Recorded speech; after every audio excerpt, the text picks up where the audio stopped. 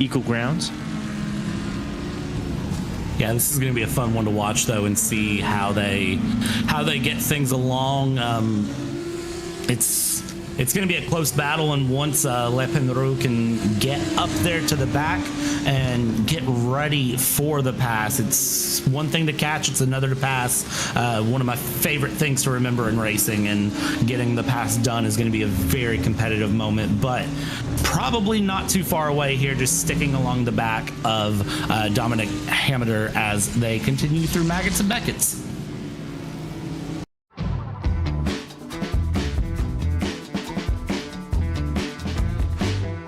Poland, more than you expected.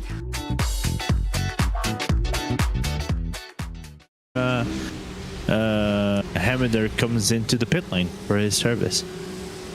That we should. Stints are still fairly mixed up. Some drivers in the middle of their stint, some have just pit, some are on the very tail end of a stint. It's hard to tell who is going to really be where with that. I'm pretty interested to see how that goes for them. In the end, there was somebody facing backwards. I don't know who that was, though, but somebody was facing backwards there off the exit of Club.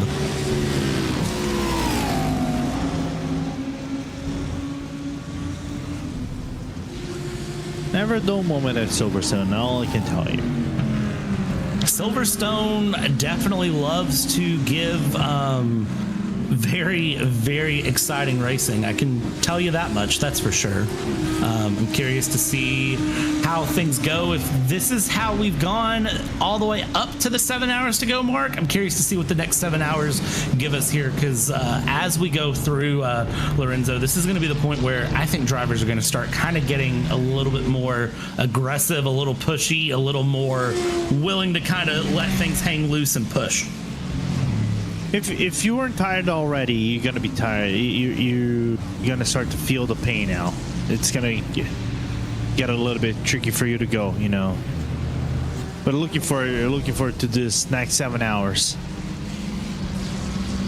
Yeah, it's going to be real fun to watch, though. We check in with Satellite Racing GT4 leader here in the GT4 series. That is going to be Nils Kor, who is just holding on nice and pretty in that lead position by 1:45. Has almost lapped the entire GT4 field. That is impressive.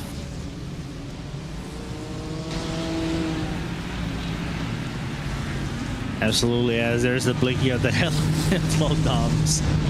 Not appreciative of the move right there, and had a self-inflicted spin afterwards of sorts.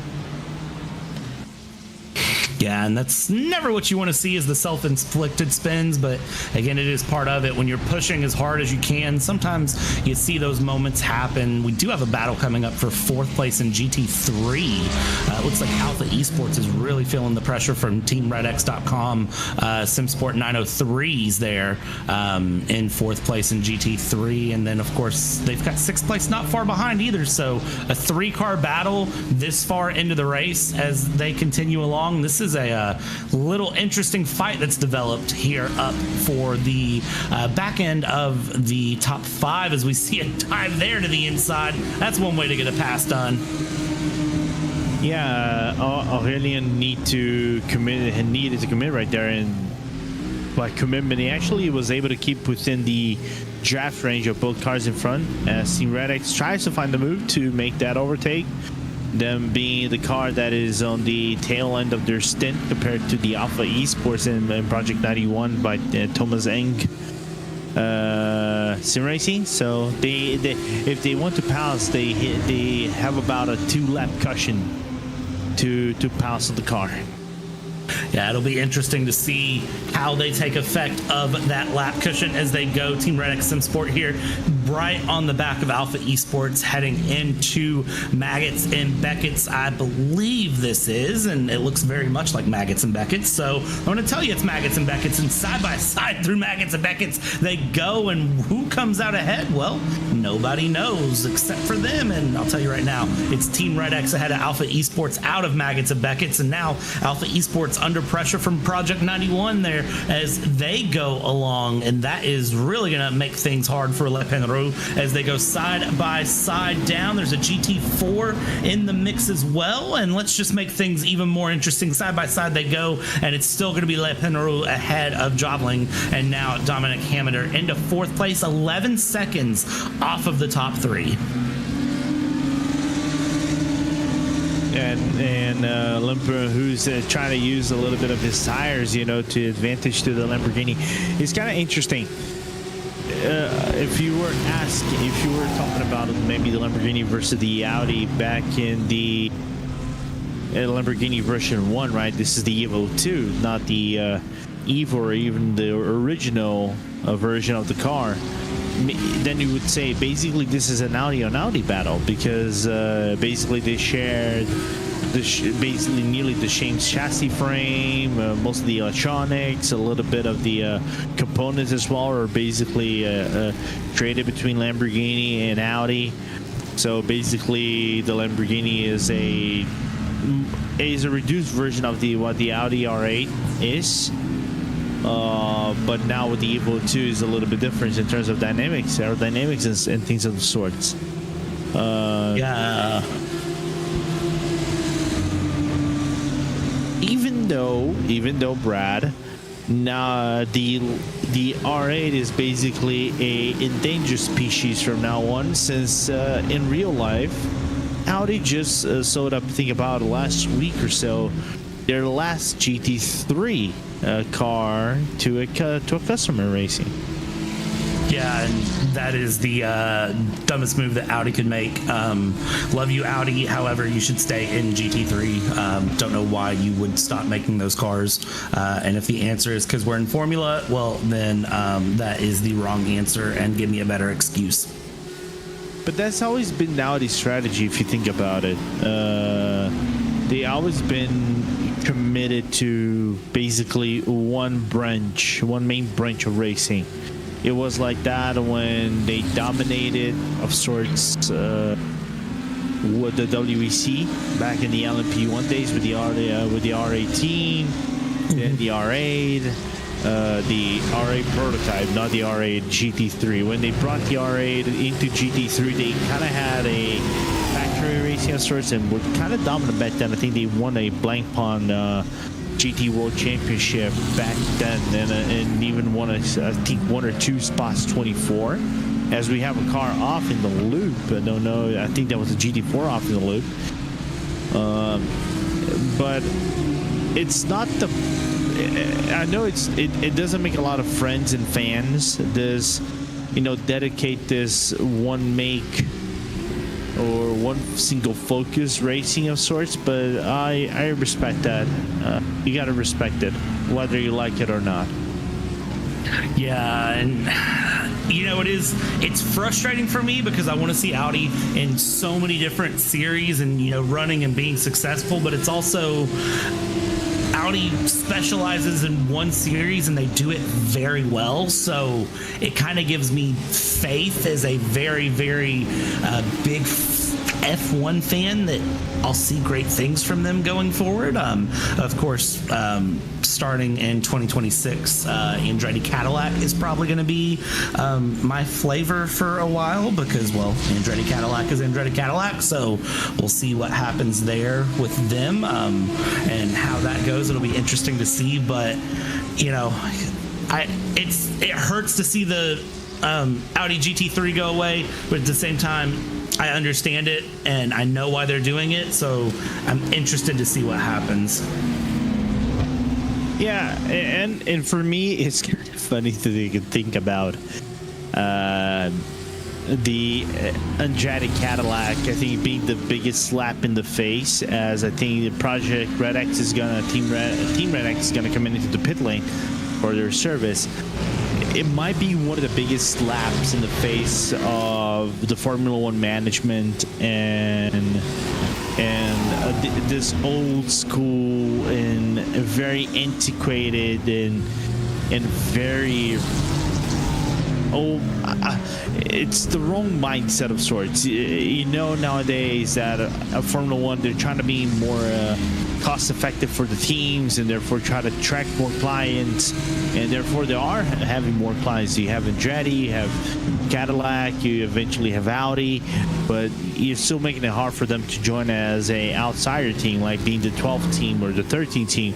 And having Cadillac now, having Mario Andretti as your director instead of Michael Andretti, because someone had that beef with Michael Andretti, I think, and it's still part of the board of sorts, is going to be involved with the Team Swan. For me, that's a genius move, right? Oh, yeah. And I love it. I'm very excited to see where things go. And again, this is me speaking as a American, so I'm very excited to see how that team develops. We now have we now have one American team and then one American team that has a base in the UK that goes through. So we'll see how the teams develop and go. Again, I've just been excited about the close competitiveness here lately. It's very much reminded me of even like IMSA WEC style racing, where everything's been very balanced, very competitive, and that was not balanced or competitive. That's ST Racing Esports, our second place GT4 car, Ruby Acosta, that just got absolutely sent to the Shadow Realm. Yeah, and Ruby's going to take a massive time loss, as I think Ruby got spun by P20 GT3 from what it looks like. That was Project Not Last. Alfie Bevan spun Ruby around. Is that Maggots that he actually spun? Yeah, I think that was Maggots and Beckett. So that will be, again, we talked about it earlier. We don't want to be stewards in any situation, but the stewards are going to be busy here in the next little bit if teams kept their protest handy. Each team only being given a limited number of protests through the race, so we'll see if teams have saved them to use them right about now. Yeah. So far, I see some movement in the stewards room. There is a stop and go penalty for the 904, and I think we know why that happened between Team Red X and the 43 on No Limits, not leaving racing room and causing a collision. I think that might be on turn 1. Yeah, and a little bit of communication between the stewards and the drivers. One of the drivers asked, how will the rain affect racing incident calls? And the stewards replied, won't affect it. Drivers should drive to the conditions and take extra caution. So that is the stewards basically saying, drive like you know how to drive. So once the rain comes in, they are not going to lift off the gas. They haven't been very polite to anyone all night, and I'm glad to see that they're really not going to lift off of it at all as we continue through the rest of this race. They're not Formula One cars. They can drive in the rain. Shots, Pirelli. Yes, but actually no but to it. It's one of my favorite things about IMSA. And one of my favorite things about following IMSA is they can drive in whatever weather is presented, up to the obvious severe extremes. But also, driving in the rain is a lot of fun, and we're in the UK. It should be expected almost. Yeah, absolutely. I take a lot of enjoyment in driving in the rain. I think ever since iRacing implemented the rain and you have these different grooves and effects, like you have to go around and avoid the water puddles like you would have to do in real life, and the groove changes somewhat. You have the cool surface and things like that, and make it hard on some drivers and other things. Make the race dynamic. I think this is gonna make a whole lot of difference as this goes on, and this gets better developed and implemented by the iRacing devs. Yeah, and I mean, don't get me wrong, iRacing has already done an extremely good job at implementing it, and it's been amazing to experience and see and follow through the Tempest weather system that they've put into iRacing now after a long series of soon .tms that were issued out, and seeing it finally come to fruition, it's amazing and very lifelike, realistic, and enjoyable. And as they continue to develop it forward, I'm really excited to see what comes out of it. But I like to refer to Rain, Lorenzo, as the great equalizer in racing. So even though WSR eSports is in the lead right now, we get some rain and they have one small moment, they could drop back 2, 3, 4, 5 minutes and just be completely off of any realm of possibility of being in the lead. No, absolutely. I think having rain makes is, for me right now, is the true differentiator between what is a really good driver, a driver in the dry, and a really good driver overall that can drive not only just in the dry but also knows how to make rain, make usage of the rain as a whole, know where the water puddle is, and be very consistent in it, because the hardest thing you can have in a racetrack, in a very wet racetrack, is consistency, right? It's very hard for you to be consistent now lap after lap after lap. You're gonna have that, but because you have so many different effects of cars going around, and the rain kind of like clears the grip once again, is being consistent on a lap by lap basis. And those who are really good at extracting that consistency is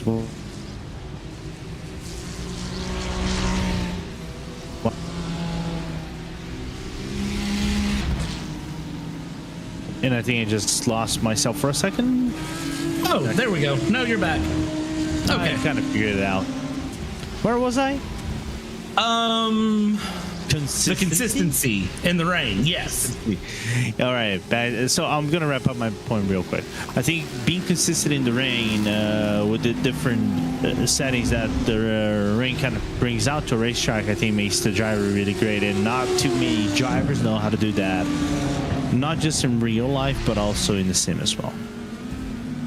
Yeah, and for those of you just joining us here, rain is forecasted here in a few hours. Not something that we're looking at in the next few minutes, but is something we're looking at in the next couple of hours expected. So it will be near, probably looking to strike between 4 and 3 hours left to go on the clock here. 6 hours, 36 minutes currently remain here in this Buttkicker Britcar 24 hours of Silverstone. If you're just joining us, you've missed lots of action, lots of battles. GT4, GT3s have not disappointed at all.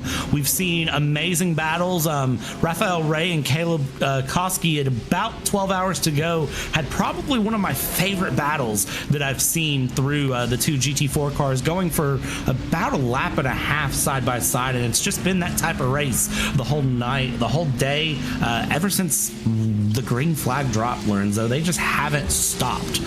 They've kept things going like that, time after time, clean racing, competitive racing, and it's been a lot of fun to watch.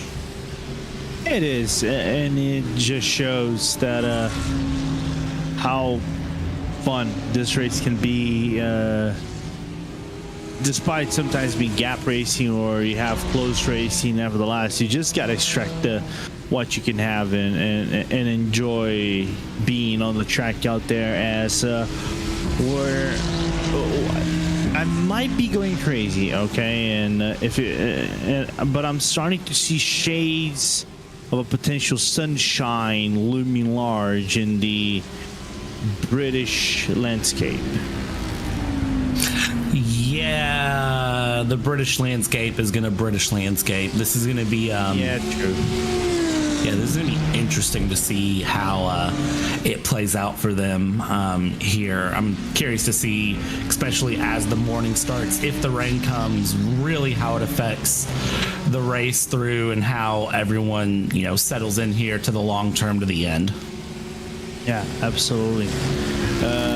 Haven't driven in Silverstone under wet forecast in iRacing yet. I think I've only driven a few specific tracks in iRacing under wet conditions. I know Silverstone is not one of them. Yeah, I haven't either. I've driven it in F1 2020 in the wet, but that is one of the last times that I drove Silverstone was F1 2020, believe it or not. I'm not gonna go into that discussion of at least you drove. I think F1 2020 might have been one of the last decent F1 games made by Codemasters before they were merged by EA. I was gonna say F1 2020 is the last one before Codemasters were acquired by EA. So take with that what you will. I have driven in iRacing a couple of times in GT3 cars for fun. I haven't driven in race conditions though. It's been more practice just to get a feel for a car, get a feel for the track, and kind of just be comfortable. So I haven't personally driven this track in the rain. Yeah. But it should be very interesting. I'm still waiting to commentate potentially next year the Nürburgring 24 with the Tempest system fully implemented, because the Tempest actually was implemented, was brought on season 3, and if I remember correctly, the Nürburgring 24 was on week 10 or 9 of season 2, so barely missed it. That's where it'll be crazy, is if you think about larger tracks. And I mean, I've even seen it at Spa. I've commentated, a 90-minute GT3 race at Spa, and it rained at the top of the hill, but wasn't raining at other parts of the track, and just the light little sprinkles through completely wreaked havoc down around No Name and Speaker's Corner. But for some reason, the rest of the track was perfectly dry, and at first I thought it was a glitch, but then I realized it was the weather system just moving through on the north end of the track. It's absolutely amazing to see. I remember when I commentated Spot 24 this year here at Race Spot. I think that was, funnily enough, I think all the wet races I've commentated was with David Haynes. Now that I think about it, but when we started commentating on and rain was started coming down, it was interesting to see the difficulty of like guys 9K I rated, 9, 10, 11, 12K I rated, having so much trouble navigating their GT3 cars around the wet circuit of Spa. So it was interesting for me to show that they are just as human as, I say, us plebs. The 3K, 4K, 5, or 3K, 4K, 5K rated plebs, or even lower than that plebs are. Yeah,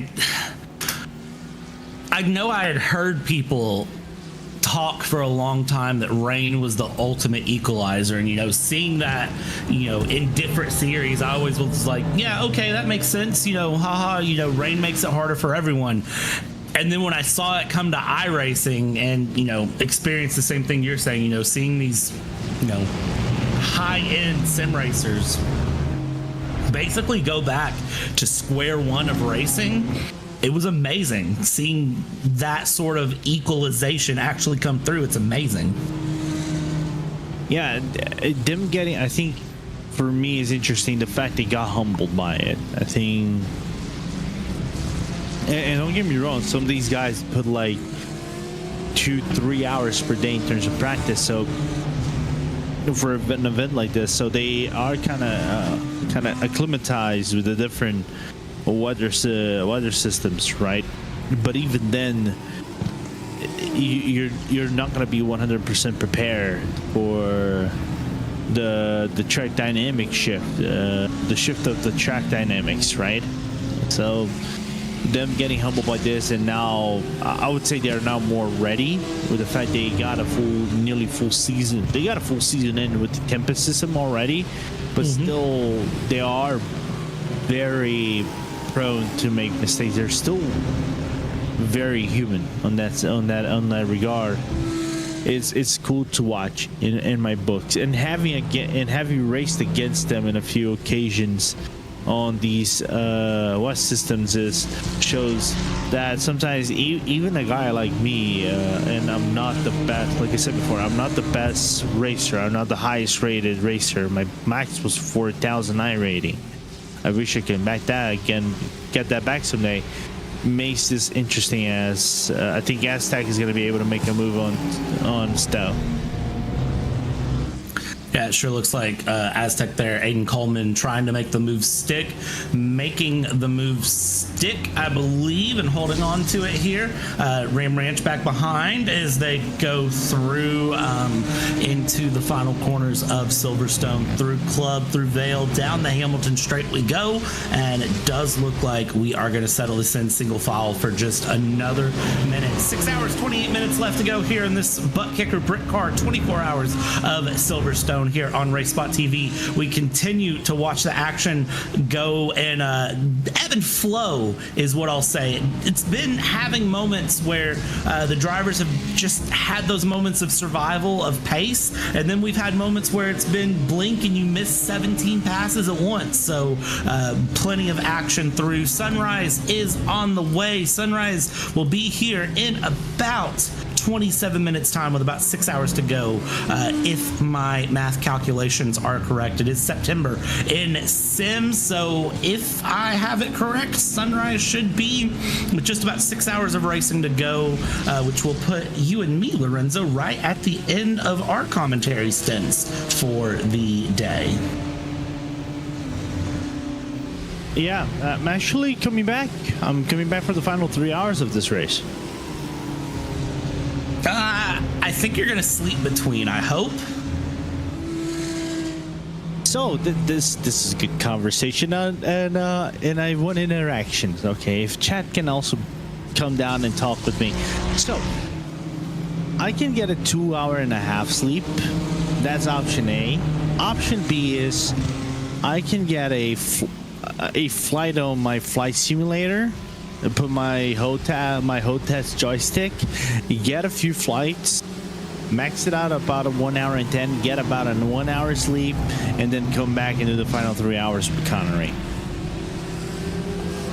Are you playing 2020 or 2024? 2024. Is it career mode, or are you doing a free flight? Career mode, man. I am going to say prioritize health, and sleep is very important. However, I will be indulging in Farming Simulator after this for probably 3 to 4 hours. 2022 or 2024? 2025, the brand new one. Brand new. It's good. I know some guys, some of my teammates, they bought it and they liked it. So I already have 30 hours of gameplay in it, and I bought the collector's edition, started playing it on launch day, and I have 30 hours in one save. So I am going to tell you that I absolutely love it, but I also put over 1,000 hours in Farm Sim 19, Farm Sim 22 I put like 600 hours in, so that is very much the niche game that I play outside of this crazy thing that I do called sim racing commentary. Fair. Now, question number 1. What is your favorite plower? And secondly, do you plow your crops while listening to Cotton Eye Joe? The answer to number 2 is no. The answer to number 1 is I typically use a 7-blade plow on in there. I don't like the ones that extend out and are pull behind. If it can't be held by the 3-point of the tractor itself, I don't want it. If it has to be unfolded and sets up in a weird way and it's hard to define the lines of the field, I don't want it. You're going for practicality rather than kind of like a little bit of swag of sorts. Exactly. It doesn't need to be the biggest or the most expensive. It just needs to do what I need to do, and I need to be able to control it. If it can be pulled by under 300 horsepower comfortably, then I'm typically happy, because I don't tend to do large fields. I tend to do more medium to small fields. If I do anything huge, it's typically going to be grass fields. Okay, fair, cool. I like your mentality. I like that mentality of yours. And having said, I haven't played much of Farming Simulator. I'm not gonna go into that discussion. I'm not the biggest farmer. I like to watch kind of like Jeremy Clarkson's doing the farm stuff than doing the farming itself. As I think somewhere in the background, right in the middle of Germany, Hugo is going like, "What is this kind of conversation?" Well, hold on. Giant Software is from Germany, so it shouldn't be that unfamiliar to Hugo. I bet Hugo probably plays Farm Sim himself. Oh no, Hugo? No, it doesn't. I'm curious. What does Hugo? I think I'm gonna start a poll on RaceBot on our internal communications. What does Hugo play on his free time that is barely in existence? I'll keep my eyes on that one. What I'm keeping eyes on right now is a Le Penroux having a spin on a sausage curb, because sausage curbs are not their friend. If you've seen Finding Nemo, fish are friends, not food. Sausage curbs are enemies, not friends. Yeah, that's true. Ow. Oh! Dominic, you can get penalized by that over here in the Britcar, right? That's failing to hold your brakes. And I only know that because I watch Jimmy's Broadbent's videos whenever he did Britcar. Yeah, Jimmer is the reason that I know that rule. Just like you, good old Jamborino. Love him to death. Yeah, hold your brakes. That is a very, very solid rule. Hold your brakes. Yep.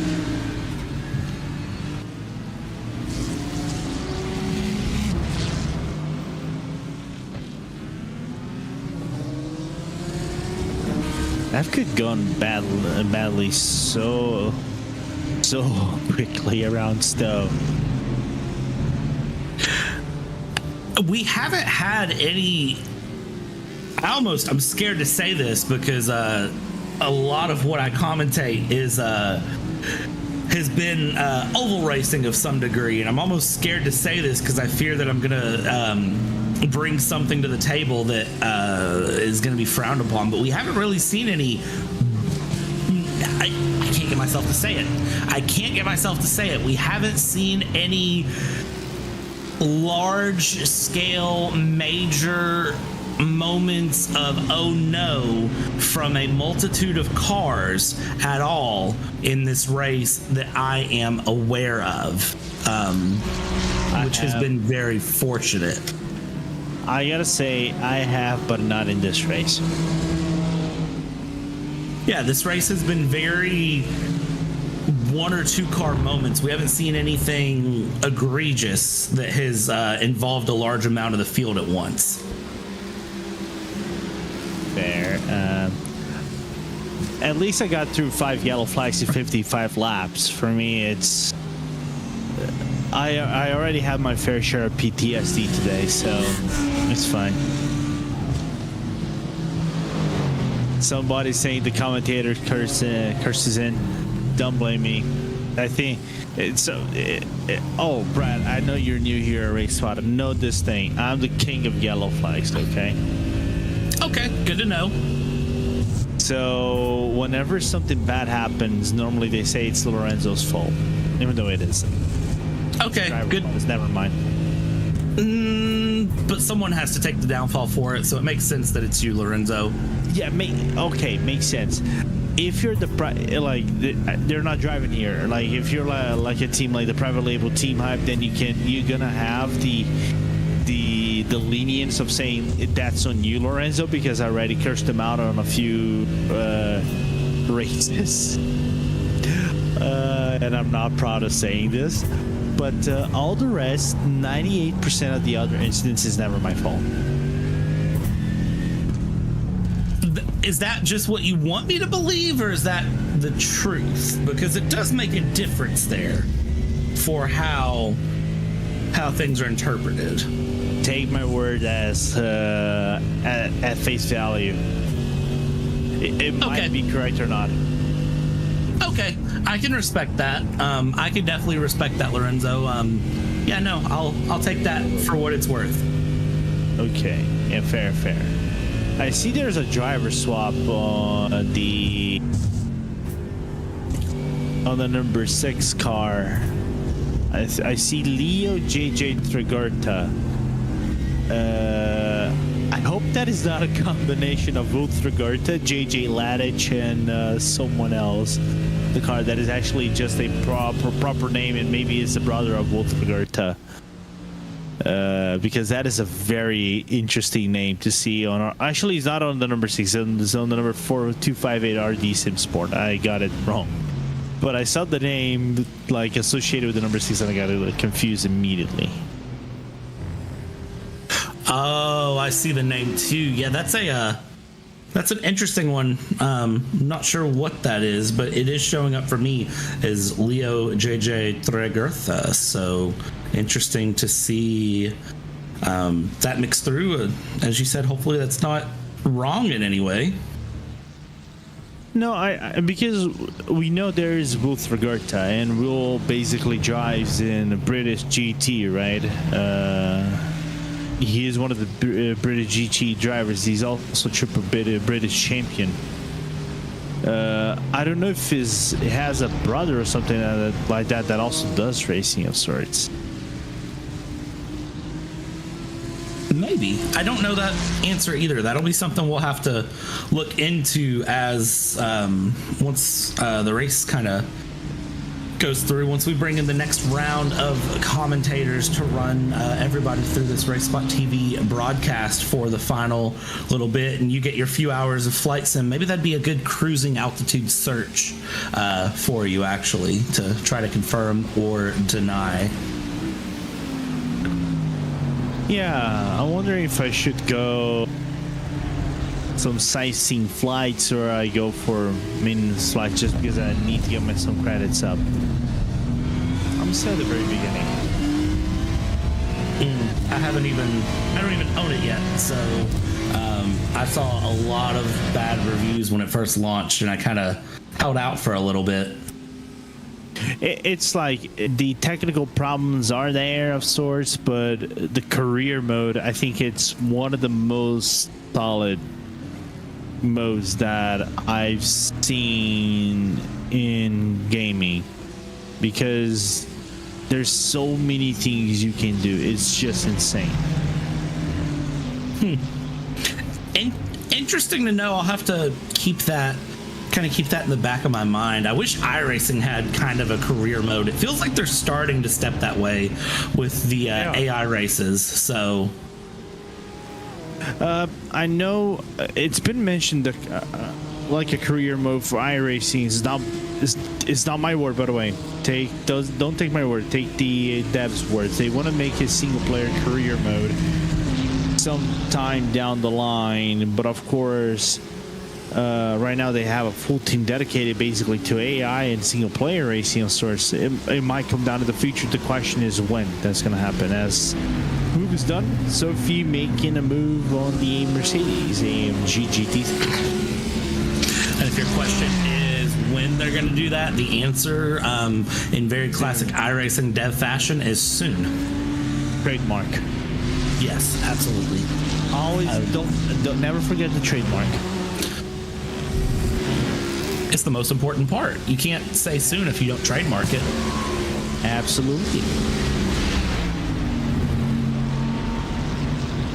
Coming through 6 hours, 15 minutes to go here in this 24 hours of Silverstone, going through and around, and We are following back. This is going to be P25 in the GT3 class, and that is going to be the wonderful United Sim team. Sophie Irwin is the current driver, being chased down by Jeff Grandpa Sanders in driving Miss Daisy. I have a feeling that Grandpa is just a little added-in name and not the actual name through, but they are battling nonetheless. Some of the highlights of the day have been the GT4 battles that have went on and on and on and on for laps upon laps. They have not let off at all. Things have started to spread out a bit more with that top 5 in GT4, top 6 in GT4.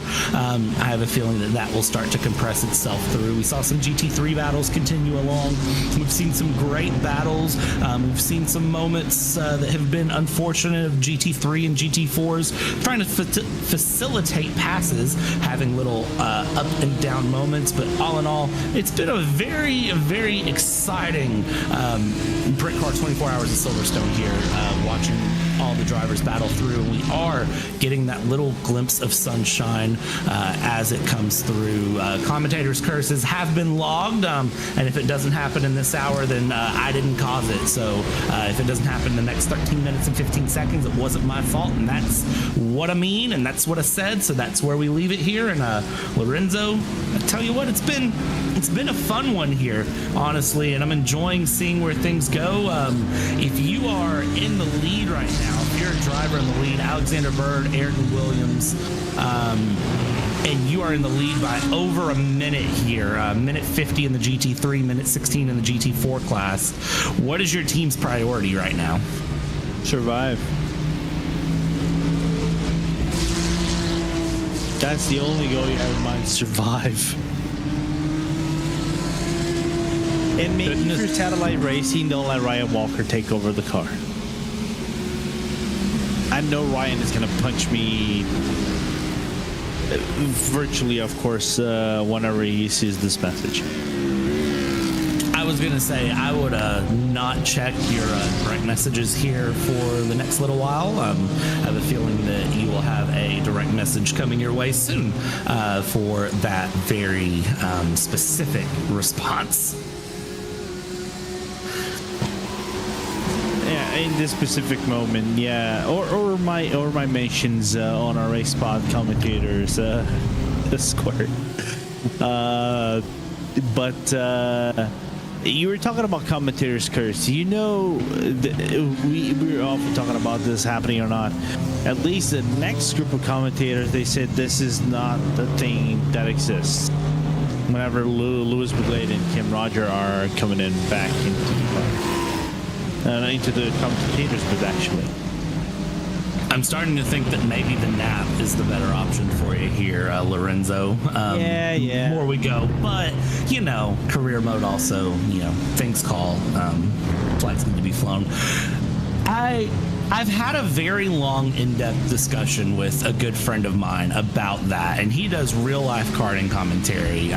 He's one of the ones that really helped me step up in the commentary game and kind of move forward and get to where I'm at today and doing the things I'm doing now. A lot of my skills, a lot of my taglines and different things, he kind of helped me shape them. As we get some replays on the screen, that was very, very close there from Wayne Nickel going through. Thankfully, not clipping the back of that GT3 as he came through. This is Joe Glass. Oh, that was just a bit of a hook and run on that one. Joe Glass getting spun through there. It looks like just misjudged clearance from the other car that was involved there. But yeah, back to the commentator's curse discussion, and this is something that I feel like could go on for hours upon hours if you have the question of it. I've always been told that the commentator's curse doesn't exist because it's just the commentators are simply making educated guesses about what is statistically likely to happen. It's not their fault that it does happen. And I will counter this by saying I have said the most wild things and then caused them to happen, specifically with that being green-white checkers in short track racing. I've always said if there's a green-white checkered right now, this driver is losing the race, and then about half a second after that comes out of my mouth, there is a caution.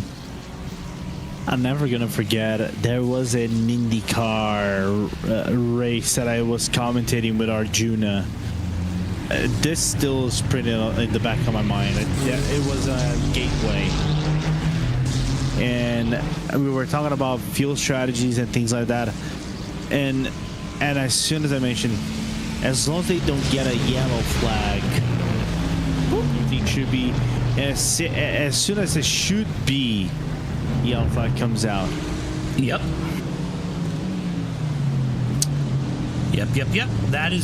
That's how it goes. And again, as I said, it's, you're just saying things that could happen. It's not your fault that it happened when it did. Precisely. And again, I counter that with examples like that of, well, why is it when I say this happens? I also kind of think the drivers just like to do that sometimes for a laugh. I think they kind of all agree pre-race and say, hey, when he says this, we do this. So if I had to give any sort of opinion on that, I think it's a bit of the drivers just like to troll, not just each other every once in a while, but they like to troll the commentators because it makes things more interesting for them.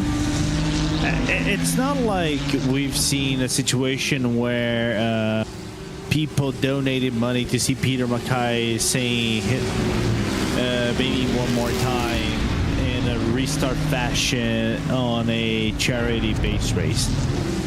On charity, and Nürburgring. And it was legendary. I'll never forget it. Oh, I mean, I have paid money to hand out penalties for charity streams for drivers. Hands down. Oh, no, you don't have clearance for that. That was brave, and that was heads up driving all the way around. That was impressive. All the way through there. That was Jack London and Brett Winder that just gave me a heart attack at just almost 6 hours to go. Yeah, and you really don't want a heart attack just before the end of your stint of commentary and getting yourself to prep to get tucked in under your bed and rest a little bit. Oh, no rest for me. Don't worry. It would be okay if it happened now. I'm not resting anytime soon, so we'd be okay with that. But thankfully, they did not wreck. They didn't have a moment. They will live to fight another day in the battle for P13, separated by 0.3 of a second here.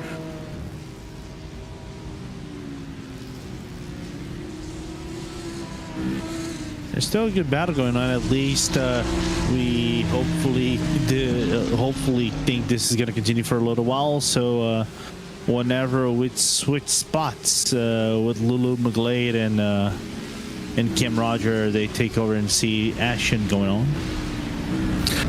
Yeah, plenty of action left to go here. Again, this is 6 hours to go. This is where the drivers are going to really, for lack of a better phrase, press the gas pedal.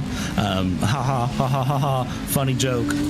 But no, honestly, they're going to really step on it, and they are going to get things moving and going, and they're going to really start to push to the end of this race. The last 6 hours are going to get pretty busy for anyone up here in this Race Spot TV booth as we continue to watch battles develop. That's the battle for P10 in GT3 that is on your screen with 11th place that is right on the back. That is going to be Gianni Terhar.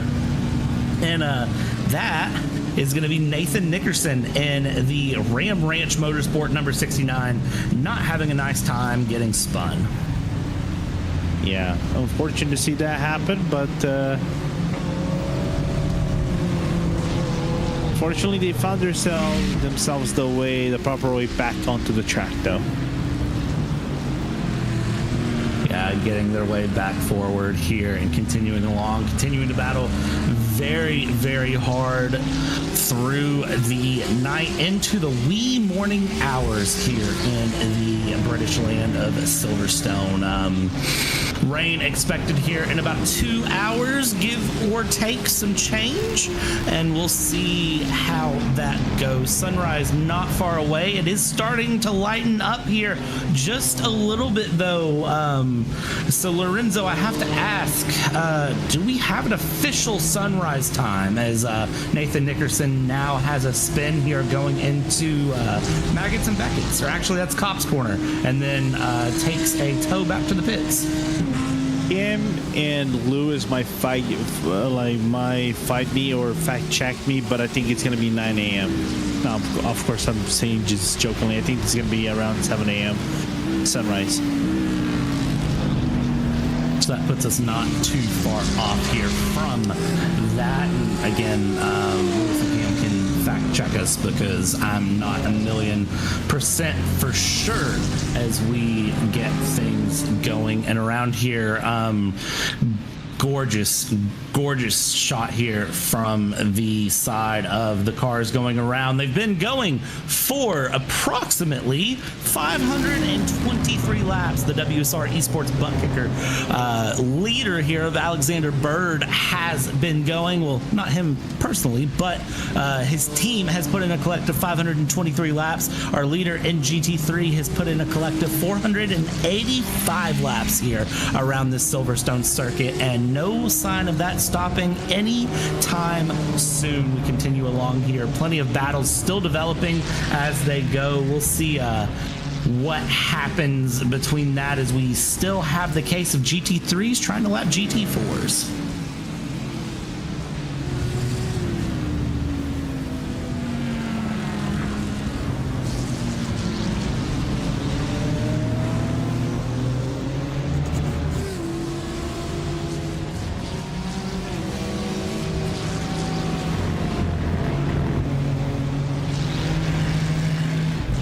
So, and as we go into the final couple of minutes here of our time, mine and Lorenzo's time here in the broadcast booth. Lorenzo, you got any final thoughts here for the end of your stint here before you go and hopefully relax in one way or another before you come back here for the final few hours? It should be a very interesting race of sorts. Of course, from what it looks to be decided within the top two in GT3 and GT4 is a little bit more decided as well. But of course, things can change. It's a 6-hour race. I know a lot of people are trying to have fun, but still a lot of things can happen in a 6-hour race, whether it's going to be for fun or not. I'm looking forward to see whenever we get potentially rain coming into the track, and I think this is going to be a job for Lewis and Cam to break this down in a little bit. Yeah, they're going to have a good time with it through. Me and Lorenzo are going to go take some rest. Lorenzo will be back here in a few hours. I will not be back for the remainder of this broadcast, but I will keep tabs on it. So you might see me peruse around on chat here and there and interact and just enjoy. But me and Lorenzo are going to hand things off now to people who should be able to keep you just as entertained as we hopefully have. Lewis and Cam, good evening, friends. Good luck. Have fun, and we'll catch you later. Thank you both, Brad and Lorenzo, who, like I say, you can go for a bit of rest now because for the next 3 hours, the commentary level is about to drop as we start a podcast of things you've heard about 1,000 times before, such as what cars look good, what cars look bad, how ugly the BMW M4 really is, who's faster, and of course, golf. Thankfully, though, for everyone watching, the final topic on that will be talked about probably significantly less because there's only 2 golf courses near here. And before you ask Cam, yes, I have played both of them. But anyway, happy December 1st, and let's go happy racing. 6 hours left to go. Should be a bit of fun. Oh, absolutely. Oh, that's a good point. Yes, it's time for Advent. And we started with some side-by-sides of the Audi there, getting past the GT4 traffic in towards the final chicane. Yeah, very excited to be here and see what this final 6 hours of the race is going to do, as you say. Already into December now and looking, at that countdown towards Christmas. Yes, indeed. Now, as quite rightly informed, it is significantly dark because it's nice and early in the morning. Cam's done a little bit of research suggesting that the sunrise might be around about 6:59 a.m. Research, big research. I went on Google. Let's talk a little bit of some potential weather inbound. We could have some rain around 8 a.m. in the game, and in-game time is following where we are in real time, so that's always good. But yes, we should expect the rain to hit around about 8 a.m, maybe slightly before it. So I'm sure a lot of the teams will be aware of that, and that's where you kind of like you're planning your stint for your best driver to potentially get in, or worst driver, depending on how much of a meme you want, to be honest. Yeah, the rain is at a slightly awkward point in terms of how the driver stints are working.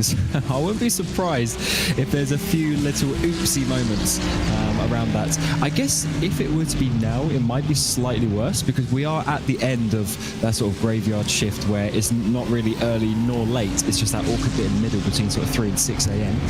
So hopefully they worked out their driver stints and everyone is awake, because as you know, Lewis, waking up after the all-nighter and getting there for the early morning stints, that is quite difficult for some people. Yeah, I mean, I have commentated enough with you to know sometimes waking up at the right time on your commentary stint's a bit worse for wear, as we keep an eye on an actual battle on the circuit here for 17th position, the Lamborghini, of course, that belongs to Ram Ranch, with High Road Motorsport directly behind. Joe Harrison behind the wheel of the Ferrari, running in 18th position at the moment, and Nathan Nicholson behind the wheel of that Lamborghini, all for 17th position with a little bit of lap traffic up ahead, of course. And at the moment, everything's nice and calm. But the battle's been relatively close. It's within half a second, which is always a good sign at this time. Absolutely. I was actually just saying that to you, wasn't I, before we go live, that relatively speaking, for 18 hours into the race, there's actually quite a lot of close gaps.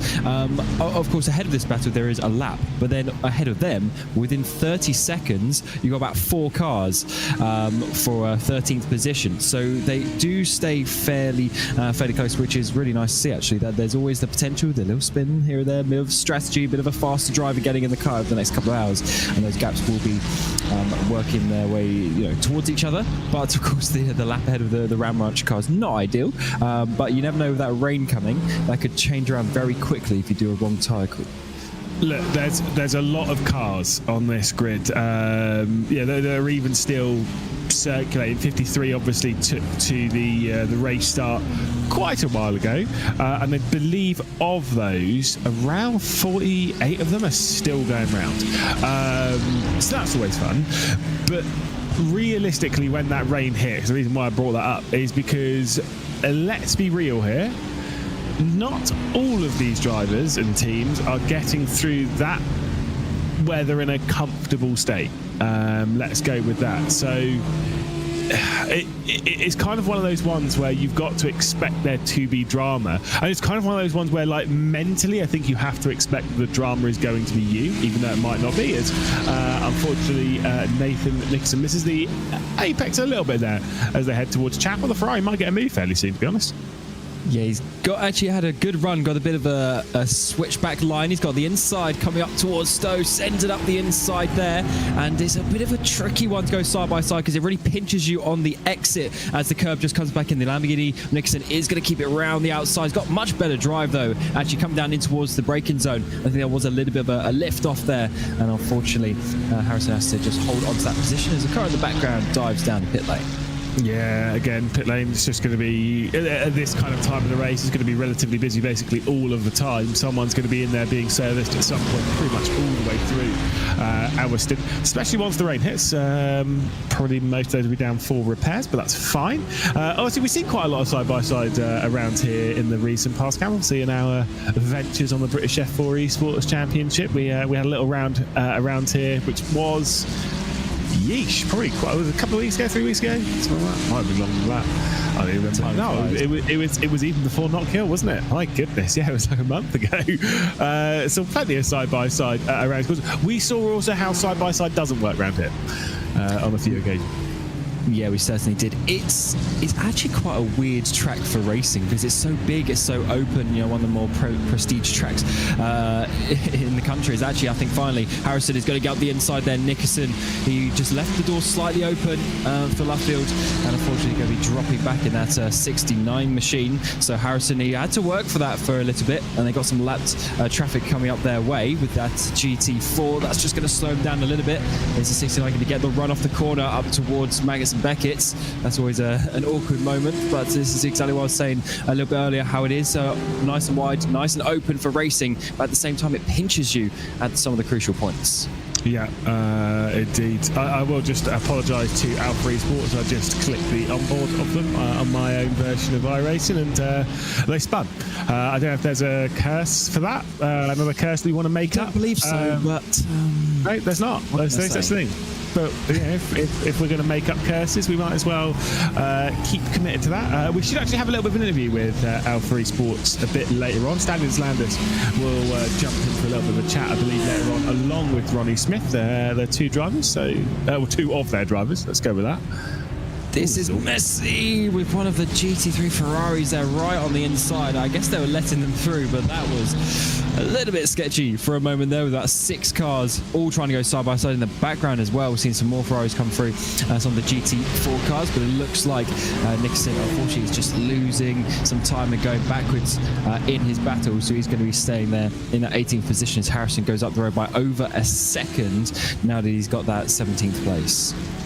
Yeah, and the awkward bit for them really at the moment is the fact that the car directly ahead of them is the Clark James Racing car, which is running in 11th position at the moment. So, and whilst that car might be a little bit slower, to be honest, things could get a little bit awkward here.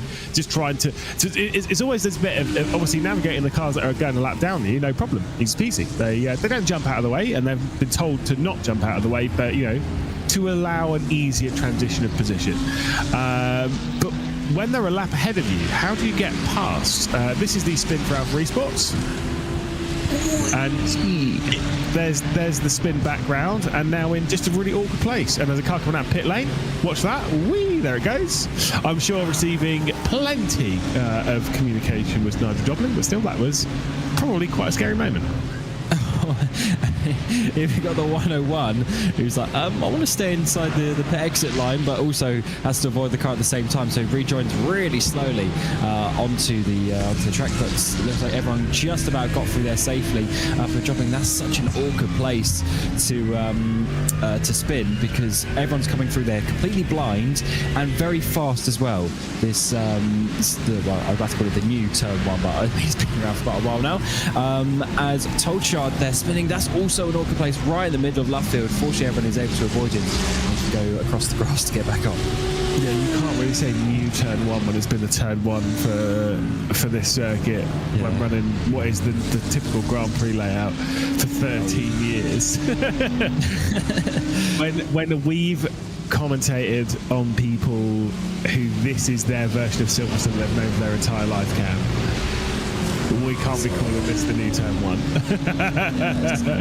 I still remember when we used to turn left instead of right, but yeah, good additions to the track. Yeah, what was it about? Yeah, well, 2010 was when they first raced away. 2009 the changes came in, and what has left us is this new section. I can't call it a new section, but it has to be called that as we come through the loop onto his back straight. Look how many cars! What's that? 9 cars on our screen. 8 cars. I can't count as we come down the Wellington Straight. Very difficult to navigate all of the traffic, and even though we only have 2 classes, it still gets a little bit difficult. That's a big wiggle there for Nixon as he tries to get past the Aston Martin. Yeah, they did pass an Aston Martin GT4 car there on the Wellington Straight. That is Duncan Steele of the RAF eMotorsports GT4s. So I wonder if there might well have been some form of problem for the 19 there, as again navigating traffic in the background. That was the Ram Ranch car just working its way through on, I believe, Ayrton Williams there, out through the real turn 1. The real turn 1 helps. Yeah, and every time I've commentated on this circuit in real life, that has been the turn 1, so it's not even been joking, it's true. Yeah, absolutely. But yeah, that Ayrton Williams car, he's the GT4 race leader as well, so he's got to be keeping it, looking in the mirrors to make sure there's no issues with the GT3s, because that is one thing to remember as well, is the 2 classes, and they are still fighting for their own positions and their own prizes as well in this race, so we've got to be giving the respect to them between the 2 classes. But so far everything has been okay from what we've seen, at least with the battles between the 2. Speaking of the race lead, by the way, for the GT4s. Like I say, Ayrton Williams there, a minute and 11 seconds, about 70 seconds clear of Adam Watson. That Mercedes directly behind, though. This is actually kind of slightly more important than maybe it looks, because see, that Mercedes is a lap down. However, it is the number 3 of Cameron Martinell, right? So they're obviously they're going to want to get that lap back, and as much as it is not the be all and end all, we've been talking about this quite a lot recently, actually, but you know, it is still relevant. I rating between these two, there is a significant amount. There's 2.7k of I rating between these two drivers, and it is an advantage of the Mercedes behind. 6.7k I rated is Cameron Martinell, and then Ayrton Williams is on 4k, which is, you know, nothing to turn your nose up at, that's for sure. But you would suspect then, based purely on that number, that the Mercedes would be significantly faster. But Satellite's done a good job, obviously, to lead quite a lot of this race, and, you know, start from pole position and basically run away and blah, blah, blah. But that Merc will want to get through as quick as possible and use some of the speed to run away to try and put them in better position for later on. Oh, absolutely.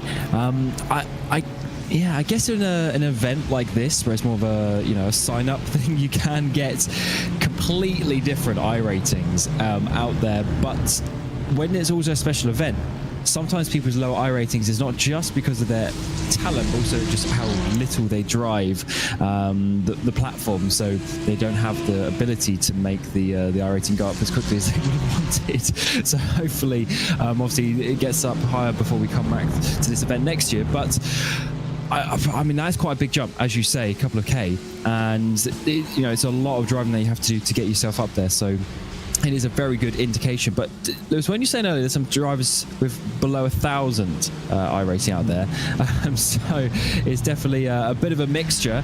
But so far, it's going all right.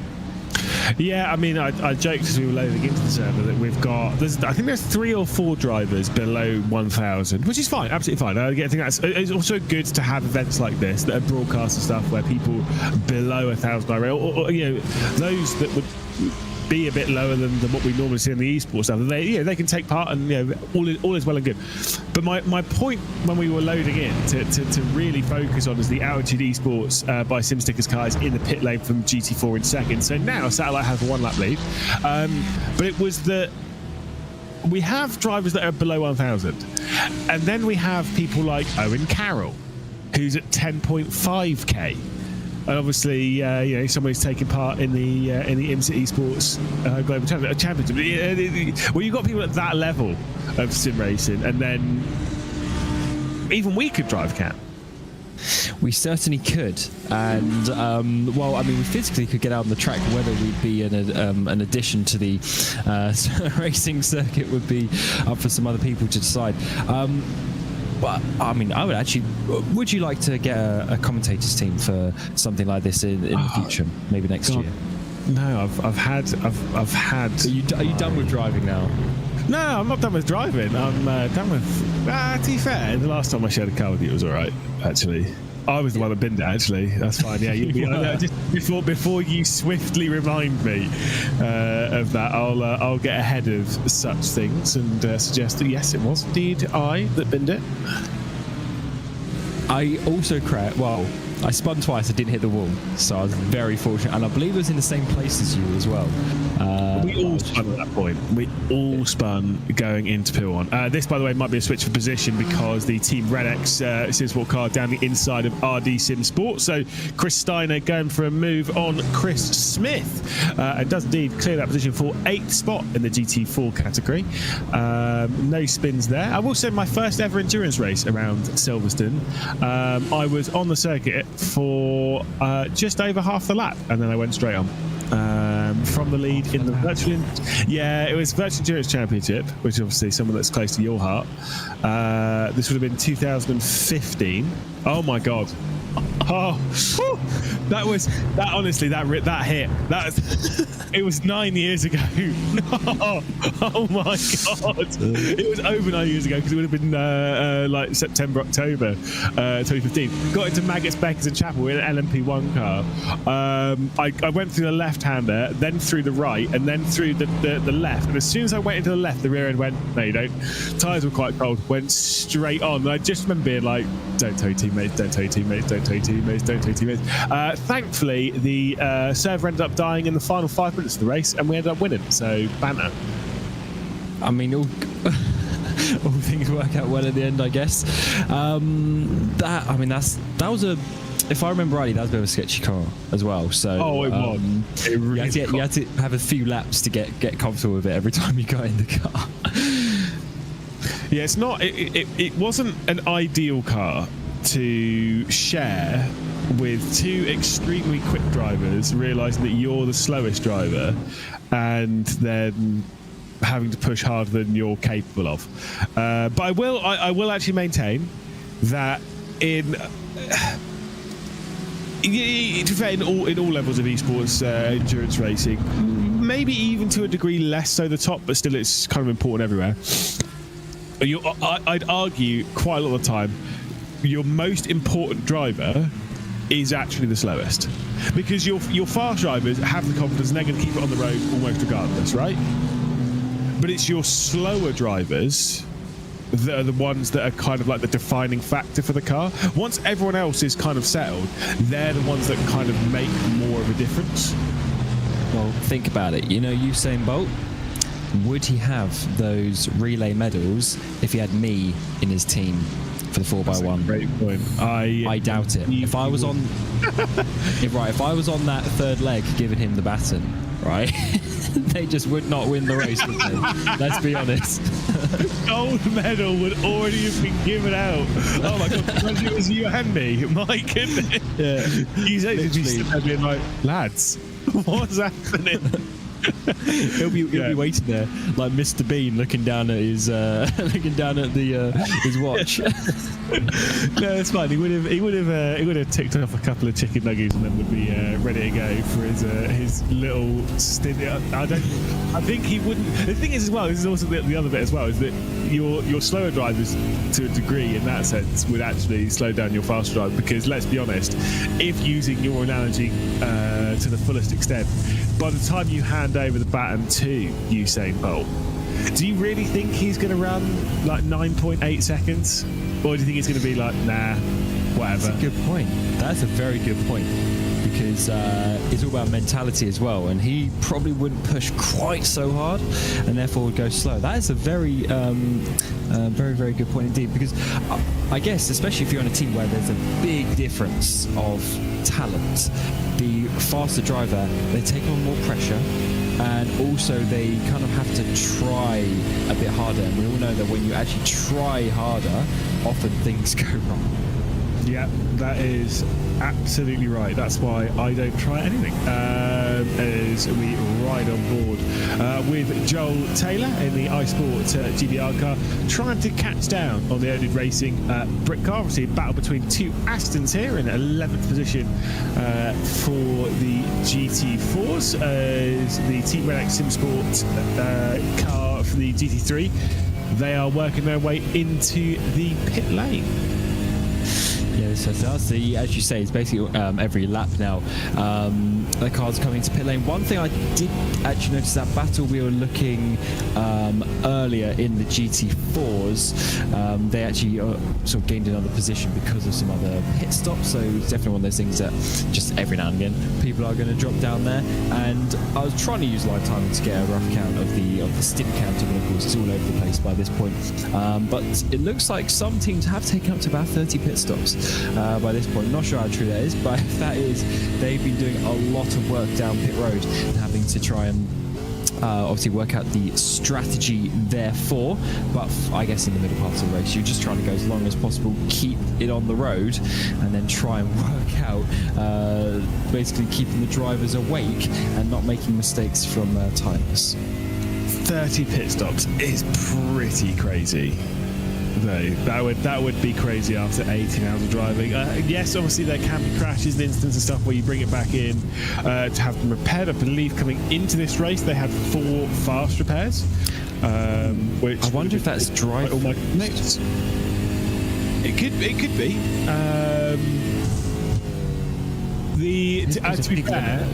To be fair, the instant count, so the instant limit before you receive your first penalty is 120, which does sound like a lot, But Silverstone is flat and wide open, and think of all of the places that you can get instant points around here. And that's not even including 4Xs for car contact.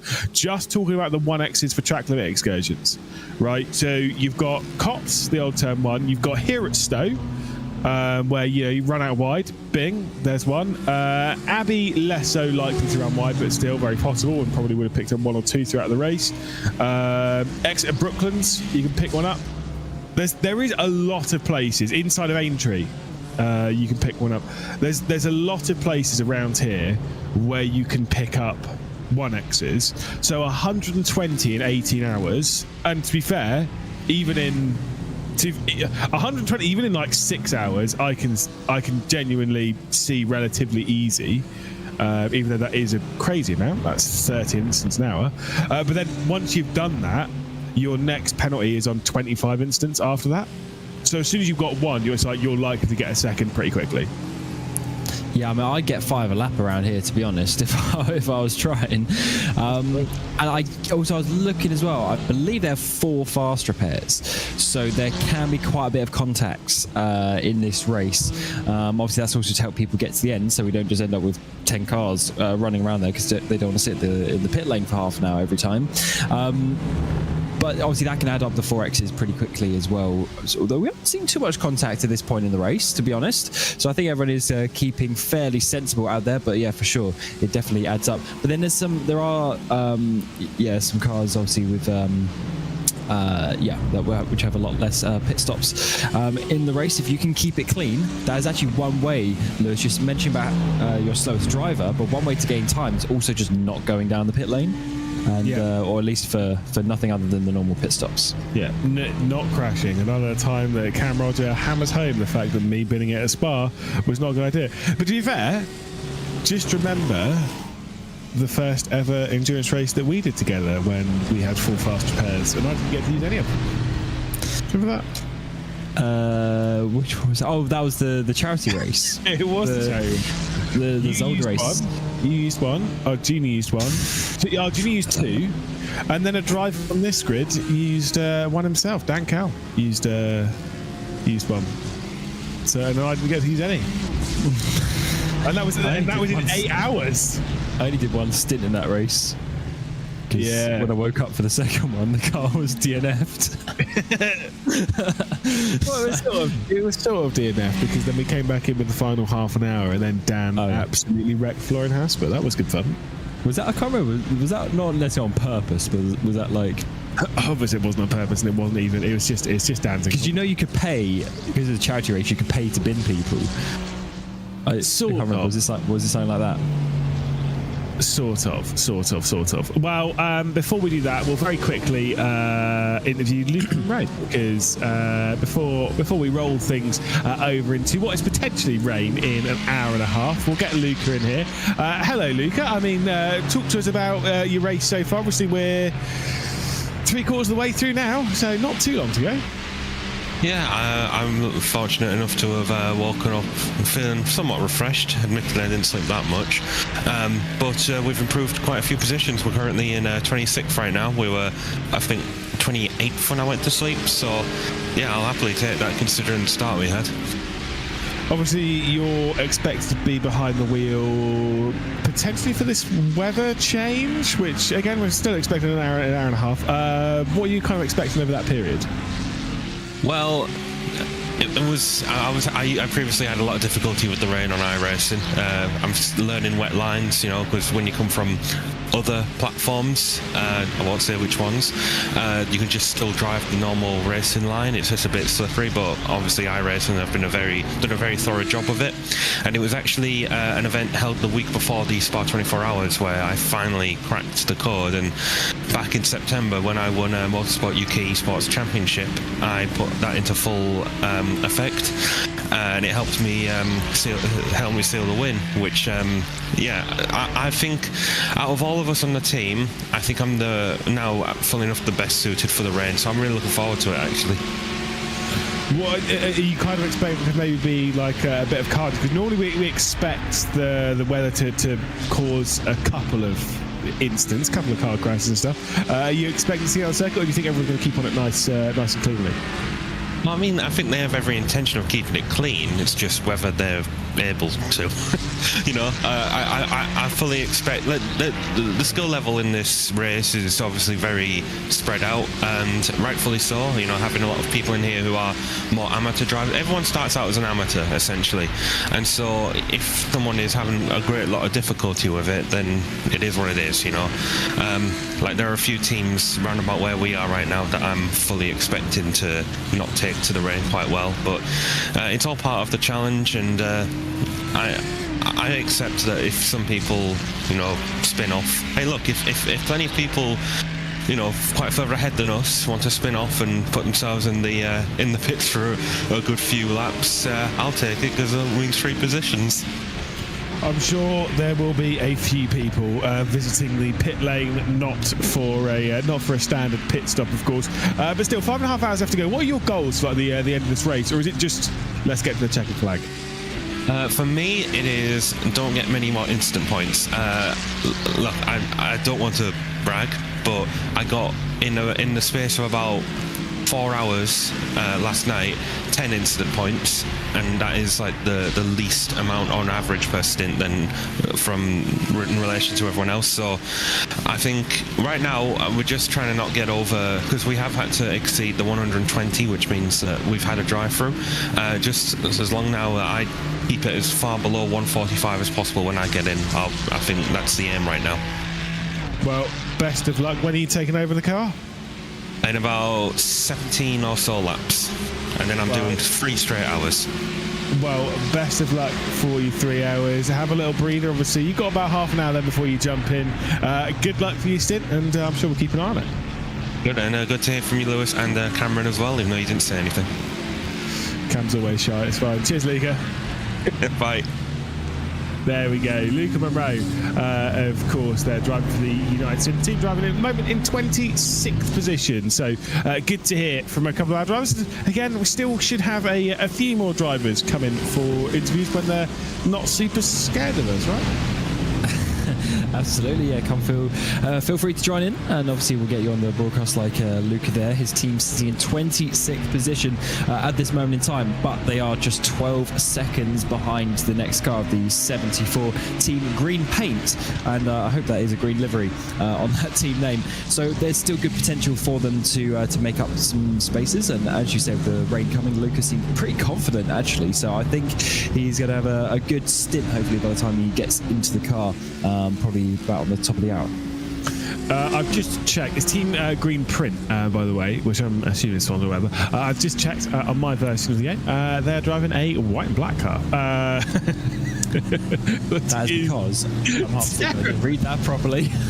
Yeah, but still, no. I agree. If you're going to put a colour in your team name in whatever way, the car then has to be that colour. Surely.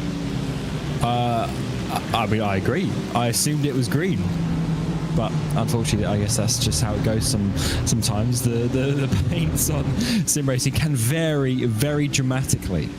Yeah, I did say that it would be a part of our stint of talking about which liveries look good, which liveries look bad, along with how ugly the BMW M4 is, which I still maintain. It's no, don't. It's still ugly as sin. No. It's not. No, okay. Again, as always, 98% of the car looks great, genuinely looks great, and it is ruined by 2%, and that is the grille. And I genuinely mean ruined. I'm still angry about it, however many years later. I don't think it's that bad. It's terrible. Oh, speaking of Team Green Print, by the way. It's quite fortuitous that they've had a moment here after you were bringing them up a bit earlier. They've just been off down at T1. Don't believe in it, Lewis. No, you haven't mentioned their name for half an hour. The second I mention their name, they have an incident. It's just not true. There you go. And they are white. Oh, that is a tough one as well. I mean, I've had that happen to me so many times. You just lose the rear end the tiniest bit, while your brain's like, oh, I'm going for a spin. So you overcorrect it to the left, and then it all of a sudden grips back up, and you send yourself into the barrier. Whereas if you let it slide, it might have been a bit better, but it's just natural instinct. And that's a tough one there for the 74. Fortunately, for Benjamin Tran, just a little boop of the barrier shouldn't be too bad from what we can see, and they are continuing out there as the sun is starting to rise and the fog is, just covering a few of the grandstands. But does have, we were just talking to Luca Monroe from the United Sim team, does have the United Sim team directly behind Sophie Aronwen, potentially going to be going for a move on Benjamin Tran, who we're looking at here. And I will say, as much as the car looks white and black, I do believe that's just because of the light that we're at, because obviously, like I said, even though the sun's coming up, it is foggy as basically as it was at the start of the race. I do believe it is white and green on this car, and that's not me trying to bring on this whole is it orange or is it brown thing that I tried at the 24 Hours a Daytona on iRacing at the start of the year. To clarify, what's brown? We'll gloss over that. We should get. They changed the colour afterwards. I That's because you make such a big fuss. But they changed the colour afterwards to make it more orange. Oh, there you go. It was green. There you go. It's definitely green. But yeah, they for that one. They changed. You can't see green anyway. But the thing is, like with the orange, you wouldn't change it to make it more of an orange if it wasn't quite close to not being orange, because it should have already been orange enough. Poor Williams, they're not even in this race. Still taking shots. Sorry, lads. Yeah, I mean it was on the edge of orange, I will say that. As all the 74 loses the rear end once again, coming down in towards turn 3, and there goes the position for the United car, and that is the 74, and just about getting back on the track, having to go through the grass, obviously not feeling 100% comfortable in that car, and maybe a little bit of damage just from where they boot the barrier, and that is a couple of just a couple of seconds lost, but I think a bit of dignity as well. Yeah, it's not great. I think where they've been off, the way the car stood out at turn 1, I've driven GT3s around Silverstone quite a lot. That tells me that something's not quite right on that car anyway. If not, the setup's not ideal either. And it could be burning out those rear tyres, because you don't typically see that large of a slide down into turn 1 at Abbey. Not in these cars. Like normally they're actually relatively planted. You kind of lift off. If anything, you should, I say should in relative term, should generally get a little bit of understeer as you lift off to get into it. But there seems to be something not ideal with Benjamin Tran's BMW M4 there. But alas, losing out the position to the United car, because that'll hurt a little bit. Oh, definitely. It's never fun. They had about 12-second lead, and now they're 7 seconds behind. And it's so easy, actually, to have that happen. I say that because I've done it a few times as well. But yeah, it's just a tough one, because you have to then reset your mind and start concentrating. But then you lose a bit of confidence in the car. You lose a bit of confidence in yourself, and then all of a sudden you start under pushing the car, and then it's actually when the car starts feeling a little bit weird. So just a bit of a snowball effect. So hopefully Trent can sort that out and continue on his battle. As talking of battling for P11 in your GT4 categories, with a couple of the Aston Martins starting to go at it, and of course they are just within half a second. Is under pushing a word? Under pushing? That's what you said. Is making you question that now. It's definitely not, but it is 6:35 in the morning, so I'll let you pass. What is it you and said with me the other day? That was absolutely Have you sent it to me in a DM? Yes, I'm trying to find what it was. Unquickly. Unquickly, bang! That is a great word. Unquickly is definitely not a word. You gotta respect the hustle. You know what I'm saying? Very quickly indeed, though, we might see a swap of this position. Well, Taylor was half looking to the inside there, but matters very, very later. We're just going in. Very late is not a word. Much later on the brakes, in towards Brooklands, and the 20 is able to hold on to that one as the 23 just drops back by a little bit, so needs to get that momentum going back once more. boy, it is early in the morning for you, isn't it? To be fair, you woke up for some unknown reason. To be fair, probably mostly because you were avoiding me being on your case about it. You woke up at 5 o'clock in the morning for your 6 o'clock stint. I woke up. I got out of bed at 5:50, which most drivers definitely ain't doing that for a stint. As the professional I am, I was like, okay, I'll get there 30 minutes before the stint. Then you got to wake up a bit before that. Absolute rubbish. The professional you are. Yeah, I'm always there 30 minutes before. But especially on a morning stint, you got to be careful because you never know how the eyes will be feeling in the morning.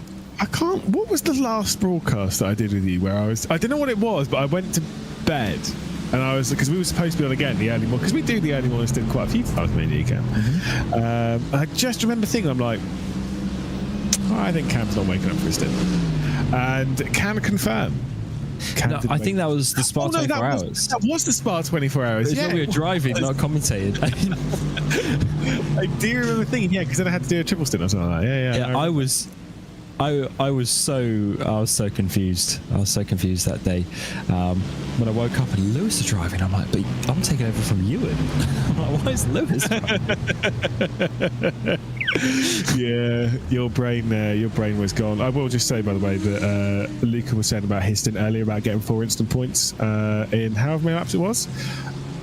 To be fair, I did get through. Oh, is that why goes the Aston of Nick Manders? And it could allow Joel Taylor to get to the inside. Not a good spot for it, though. Oof. That is very close. I did get through, I think it was 3 hours at Spa with no instant points until my very final lap, at which point I picked up one, and it was a big one. Well. Yes, certainly was a big one as the 23 is getting closer and closer through Luffield. Does a slightly wider line, tries to get an even later apex in the run up towards the old turn 1. These straights are so long in these cars, you really have to figure out in the corners, and the 23 is making the 20 defend just a slight bit through Woodcut, but this is not the corner to be making a big dive, and he has to sit in behind. No, again, same with Magus Beckers and Chapel. It's not about making a move in Magus Beckers and Chapel. It's about making the setup for a move. You want to get them slightly offline, although this might be forcing the issue for Joel Taylor. The problem is with forcing that, sometimes it can knock you offline ever so slightly. So try and pull it slightly more over to the left here and then flick it through the right.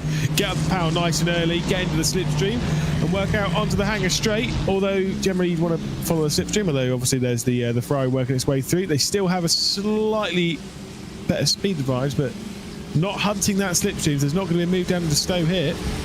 Oh, big late move. Elite, think about it at least. They got loads of cars coming in behind them as well. Some of the GT3s. They go side by side on the exit. Oh, this is awkward. Audi through the middle of them. Even the BMW as well, as they try to still remain side by side. They can't break as late as they would have wanted. Around the outside it's going to be for the 23, because the 20 had to go all up on the curb. But it looks like in the end Manders are just about going to hold on to that. But that just shows you how the GT3s can change things around very quickly. But fortunately this time it didn't. Yeah, unfortunately, I think with Joel Taylor needed to get after that slipstream a little bit more on the hanger straight. I understand that he obviously had the GT3 work their way through, but they could have made that move stick. But it was just a little bit late of a lunge going down into Stowe that caused a little bit of the problem. As there was Joe Glass and his Ferrari working his way through. Aurélien Penroux is the next one. I say it's a little bit awkward in all of this, and it's allowed the group, or the gap between these two, to grow out to just over half a second.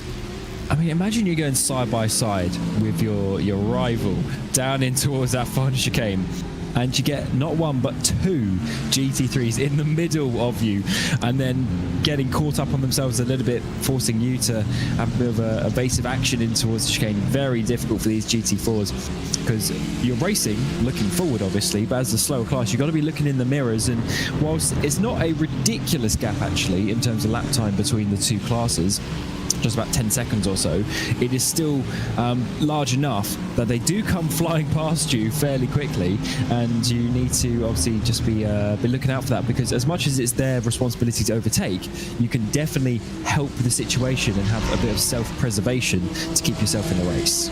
Yeah, absolutely. I mean, again, I've said this before. In most of my experience of doing endurance racing, I've always been in the higher category, and that's because I'd argue when it comes to traffic management, the highest category is by far the easiest, because it's the one where you have the most control.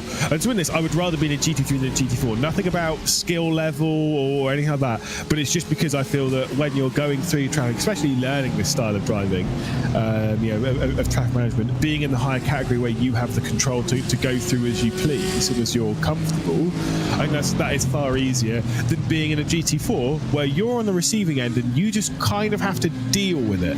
And when I did do some racing, it was GT versus LMP1 back in the day, and I was in the GT, I distinctly remember being on the absolute limit of grip for me at my level, going through a couple of corners of the Nürburgring, and having an LMP1 easily just cruise around the outside as if I wasn't even there. And I remember sat there thinking, it's the same kind of thing like even GT4s to GT3s. Even if you're well experienced driving GT3s, you just can't believe the speed that these cars come around the corners at behind you, even though you know exactly how fast GT3 goes through there, they fly past you as if you're stood still. Yeah, they certainly do. I guess it's there's some could see it as being a bit demoralising, but as long as you accept that and you just look in the mirrors and you try and allow the space where possible, hopefully everyone should get through rather nicely. As in the GT4s, actually the leader comes in, Ayrton Williams in the 64 Satellite entry. Of course, they are leading the way by a nice gap. The number 3 is now into that second place. We were looking over, they were in that third position, so they are getting slightly closer, but of course the pit stops will ebb and flow. Yeah, I believe it was when the 111 came into the pit lane to kind of give the satellite racing car a 1-lap lead. Alas, that is currently under it now, courtesy of the pit stop coming in for Ayrton Williams, as once again Nick Mander's able to hang on at the moment. I like giving you the little irate updates because I think it's interesting, even though it's kind of not really, it's more of a moot point in this kind of style of racing where you do a little bit more practice and you kind of a little bit more preparedness than you are for a normal official race, and it's a little bit less crash happy. Nick Manders on a 1.4k I rated, Joel Taylor on 2.5k, and at that kind of level, that 1k should generally be quite a lot of difference in pace, and it's not. It's holding quite nicely for Manders, who isn't making any major mistakes. So apparently now with the commentators cursing the air, I've now ruined their entire race. Well, it's not going to happen because you said it. If you didn't say it, then that's how it works, unfortunately. The thing is, I know that when you say things like that, it's always said, then you're sat there like, oh, here we go, winding them up, winding up, winding up. I know you and Dave are awful for it. Yes, just for context, everyone, Lewis does not believe in the commentator's curse, even though it has happened multiple times, such as the number 74 with trend driving. I mentioned that car for the first time in half an hour. Oh, bit of contact there. That is going to be the pushing out of the way for the number 23, but they're not going to be going through just yet. That's probably the polite way to do it, because you don't want to go racing like that, and he is going to allow that position to be held for Manders at this point. But down in towards Brooklands, he looks to the inside. He's going to dive it down there, but once again, can't get up the inside. Well, I know what you were going to say is that we didn't mention Team Greenprint for the entirety of our stint until that moment, and then suddenly they had a moment. We don't know if they didn't have a moment before that. It just so happened that I was looking at them because we were talking about them, and then they went off. Like, it's a coinkydink. It's fine. This battle for 11th position, they are being joined by they're being joined by Josh Millington, who's in 4th position at the moment in the GT4 category, but he's going to have to settle for seeing these two go side by side through Magnus Beckers and Chapel. Of course, Taylor there on the outside right hand side of your screen, left hand side of the second, got the inside for the second bit. The side by side remains between the two of them, the 23 and the 20, going toe to toe here through Magnus Beckers and Chapel. We're still the only racing Britcar remains ahead of eSport GBR, and now finally the TSRC eSports car will be knocking at the door thinking, lads, can you stop battling for just a couple of seconds whilst I make my way past, please?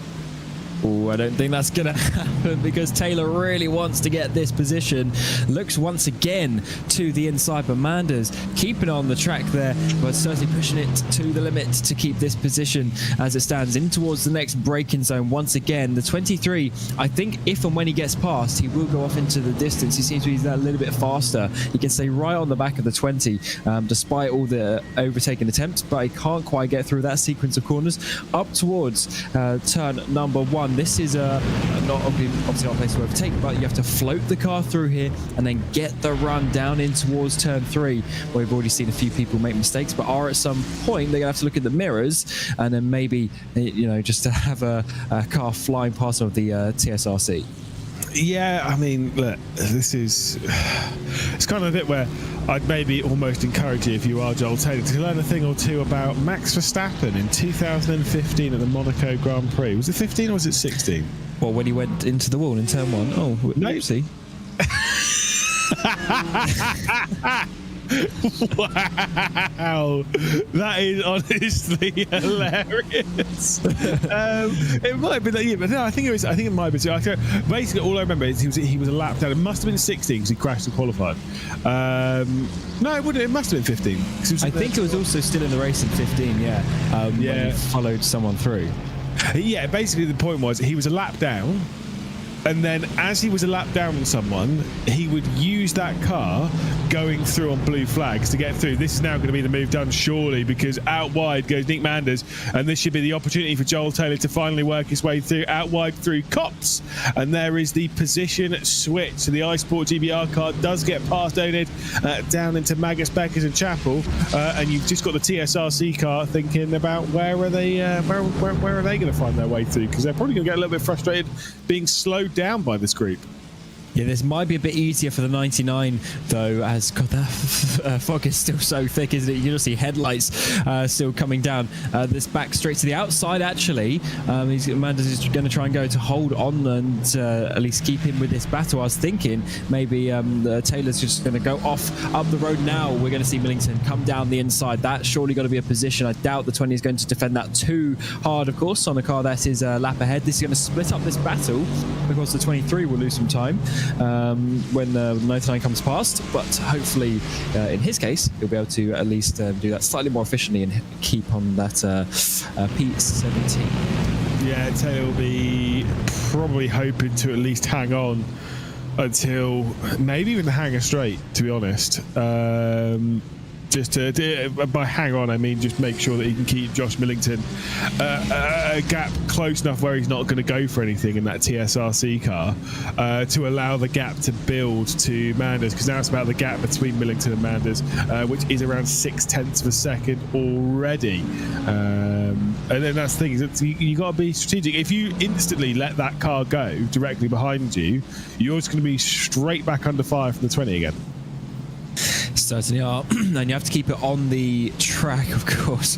That's the tough part. It goes a little bit wide there, actually, does the 23. You do like a bit of a later apex, but I think that was just a little bit too much. They are slowly pulling away from Manders, actually, so I think the 23 should be able to get far enough ahead to not worry about that too much. There's a bit of a flash of the headlights thing because they work their way through Woodcup, but Millington not able to find a way through just yet, and this is actually the hardest part of the race, really, for these drivers a bit higher up in the race, is that you get not say stuck behind, but just losing a little bit of time, a few tenths here and there behind some lap traffic, and obviously just hinders your own battle a little bit, because Millington is still thinking about the cars around him. He does have a lap ahead and 24 seconds behind, so it should be okay as it stands. Yeah, exactly. It's really focused on their own given battle. Got one of the Ferraris working their way through. I believe it's the number 50, just making a bit of progress. That's the CRS X-Kart eSports car, just working their way through. So again, one of those things, we do have a lot of GT3. I believe there's 29 rather, still running in this race. So a lot of GT3s to work their way past the GT4s. Absolutely, yeah. We started with 32. We've lost 3 GT3s and 2 GT4s. I would say, actually, that's a pretty good percentage rate. We do have the fast repairs that are helping that, I would assume. But of course, we still want to get more cars going to the end because that just helps with the traffic as well. You don't want an empty track at the end. These little, incidents and things like this where the guys, the faster guys, get stuck behind the slower cars. That's what adds to the endurance racing, and it just adds some variables that you can't quite, calculate for and work out. Yeah, indeed. Did you see in chat as well? We had Remy Gilbert jumping into chat. Obviously, we had to commentate on Remy quite a bit in the recent past, didn't we? Obviously, in the British F4 eSports, taking part in this race. I did see him driving the Sim Dynamics Sunoco race fueled car a little bit earlier on before handing it over to David Hornsey. So it's always good to see this. Good. There are quite a few names that we're moderately aware of. Absolutely, and I see that actually Remy's just saying that he hasn't slept. Yeah. So that's a big one. So that meant that he obviously, he's done his stint. As you say, he was just in the car a few moments ago, and now he's decided to not go to sleep, which I certainly would have done, and then come back to watch the final hour. Let's just let your teammates do the work for a few hours. Yeah, no, gone are the days. I think this is I've become an old man. Gone are the days of me staying up for a 24-hour race. I was talking about this recently, actually, where always when commentating and stuff, I always used to stay up for basically the entirety of the race. Because I want to know what was going on, and that was even whether it was Le Mans Virtual. I would stay up for the whole race. Now, no. I need a few hours of beauty sleep. You know what I'm saying? Give a hand though, not only to all the drivers that some of the drivers that are staying up all the time. I'm sure there's people behind the scenes as well on our end that are staying up the entire time. But broadcast director Hugo Luis, he's bringing you all of the camera footage for this race, and has done for the previous 19 hours and will do for the next 5 hours and 10 minutes. That's a long stint. Yeah, and the thing is with 24-hour races, actually this one, to be fair, this one actually does start quite early, but one thing you always have to think about is some 24-hour races, they start like 4 p.m. So you've already been up for at least 8 hours, let's say, of the day, and then you're starting the 24. So it actually ends up being like a 32-hour race at that point. It's a tough one. Fortunately, this is a nice midday one. So it makes that start for yesterday morning just that little bit easier, but still it's a long day for all of those involved, but it's good fun, and there's a lot of 24-hour races throughout the year now. Back in the day, it's just a couple here and there, but now, I mean, you can do one almost every month if you wanted to, and of course you have the bit in the middle of the season where there's one basically every weekend if you want to race on different platforms. Yeah, again, it's where I drew a line in the sand between myself and Spa, which was 2020. Was it 2021? I think so. Yeah. Might have been 20. No, it was 21 because it was my first year on race spot.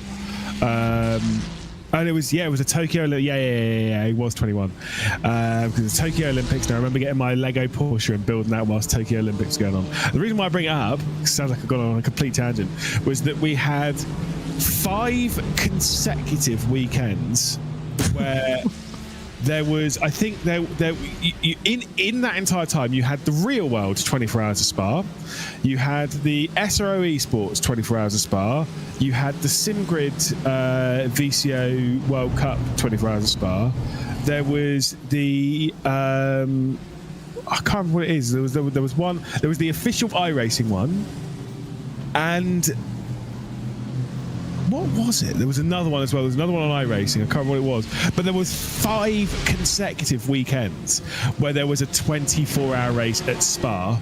And thankfully I didn't commentate on the real one on that one. But I did commentate on the other 4. And I just remember thinking, I'm like, oh, I hate this. Oh, I'm bored. I've seen the same race 4 times, and the real world one was a bit different. But it's like, oh my goodness me. I was like, no, I can't do this anymore.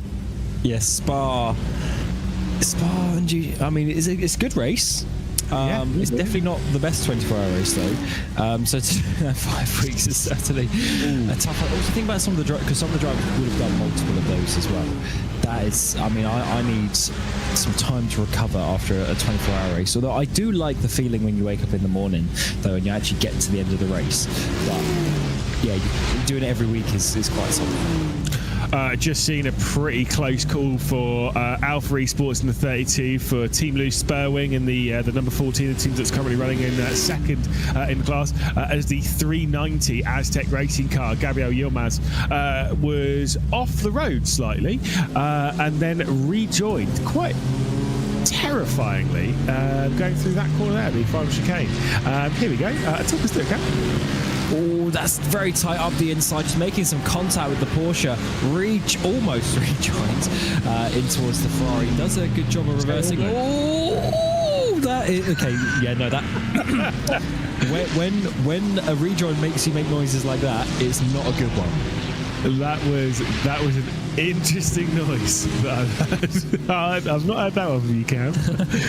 My goodness, wow. Yeah, I mean, he just rolled back on the track in front of 3 cars. That's not how to do it, by the way.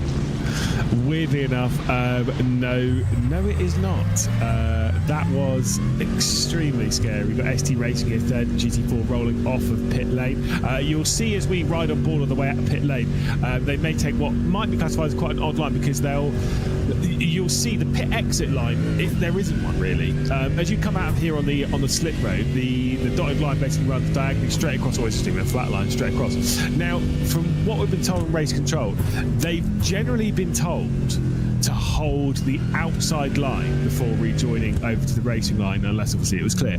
Because I think earlier on in the race there was a couple of incidents, and they were told this in the briefing, that on the way out of pit lane you've got to stay right. As much as there is no pit exit line, no blend line basically for the racetrack, you've kind of got to stay on the outside, because as you come out of pit lane, they're in your blind spot.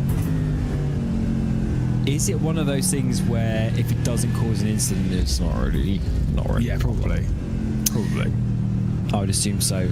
But it's a really awkward pit exit here, considering, you know, we talked earlier about the changes to the track and the millions that they spent on it. It's not a nice one, just with the natural racing line, how you sort of come wide through turn 2. It does get a little bit awkward. It's not that bad though, and you know me and my pit lane exits and entrances and how angry I get about them. You get angry about the little awkward things like that, yeah? What do you mean? Rejoins. That's fine. No, yeah, I do. Yeah, that's fine. That's true. No, I do get angry about pit exits, mostly because it's like a lot of the time it's just like you're looking at it being like, who designed this? Who thought that was a good idea? And there are sometimes where space is a problem. Red Bull Ring's entrance is appalling, but then I will say, as much as it is appalling, it's because I was like, they should probably if they'd have moved the pit entry earlier, but then I think the inside of that's a nature reserve or something like that. They can't just bulldoze it and just go, we'll just put the pit entry here. I still maintain that the UK does have one of the worst pit exits that I've ever seen, which track is Brands Hatch. Yes, right onto the apex. At what point? I understand space is a problem, but my goodness, pit exit straight onto the apex of an extremely fast blind right-hander, 11 out of 10 would do it again. It is baffling, and it's why most of the racing that happens around there doesn't involve pit stops. It's only really like GT World. It's only like some of the GT stuff. Yeah, that is a pretty tragic one, isn't it? Yeah. But yeah, they can't really move it to the right because of real estate, so they do have a bit of a problem there. Yeah, there could certainly be a few improvements out there, but I guess it's just money and logistics at the end of the day. But then, like you say, a lot of it is real estate. It's sometimes I just thought of one. Go on. Korea is pretty bad. Korea is the old F1 track. Yeah, Korea is a Yongan. I mean, in an F1 car, the pit entry is not actually as bad as the others, because the entrance is on a flat-out right-hander, and you just keep turning right, which is very distracting. But technically speaking, you don't have to brake until you're actually off of the track. But but it's still really stupid. This is terrifying, as we've basically got everyone apparently on the circuit at the same time. We certainly do, and this is Prismatic in P15 there in the Audi, and just behind them is Aztec in the M4. But look how many cars have bunched together on the track. This is very difficult for the drivers to work out. Of course, Daylight has sprung, and Prismatic have not gone through there very fast. Indeed, Aztec, the 290 machine, are going to be getting to the right-hand side. They've got Porsche GT4 traffic. They've got the Audi just up ahead. Prismatic have to back out of that one. So Aztec, they get through, and they work their way up into 15th place. Yeah, I've got to say, the Aztec racing car really forced the issue there going into that, making that 3 wide. So we now have 5 hours left to go in the race. But yeah, Aztec did force the issue on the Prismatic car. But Joe Mugford, to be fair, did the wise option and backed out there, which most people wouldn't do. So actually respect that. Yes, sometimes you have to choose your battles, and that was certainly not one going 3 wide into a one-line corner, but it does mean that they lose that position. So that's a total crosser for Aztec, who's worked their way up. Excuse me, and they're actually only about 7 seconds behind the next car. We've got Wild Things Racing, the 79, not too far up. So let's see if Crosser can make some movements. Although having said that, the pace from Daryl Young is looking very good. Obviously, there was the overtake on the previous lap, but he was a second lap faster. Yeah, indeed. You did mention that the sun is basically up. It is up, but it's come up behind this fog. Again, there was fog at the start of the race as well. It's been on and off. We didn't get a lovely the sunrise shot because, well, it's been hidden. Look at this. We're in the UK, bruv. We are in the UK, bruv. You're absolutely right. I can tell you for sure, outside my window in real life, sun ain't up yet. I was going to say, it's definitely not light, but of course we're racing a couple of months earlier with the in-sim time being now the 29th of September. So we have a few extra hours of daylight, which is always good, because actually one of the things about, for instance, like Le Mans, is that we do it bang basically at the shortest or the longest day of the year, so the shortest night. So it actually isn't nighttime for very long, but then you go to, say, Daytona in January, and it's half of the race is night. So it's very interesting depending on when you do the race. But do you know a fun fact about Daytona at night? In the 24 hours a day, it's fun fact. They lower the light, the floodlights intensity. Do you know by how much? I think it's 30% or something like that. I would guess like 30%. What is it? What's the reason for that again? It's so that in the endurance setting, they actually have to use the headlights on the car, because if not, you can get away with just driving without headlights, and also it would make the infield really awkward. It's fine, but it's to make it slightly brighter, but not really. Yeah, I do hate it when it. From a spectator's point of view, at least, when it's like a pitch black 24 hours like this, when there's no floodlights at all, and also Nürburgring is pretty difficult. Having said that, they do turn off the TV cameras down there overnight anyway, so you can't see much on the Nordschleife. But I do like when you at least have a few lights and you have that sort of ambiance of it being a night race. It's always difficult when it's just completely pitch black. Yeah, also from our point of view, it makes it impossible to tell who we're looking at. At the moment, though, I can tell you exactly who we're looking at. It's our race leader, of course, Alexander Bird, behind the wheel of the WSR eSports Buttkicker car. Currently leading by just over a lap from BRT, who themselves have 2 laps over the Team Loose Spurwing car. Then we've got 3 cars basically on the same lap. The Project 91 Thomas Eng Sim Racing car and the Team Red X Sim Sport all basically on the same lap there, 3rd, 4th and 5th. In the GT4 lead, it still remains Satellite Racing out front, and that is, of course, Ayrton Williams behind the wheel, a minute and a bit ahead of the Altitude Esports by Sim Stickers. SC Racing Esports then behind that, all 3 of those separated by a minute and a bit apiece. It's about a lap and a half between the top 3 in that category. Then we get TSRC, who's a lap back, only about 26 seconds clear of the Cube Controls Reparto Corsa car, who currently run in 5th position in category category. 5 hours left to go, and you can see in the top right there, Cam. Thankfully, not like what we had at Sebring at the start of the year, where we had... Was that the start of this year? Yeah, it was, wasn't it? Where we had Arjuna do an absolutely god-awful weather report on the iRacing 12 hours of Sebring. Thankfully, we just get the radar. Oh my word! I put that to the back of my memory. I completely forgot about that. Yes, that was quite something. The weather forecast by Arjuna. I mean, he's certainly very creative in these things, and that was certainly a good meme to look back on at some point. But I remember that race actually quite wet. First special event with the rain from memory as well. So hopefully the rain isn't too bad for these drivers, but even just a little sprinkling makes it quite awkward, because you have to remember with these cars, when they do their pit stop, so ultimately the rough idea for a 24-hour race is approximately fuel lasts an hour, so you want to have like 24 stints pitting every hour, roughly is what you want to do. But obviously when the rain comes down, the rain doesn't care what time of the race it is. It could come down halfway through a stint, but then you got to think, do I then try and get to the end of the stint so I don't lose time by adding an extra pit stop? Or do I then stay out, but then I will lose time being slower on the worn-out slick tyres? So it becomes very difficult to judge what is actually better. But then sometimes it comes down to just being on the right tyres and therefore keeping the car on the track and not spinning out.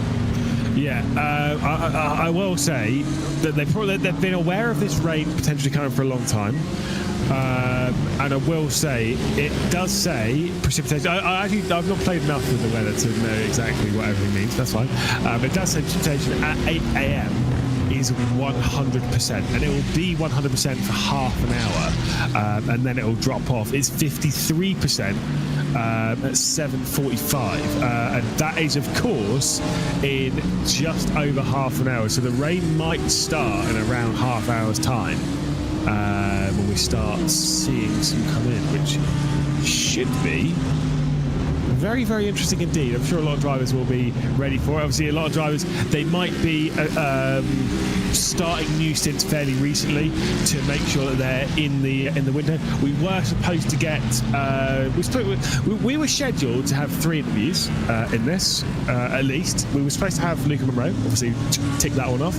We were supposed to have Ronnie Smith and Stanley Deslandis. We've not seen either of them at the moment, but that's absolutely fine. Sleeping. Yeah, that's chill. I'm not going to be super duper offended by it. And then we were also supposed to get mine and Cam's free entry ticket machine for the British touring cars for this thing. But Dan Kell is behind the wheel of the e-Datum car at the moment. So he said he was going to come for an interview, and he will be behind the wheel of that car whilst it rains for the entire time. So we will not catch Dan Kell in this. Why not? Who said live interviews aren't possible in this day and age? It's 2024. I have interviewed him live before. God, that was a deceptive camera angle, wasn't it? It looked like the car wasn't even moving. We were zoomed in that far with the fog around. Can I just say, can you see the raindrops? Rain is definitely here. Rain is definitely here. Spray on the tyres as well. And this becomes a little bit awkward for those drivers who've literally just come through pit lane, such as our third place overall, the Team Loose Spurwing car. They've just come through pit lane, and now they've got to decide, do we want to come back down, or are we going to stay out? Well, obviously you can't go onto wet tyres now. There's no way. This is not going to be a wet track for a little while. It's not coming down that heavily. So, God, look how dirty that car is. I've said this before, I love a dirty race car. Mm-hmm. Do love a dirty race car. Have you been to those museums when they leave the race-winning cars? They are so cool. I actually had an interesting chat about that with my good mate, Martin Haven. It's not it was whilst we were live. It's whilst we were live, don't worry. But we were saying how, obviously, back in the day, they would have, like, the car comes across the line, and then it would be cleaned, and then, put in a museum, whatever. And he was like, there was a thing that was like, particularly in the early 2000s, where as soon as the car comes to line at Le Mans, they would then be sprayed with effectively like it would be like minutes after the race. They'd be sprayed with basically what is like a sealant to basically preserve the car from that point on, to make sure that none of the rubber, blah blah blah blah blah blah. And he was like, and that was it. And then the car was saved in that moment. And it was like, yeah, cool, that's it. That's that one. Imagine the money that you need to have for that, though, because I mean, obviously, I don't know what these cars are worth from the factory, but you know, there must be like $500,000 put from the car from the manufacturer. So to be like, nah, we'll just build another chassis. Because you know, loads of the other race teams, you know, they'll have their like 2 chassis. So once they're done, they'll take it back, they'll clean up, and then they'll go racing the next weekend. Doesn't matter whether it's won or finished last. You know what I mean? So to, you know, especially if you're more of like an independent team. So for these, big factories to do that, that's pretty cool. But I guess that just shows you the money and the effort they put into these things. Because when you see it, it is quite something, because it keeps the history, because it's that dirt, it's that rubber that's still on the car. Yeah, indeed. I will say, with the entirety of this race now coming down to a little bit of wet weather here, with 5 hours left to go, this is where we're going to see a little bit of drama, I am sure. Surely we're not at wet weather, though. Surely we're not at wet weather. Yeah, I mean, you say that. So is that the 41? Was there contact, or is that the 41 just still getting out to? That's the 94 machine. That is the Quad Dash Racing. Yanni Tahar is in the car at the moment, 10th position in your GT3 category. Obviously, just having an issue there. Might have actually lost a place. Sim Dynamics might have actually just gained that place in that incident. Yeah, indeed, as well. It is contact with the leader. The 41 down the inside. Half a door was open, but not enough for the Audi to get through. No, but again, that is sometimes how it goes. Again, it's going to get a little bit more awkward as the rain's coming down. And to be fair, it does seem as though it's lightened up. I think the rain has stopped, actually. Yeah, the rain has stopped. This is not the only bit of rain. You would have seen on the weather radar that we had pop up that there's a couple of bands of rain. Let's see what's happened to the Team Loose Spurwing car. Whoa! Oh, is that a wheel failure? It's wheel failure. That's no. Yeah, when it goes full left lock. Full left lock. That's a wheel failure. That is a shame. 19 and a bit hours into this race, and someone's wheel, unfortunately. That, of course, is from high up as well. So that's Edward Hope. That's the car I was just talking about, who's just been down pit road. So I didn't see if they driver swapped. I wonder if he's only just got into that car and then something going wrong. As we've also got another team was just down pit road. But then this is Hope. And as you can see, having to get some damage repairs because the front bumper was off there. Looks like they got that sorted, but they might need to change driver if he's got some hardware issues. Yeah, indeed. And I mean, this is where it's a little bit of a shame getting this late in the race. And like I say, Ed Hope into the pit lane has been towed back, which is a bit of a shame. We did commentate on both Ed and Will Hope last year in the Formula 4 Sports Series, the British Formula 4 eSports Championship, running in a really solid position. And then, like you say, wheel failure. Well, by wheel failure, what we mean is the sim racing wheel that you're using to pilot the car around the circuit, that has disconnected to some degree, or failed in something. I'm not saying about any of the 4 wheels on the car itself. We are talking about the physical wheel that you're using to drive round. So there's been some disconnect between that and the computer, which has caused that car to go off, which is a big shame.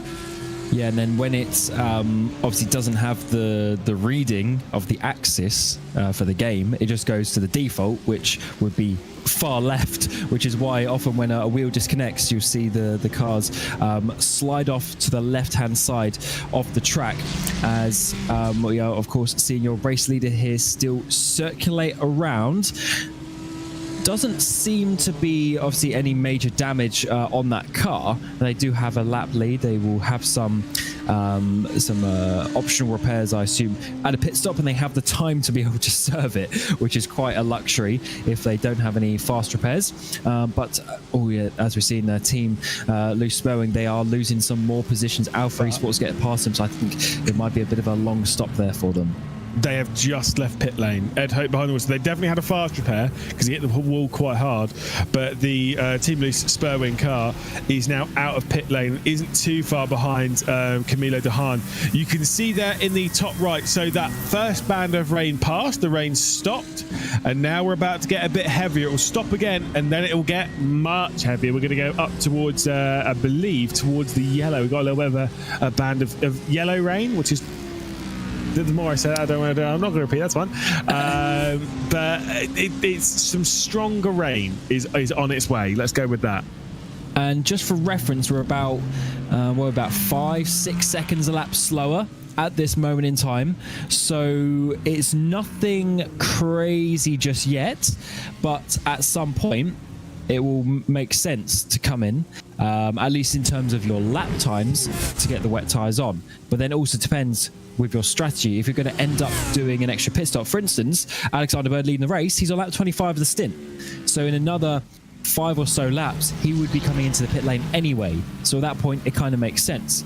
But if you're, say, in third place, the Project 91, they pit 10 laps ago.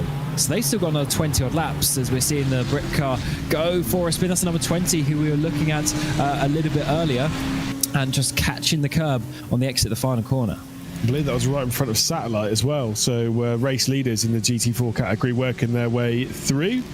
I mean, the thing with this rain, right, is that you're definitely seeing a fair amount of spray, but you tell you that it's probably not that far away from wet tyres. I think we probably are at wet tyres at the moment, as we're seeing the CRS X-Car eSports car go for a bit of a spin. Alpha Esports Camilo Dehaan into the pit lane. I think this is pushing on wet tyres now. There's a lot of spray. I agree. It's such a difficult choice, because if you've worked out your stint run, to the end of the race, then it's going to completely change things. You're going to have to be on your toes. And imagine if, some of your drivers are still sleeping and they're waking up, and then your plan is going to change very, very quickly indeed. So we'll have to see from that one how the teams work this out. But I think you're right, with the lap times getting slower and slower, some spins coming out at some point, it almost becomes a safety concern, because you don't want to end up in the wall, because then your race really is over. Camilo Dehaan directly behind Ed Hope in all of this, is team heaped together. That's how I felt when we were driving together, Cam. Into the barrier a little bit in the GT4s. Just touched the curb there a little bit on the left-hand side going through Chapel, and you've got to stay off the curb in these wet conditions, and unfortunately sent into the barrier. In your picture-in-picture though, Camilo Dehaan went into the pit lane. It wasn't for wet tyres or anything, it was for a drive-through penalty. Ooh. But courtesy of Ed Hope being off the road, Camilo Dehaan actually only lost about 3 seconds in that battle with the drive-through, as we look to the Sim Dynamics Sunoco Race Fuels car going for a spin at T2, 3. Yes, so they were facing backwards as the race leader just went far past. Oh, that's obviously a bit of a sketchy point of the track, because there's almost a mirror image with the 44 DCW Racing orange entry that's gone around. And Connexus Motorsports also through turn 3. So it really is the point where you want those wet tyres to come on the car, but just work it out. When is the best point? I do assume that the WSR car that we're looking on board here, the number 41, I do believe they're just going to stay until they run out of fuel, because they're only a few laps away. But for some other drivers, it's a big choice to come in, because it really is off strategy in terms of the dry running numbers. Yeah, indeed. And I mean, look, it's very, very interesting as Team Loose Spurwing have come into the pit lane. Surprising that not too many are coming down at the moment, but that's, I think, because people are being patient. They're waiting out to their pit stops. Like I said, you'll see our race leader Alexander Bird probably will hang on until the their typical time for a pit stop, because guess what, rain stopped again. Oh, but then the track will obviously take some time to dry up. And just to let you know, the GT3s are now slower than what a normal dry GT4 race time is, as that got very close on the exit of the corner. My word, as for the number 14 there. But fortunately, they will avoid that one. This is very, very busy indeed. Behind all of this, you've got the Project 91 Thomas Enger Sim Racing car trying to get past. Prismatic route wide a little bit there, going a lap down on all of this. And they're also joined by a team name that I actually find really relatable, which is Project Not Last. Great name. Are they in last position? Exactly. Last. So the project is working. The investors should continue their support of that entry.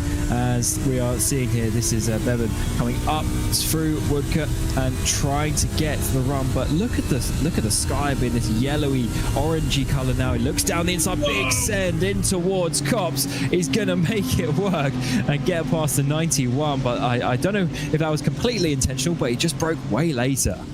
Yeah, just had way more speed to carry through, way more confidence in these conditions. That car that he just dived, did Alfie Bevan, was Chris Shirata, who is the driver who's running in third position in this race. I wonder if that Audi is running on wet tyres. I'd say it probably is based on the grip difference.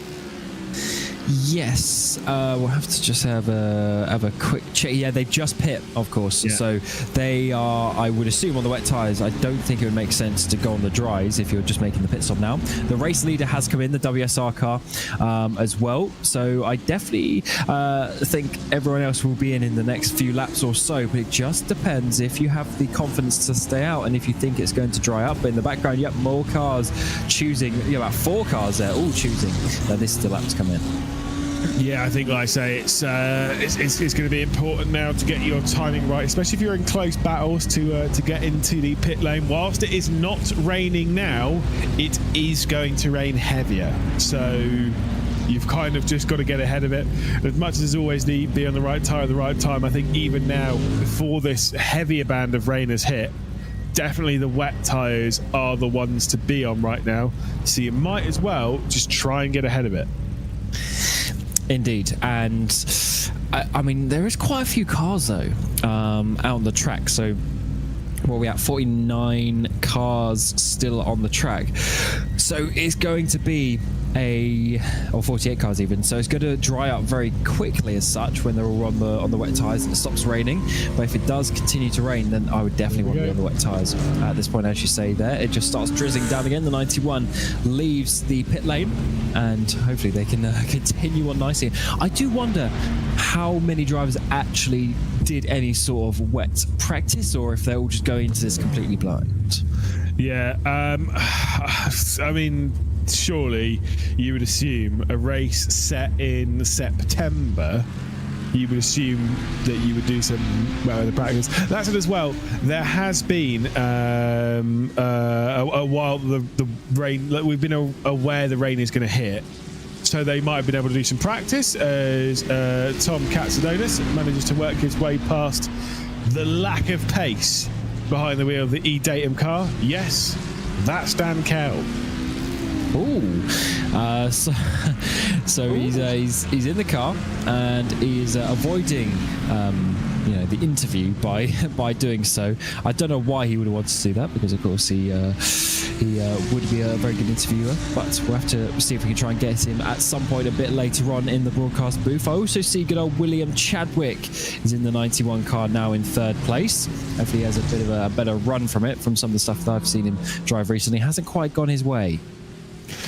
Well, I mean, to be fair, one of the drivers that's also on this grid, Ronnie Smith, of course, was gifted a victory courtesy of Willie C. Absolutely. Who was it that he batted off?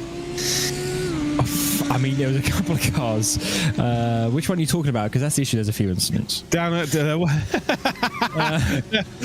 a few. It was down at turn 1 at Alton Park, and he slapped someone off the road. It was, to be fair, it was. Would have been Gergo. No, Gergo. It was wet. It was wet like this. It was wet. Yeah, he's had a fair amount of experience driving in the wet. Gergo. The conflict between Gergo and him was not his fault. Yeah, and that wasn't his fault, to be fair. But yes, a couple of them were. Having said that, he obviously did you see that fight that he had in the was it in the Contenders series?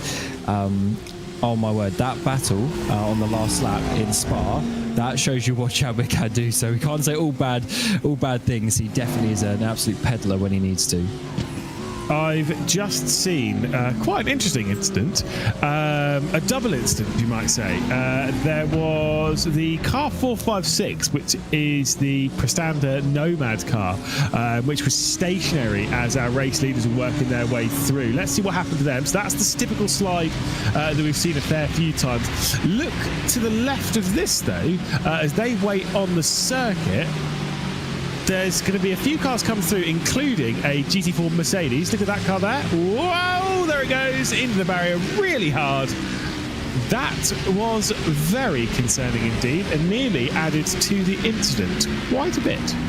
Yes, that would have been not ideal. So it's definitely very wet at that point of the track, as you say. There's been a few replays of that, but it's not a replay of a replay. It is definitely, a few different cars. So let's have a look, obviously, how this one works out. But I've just been told there's a penalty for the leader, which, being a lap in the lead, may not be the biggest issue for them, but maybe a few issues starting to come for the 41. Oh yeah, I see that. That's come from race control. So we'll have to see how aggressive the penalty is. Stop and go. How long? Doesn't say. Doesn't say. Lovely. That's fine. It is what it is. Satellite Racing into the pit lane from the GT4 lead. ST Racing also into the pit lane from third position in GT4. Like I say, a penalty looming over the head of our race leaders. There was definitely a Porsche going off the runoff there at Cops. I think they should be okay from the angle that they were, although I can't. Maybe there is a GT4 came just in the background. Let's see. So this Benjamin Tram and the 74. He's been around a couple of times in the dry rejoins just in front of one of the Audis there, and that should be okay. We also seen the 19 of Abbott's sliding off, but able to just about catch that one up. And then also some further drives of the 101 go wide. So we've definitely seen there's a few corners where the wet patch is a bit deeper because more drivers seem to go off there. And Joe Glass as well goes for a spin. He turns left in the right-handed corner. Yeah, which is not ideal unless you are Lightning McQueen. There is another hit into the barrier. Prismatic had taken a bit of a whack, which is a bit of a shame because the car was running quite well for them. Here's another one, Brian Abbott's. We did say when we were chatting with Luca Monroe earlier that there might be a bit of drama when this wet weather hits, and well, we're getting it. Here's Ed Hope in the Team Loose Spurwin car, getting a little bit of contact with one of the GT4s, and then going for a bit of a spin right ahead of one of the Audis. Yeesh, it's all very awkward. One quick update from eSports Manager at Motorsports UK, and of course one of the people behind the scenes at Race Control, Paul Crawford, just saying the stop and go just means that it's you've got to come to a stop and go. There is no mandated amount of time for it. It's not like it's a 30-second stop and go. You have to come into the pit lane, stop in the box, and then go again.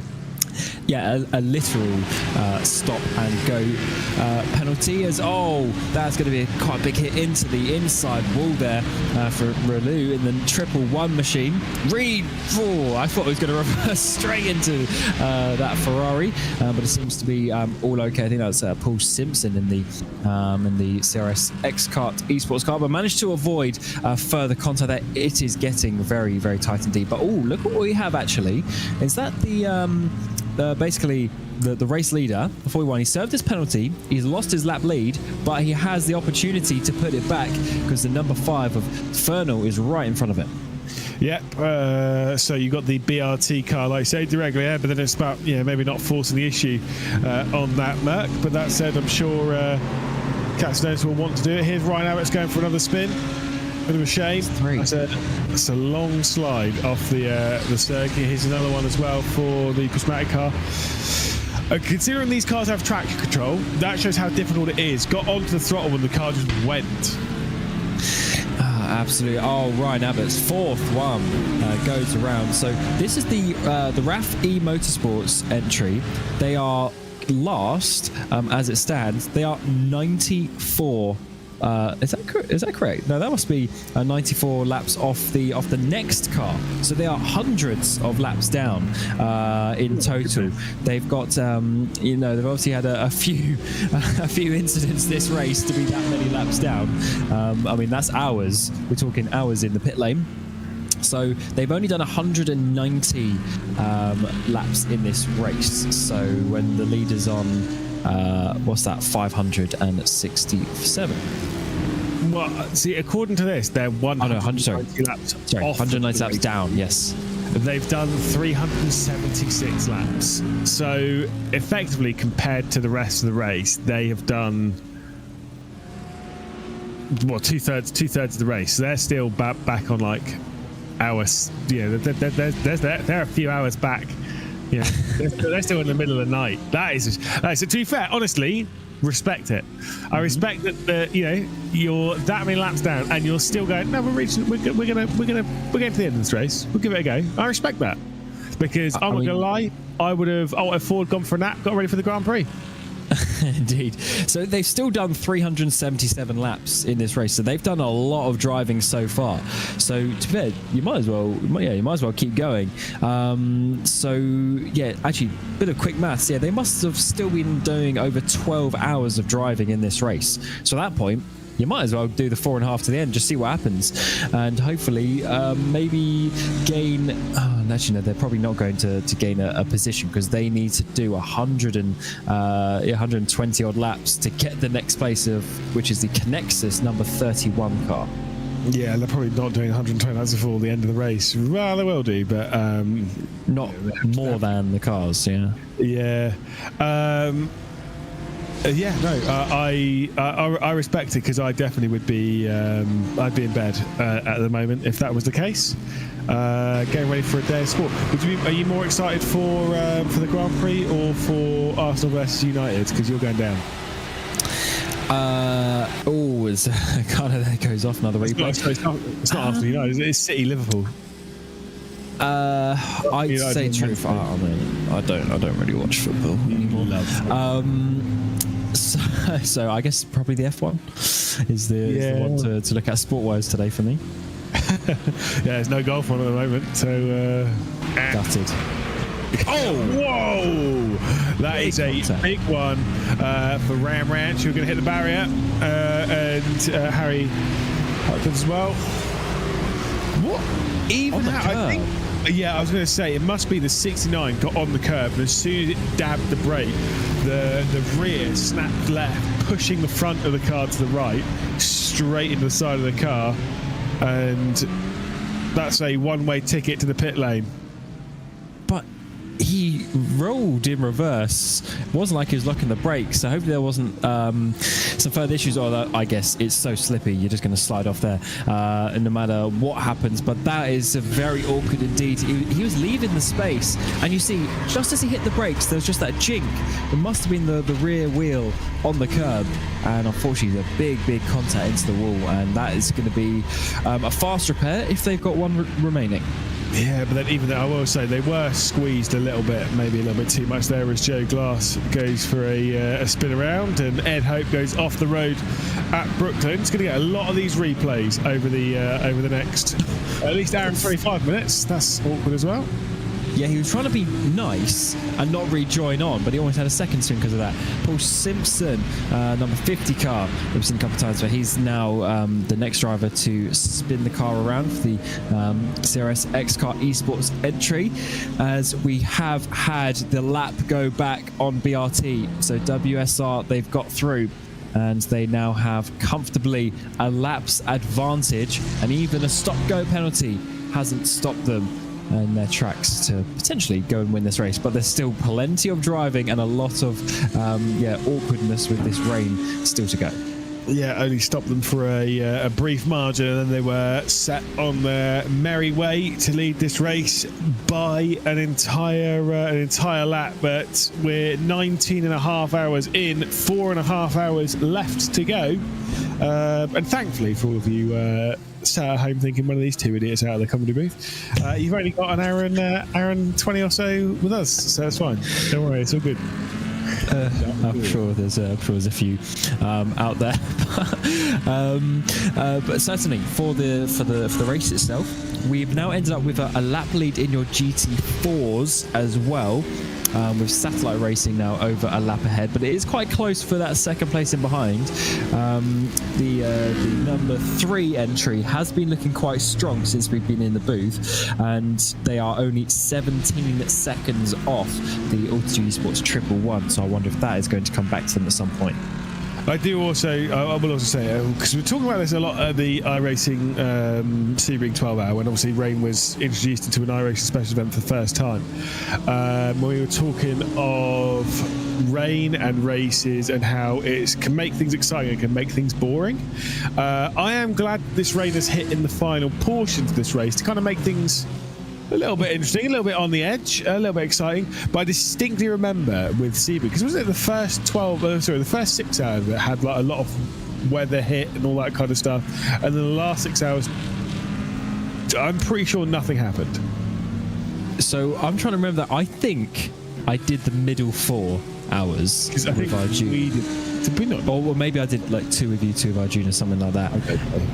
And I remember it was drying up, but the issue is when you get the dry line, especially in multi-class racing like we had there, it made the overtaking so difficult. Of course, we do have multi-class here with the 2 classes, but it's a little bit less extreme compared to, of course, the hypercars and the GTDs.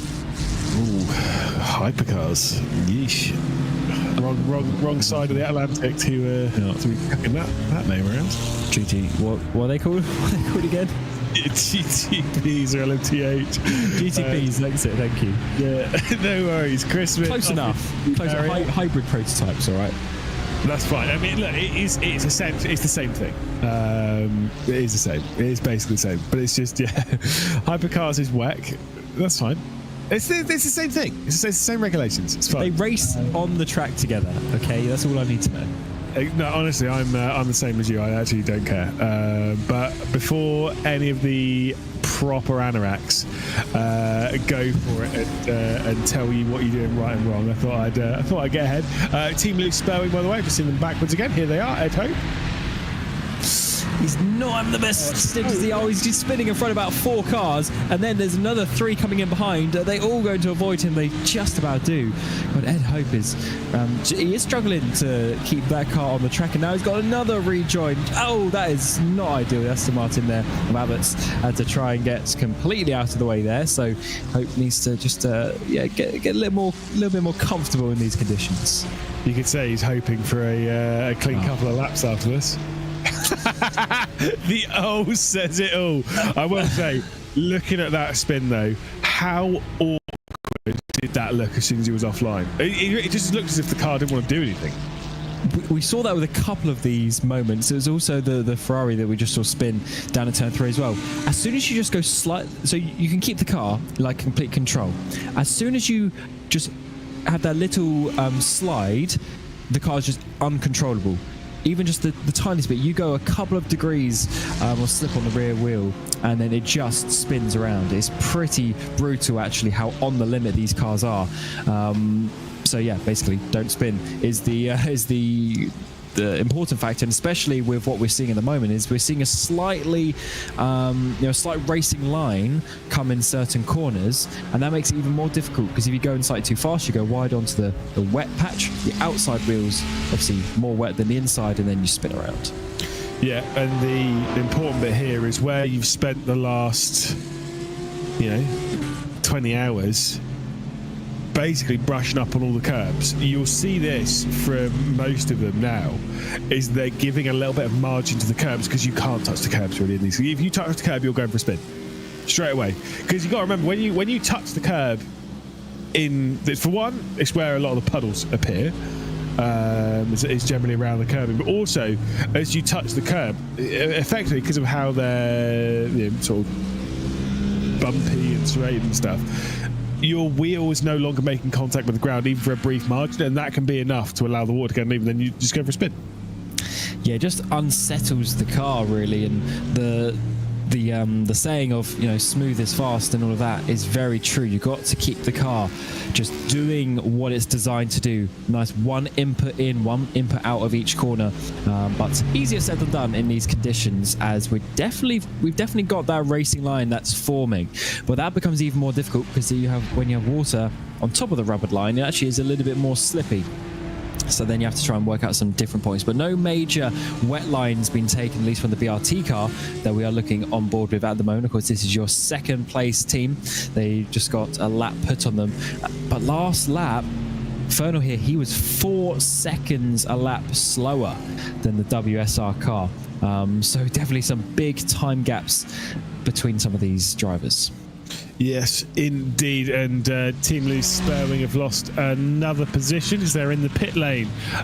Is Ed Hopes. There might have been a couple of problems for their car. So it is the Nomad Academy that have worked their way through now into 6th position, which is important because it's the final position that's locked on our tower. As Luke Sherlock goes through a bit of a spin. That was obviously going for T4. The number 20 is the Onid Racing Britcar, number 20 that we've been on board with. They are now, so they had that battle with the 23, the eSport GBR car that Callum Gibson's now driving. They are now over a minute behind, subject to the changes in the race. They had a great battle earlier on.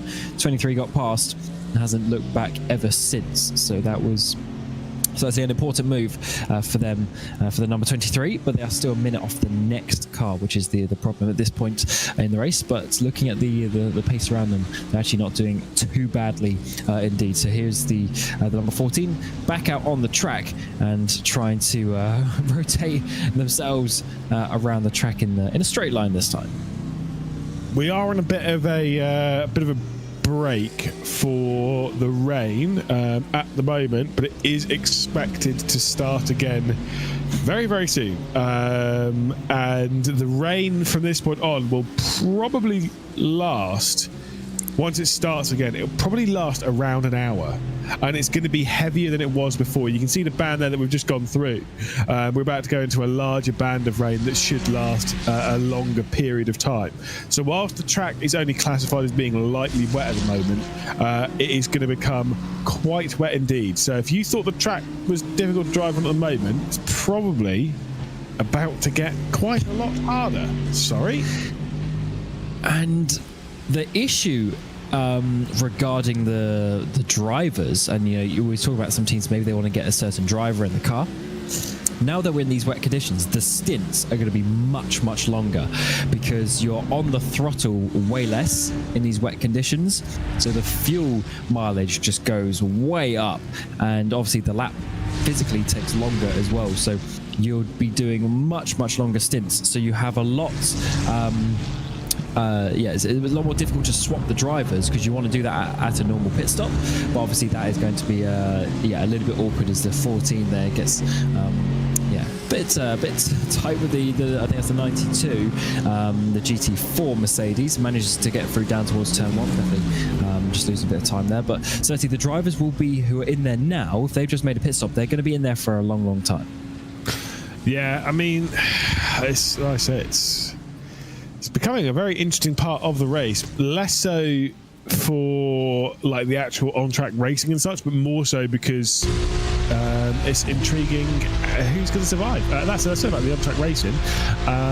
It's looking like it's not a million miles away here between the legends of E-Datum on board with Dan Cow and Joe Glass not too far ahead. Dan Cow at the moment 5K rated, Joe Glass 1.8K, so it should be easy for Dan Cow. Hopefully he doesn't bin it. Forcing it, Lewis. Unfortunately, I don't think that's how it works. But yeah, the 47 here is obviously trying to chase down the car up ahead. as you see, he is taking slightly different racing lines to what he would in the dry conditions. But Danko, very experienced driver, should know what he's doing by now. Yes, he takes a lot sharper of a line in towards turn 3 to try and not be on that rubber line. And I wonder if it's going to be working, because his pace is looking all right as it stands in terms of the cars around him, although he was slightly slower than Glass on that previous lap. Yeah, of course. Danko is also. I don't know what his job title is. I genuinely don't know, but it's like race engineer / something else. I don't know. But of course, he does work for High-Tech. So he lives just down the road from the track in Toaster, not Towchester, as there is a big slide for Joe Glass. That's going to allow Danko to get through nice and easily, even with a couple of big slides himself. But Danko will probably be well aware as to how to drive in the wet weather conditions. Has driven in the wet an awful lot, driving a Sierra and also guiding Reza Swarthen, of course, to a solid position in British F4 as the driver he was working with quite closely. I know he'll be working in British F4 next year as well. It's a busy man. He'll be able to get us plenty more free tickets. Yeah, he is so busy that I met him at a random Greg's in London. Oh yeah, I remember you said about that. I was just going for lunch, on my lunch break. I never go to Greg's for lunch, by the way, never. I go to Greg's and he is there. What are the chances? He doesn't live there. I never go to Greg's. We're in London and I see him. That was certainly a wild experience. Honestly, it was quite fun because I can't remember what I was doing, but I had, within about 30 seconds, I had a message from both Cam and from Dan being like, "You'll never guess who I've just met." And I was like, weirdly enough, I think I might be able to guess as we'll see Joe Glass go for a bit of a spin. It is a small world, but there's another one. It's going to be a big one for the 46. Ooh, Joe, that's saved pretty well. They saved very well indeed for the 46. Yeah, absolutely. Not too bad. Of course, that spin meaning that Kel's got that position. And he now has a minute to the next car, so just needs to keep on driving. And they obviously haven't had quite the smoothest of races, because I just noticed they are 6 laps off the lead, despite being in that 12th place. So they've obviously lost, what's that going to be? It's over 12 minutes they've lost during the race so far. But he's continuing on very nicely indeed at this point. Seems to be fairly settled in. And looking at the pace, so we're around the 2-minute 18s, 2:19s, couple of 2:20s out there. So we are about 18 to 19 seconds off the normal, at least the fastest race time. So I wonder at what point we're going to, obviously when I just say that it may not dry out if you're saying we're having that much rain to the end. It may not actually dry out by the end of the race, but I'm certainly looking for more of a crossover point a bit later on, because it was around this time that they were doing on the dry tyres and they've gone to the wets, and now the time has remained the same. The rain should lower and potentially even stop at around 9:30 to 10 a.m. So once you've been marked as safe from Lewis McGlade and Cameron Roger for about half an hour, then the rain should lower and indeed stop. And it should be dry by the time we get to the checkered flag at 12 o'clock local, so in about 4 hours time. So you've got about another hour or so of this hour and a bit of this rain to be hitting. But again, we're now about to head into the heavier portion of this rain. So now things could get quite interesting and indeed awkward. But again, you'll hear this a lot from a lot of drivers, and it's fair enough. I think it kind of doesn't really apply to the condition we're in, but they always say that there's that fine margin where it's not raining enough, where it's actually hard to drive. Which, but to be fair, it's more when it's greasy conditions and you're still on slicks and it's wet. But and they're definitely all on wets at the moment. But there is this kind of point where it's like some drivers would rather it be full wet at the moment rather than sort of this on-off, constantly changing lark. Yes, and it's very difficult to practice wet conditions because it's ever changing. The amount of rain obviously makes a difference. The amount of cars on the track, how many cars have the wet tyres on, and therefore obviously how much it dries. The racing line is literally dependent on who is driving on the track and where it gets dried up. So it's very difficult indeed. As Mark Shelton, that is a big spin. That comes in towards Brooklands, just goes on the wet patch, and there's enough runoff that it doesn't go into the barrier. But that was a very sketchy moment. As you see, the racing line was just slightly inside of the curb. There was that puddle. He touched the puddle, and the car goes around. Yeah, you don't want to be going anywhere near the puddles at the moment, because I say you'll go for a spin. And the thing is those spins, they are genuinely unsavable. Like, as soon as they happen so fast, and even if they happen a little bit slower, you just don't have the time to, like, they're just too awkward to catch. Which, to be fair, I rate, because that's how it is in real life. I've definitely hit a few large puddles with my car recently, ripping off a little bit underneath my car. I was going to say, what have you been up to? But yes, you did. Driving home at a perfectly decent speed, I mean, no, Cam. Yes, I'm sure. Nothing ever different to that.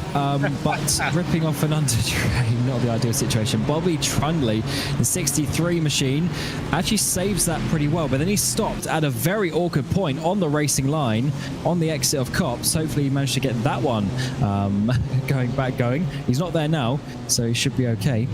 Fun fact, he used to race against Bobby karting back in the day. Did you? Yeah, he was much better than me. He was definitely one of the faster ones. And now look at you. He's on a track whilst you're sat here in the commentary booth. I mean, we still end up in the same industry, in one way or another.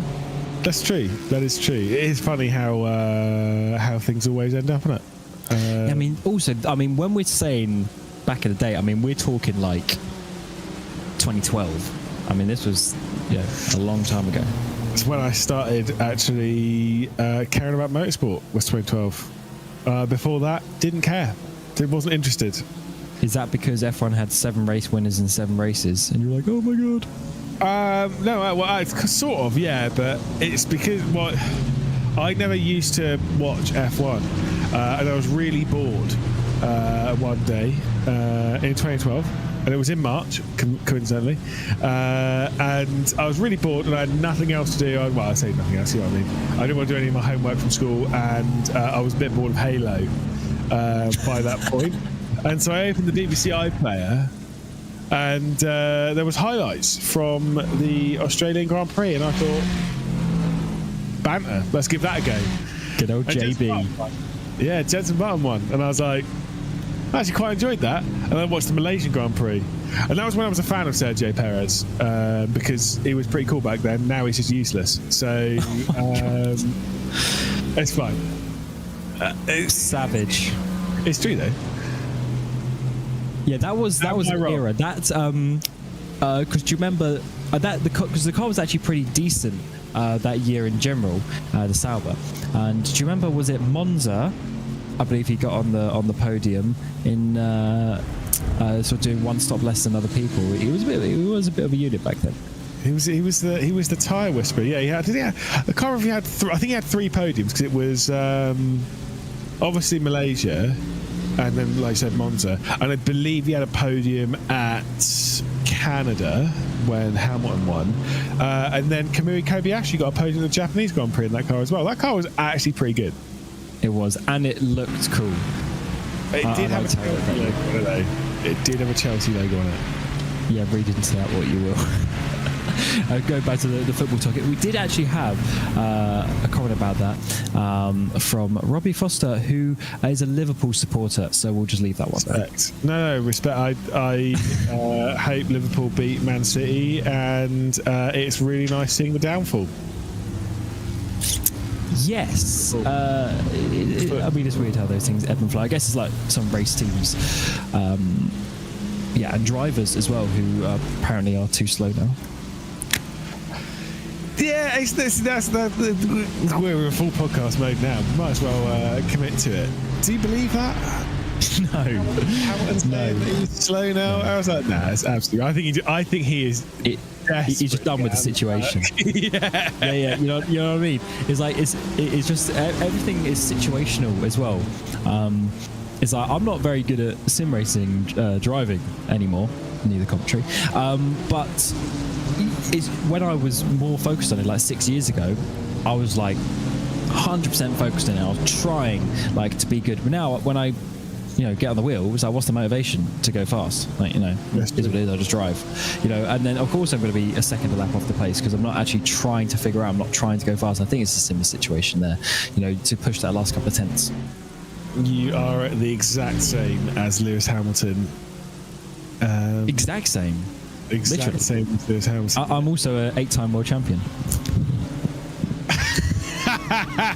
Don't let Luca Monroe hear you say that. I should. Great. He'll pull over and be straight back in for an interview. Be like, whoa. To be fair, he'd agree with you, so that's fine. But it's fine. Don't worry about it. Do you know why I said 8? Because 2025, mate, Ferrari are coming. It's Ferrari's year. Do you reckon? Actually, I was having a conversation with a couple of people about this yesterday about that, but I think F1 next year is going to be very, very interesting. Insane. It is going to be insane if the cars stay as close as they are now from the beginning. They won't. They will not. We'll see. Oh. Sorry, that was a change of move for position, as there was a bit of an odd mistake actually by the Ramrach car. Just had a bit of a wiggle coming through Mangus Beckett's, and that was enough. It was just a little tiny wiggle, but that was enough to swap that one around. Yeah, indeed. I did see one of their cars did get called back into pit lane for a penalty, courtesy of of race control. So it's for an instance. It's not for track limit excursions at instant points. It is because they've been naughty. So that's fine. It happens, doesn't it? To be fair, I never really got too much in terms of penalty in simulation. I was a good boy. Apart from that time when I was racing Matt Clip in that championship that you won, I wasn't a good boy in that. Whew. Goodness me. What? Oh, yes. Was it the WCS League voltage something? Yeah, well, I think it's just got the voltage. I mean, that was just a car off the track there. I believe that was one of the GT4 Aston Martins. Of course, did not have time to see who that was. That was Ed. Oh, that's the leader. That was the leader in your GT4. It's the number 64 machine. He went for a spin, and that is not the nicest rejoin in front of Ramrach. He's got to be careful with that one. He's also got another car on his outside. I know you're the race leader, but still got to get back on safely. And it seems like he's okay, but he has lost the lap lead. Actually, that's why, because that's the 111. Going around the outside. That is the car in second place, and they've got their lap back. Yeah, indeed. So probably a relatively good thing for the 111. But at the moment, like I say, Ayrton Williams, as much as that slide is awkward, it's not that bad, realistically speaking. Like, it could have been a lot worse. The fact that there's no major damage, speaking of which, just out a little bit too wide going onto the old start-finish straight, and Mark Shelton took one quick visit into the barrier. Did he not just do that? But on the start-finish straight instead. I swear we've already seen a replay just like that with Shelton. So that's not ideal. Maybe another fast repair to be used. But I do believe the limit is 4 fast repairs, which sounds like a lot, but it's also not, as we do have a battle in your GT3s. That's for P21, P22. As it stands, looks like it's going to be around the outside for the Phoenix Racing entry as they try and hold on to that position. Yeah, indeed, that was actually quite a nice move considering the conditions. So, just tidily around the outside there, Felvus. So, just tiny moves. To be fair, outside line does tend to work. Well, you say all this stuff about karting lines and stuff. They've got to stay off that curb on the start finish day, on the old start finish day. They do. I mean, you're doing, 130 odd miles an hour at that point. You do not want to be getting a wiggle on. already seen a few drivers have some incidents there. It's definitely very, very wet out there. I mean, that's obviously, quite obvious and apparent in front of us, but it is tough. Monsoon conditions out there, very wet. We've got the fog as well. The rain's coming down. The spray's in the air. 4 hours to go in this race. It's hard conditions for these drivers right now. It really is not easy. Like I say, visibility's not ideal at any given moment, courtesy of a little bit of fog, a little bit of spray, and just the rain coming down as well. With rain still expected to come down for about an hour or so. Like I said, they're going to get relatively comfortable with these conditions. But this is the thing, right? Let's say, for example, that your driver's been in for an hour before the rain hit. The rain hit for a longer period than we were expecting. So, and you don't really want to... I guess maybe you do. When do you switch drivers? Do you want to switch drivers so that you've got a fresh driver in for the second part of this rain and for when it dries up? Or do you want to leave the same driver in? Because if you leave the same driver in, like, that could be like a 4-hour stint. I am of the opinion, logically speaking, to keep the driver in there. Agreed. But it depends how long they've been in there. Imagine they've been in for 2 stints already, and this is their 3rd stint of the stint. That's obviously now in the wet, and then they go into that's obviously, as I mentioned earlier, it's going to be longer as well. It's not just going to be an hour. It's going to be maybe an hour and 20 minutes on the fuel because of the wet conditions, and then you want to send them in for another one. That is getting, very, very sketchy, with especially the time of day. I guess it is past 8 o'clock in the morning now, but if you've been up all night doing 3 hours or what in a row, then you are going to be very tired. So it's a tough choice for these drivers, because I'm not being funny, as a driver as well, I wouldn't want to jump in necessarily in these conditions. That will be very difficult. Yeah, indeed. I mean, I will say it's one of those things, especially because I say tiredness and blah blah blah. That's actually like a fair point.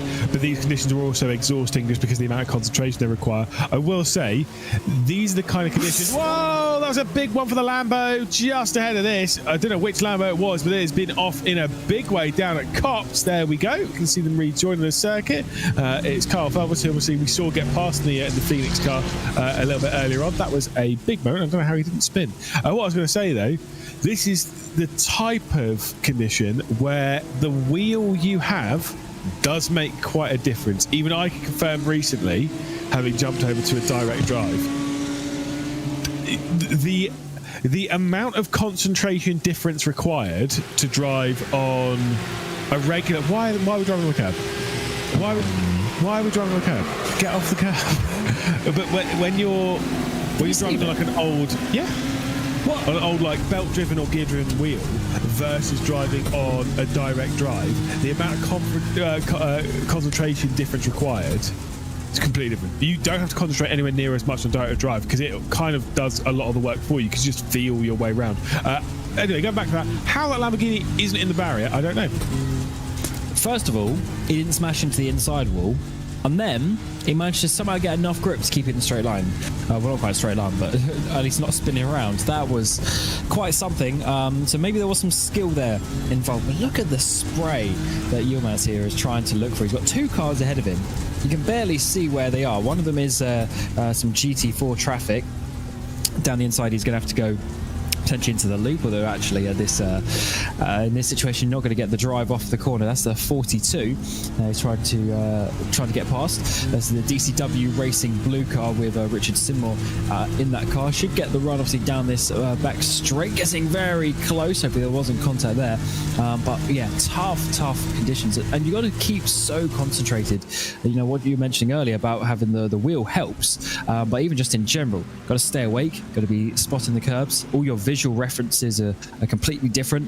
It's very tough to keep the car going in a straight line, especially with looking at the lap times as well. We've lost about another 4 or 5 seconds a lap since we last said it, so it really is getting wet out there. And did you see a little bit behind the 290 car? I think there might be a little bit of a slap on the wrist coming for the team that's currently running in 4th position in the GT3s, because I did see it in the background a little bit. Jan Hilden, who is behind the wheel of that number 15 car, went into the braking zone at Brooklands and absolutely slapped the side of the number 42. That I can definitely see that being a penalty. As Yuli Spetkin's in the pit lane for the Alpha Esports team. Yes, potentially, as we're seeing a battle. This is for, what is this for? P14 in your GT3 category. Wild Things Racing just up ahead, the 290 in behind. Of course, we did see these teams on screen not too long ago, but the battle continues as we work our way down towards Brooklands. And it seems like, how's the lap times looking? It is looking fairly good for the Wild Things Racing, but Aztec having some slightly slower laps at this point. Yeah, like I say, I mean, you're going to see large differentials on pace throughout the run here. As I know pit lane's getting quite busy. I think a few drivers are coming in. The thing is, it's obviously like most people have gone on to wets, right? So to have like quite a few people coming to pit lane at the moment, I wonder if that's just damage repair because there's no other reason. For slicks, mate.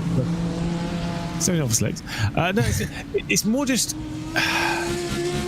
There's no other reason for them to come in right now because no one would be on the slicks. Drive-throughs. Could be drive-throughs for incident points. I'll have to see what their stop, what the actual stop time is, what their pit lane time is. But I wouldn't be surprised if it's at that point because in these wet conditions as well, so much more easy to run off the track. Yeah, I don't know. Again, it's fascinating. That's all I'll say. As we keep our eye on the Aztec car, like you said, Temperez behind the wheel, Kunjabo behind the wheel of the Wild Things Racing car. And this being the fight for 14th position, not much separating them. Joe Mugford's not too far down the road in the number 48 Prismatic Motorsports Athena car, which is their highest running of the two Prismatic cars in the GT3 category. Yes, and we still have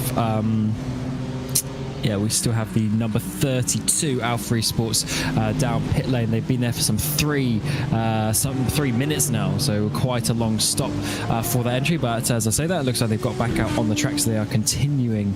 They're continuing that one on in this race, but obviously just losing some time and having some problems there. Hopefully that can all be figured out. But looking at actually where we are stint length time, almost everyone is around 15 to 20 laps it has been since the wet tyres, so they are going to have quite a while still to go. So it looks like it is going to be a full stint in those wet conditions, and then they say the choice of if they have to if they want to stay in again. We're pushing obviously deep into the 4-hour mark now, so if the rain stays, there's probably the next pit stop.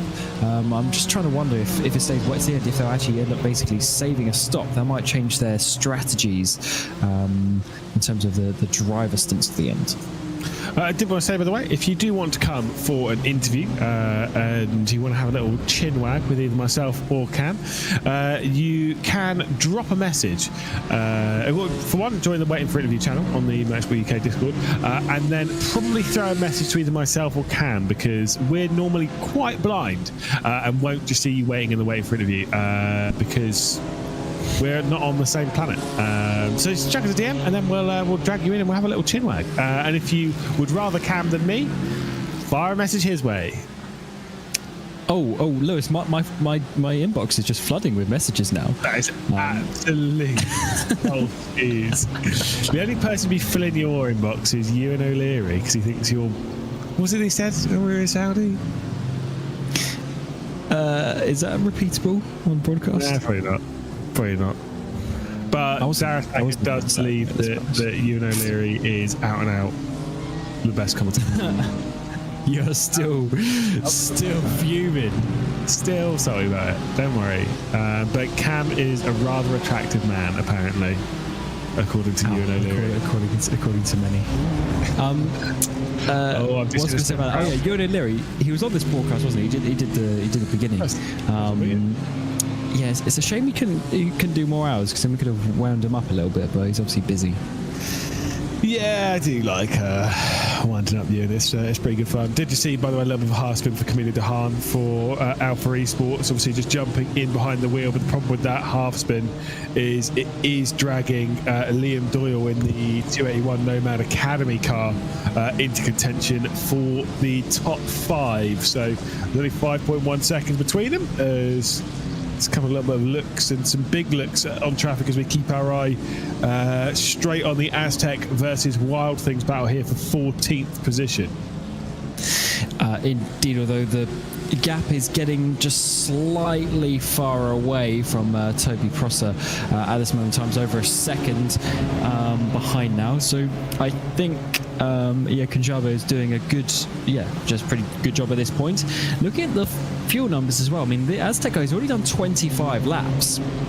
So if they were doing roughly 30 laps in the dry, I'm sure we'll be maybe near 35 or something like that.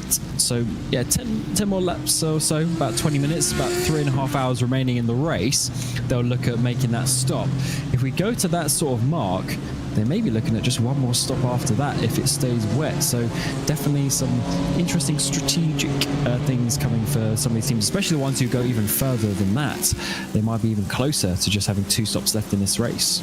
Yeah, of course, like as you said about the fuel mileage, really dependent on track, depends on how much time's added. If you have a circuit which is like point and square, like for example like a Monza, right? You don't actually gain as much at somewhere like Monza because you're kind of full throttle for quite a lot of it. Whereas a circuit like this, where you roll through Magnus, Beckers and Chapel, you'll be using way less throttle in the wet than you would do in the dry. And then even around here, where you'd be absolutely pinned, you're kind of going through it a little bit half throttle, and it's the same kind of place quite a lot of the way around the circuit, where these kind of like medium speed corners where you would normally be flat and not even thinking about it, and now you're kind of like lifting, you're going through half throttle. That's where you save an awful lot of fuel. And then you're lifting off, you're braking a bit earlier, you're not on throttle 100% off corners, and that's where you do save quite a lot of fuel around here. I don't know exactly what the difference is, but it certainly is a fair amount. I've just seen Camila Dehaan's been off the road again, by the way, going down at Abbey. So for Alpha, this is not going well. This might cost him a position fairly soon.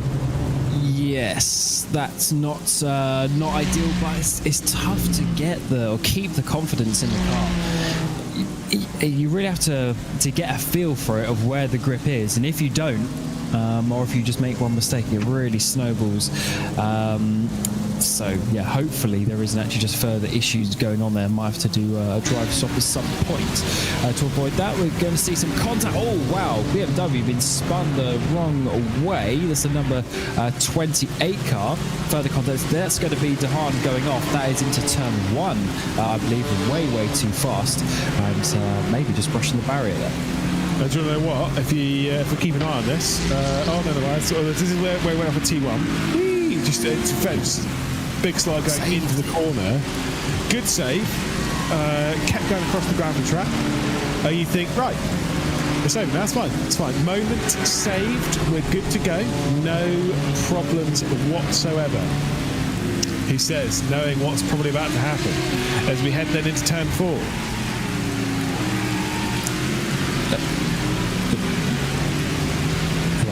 Where's he gone? Oh, he's back. Something's definitely going on with that car. Both maybe internet-wise, maybe some driving-wise as well.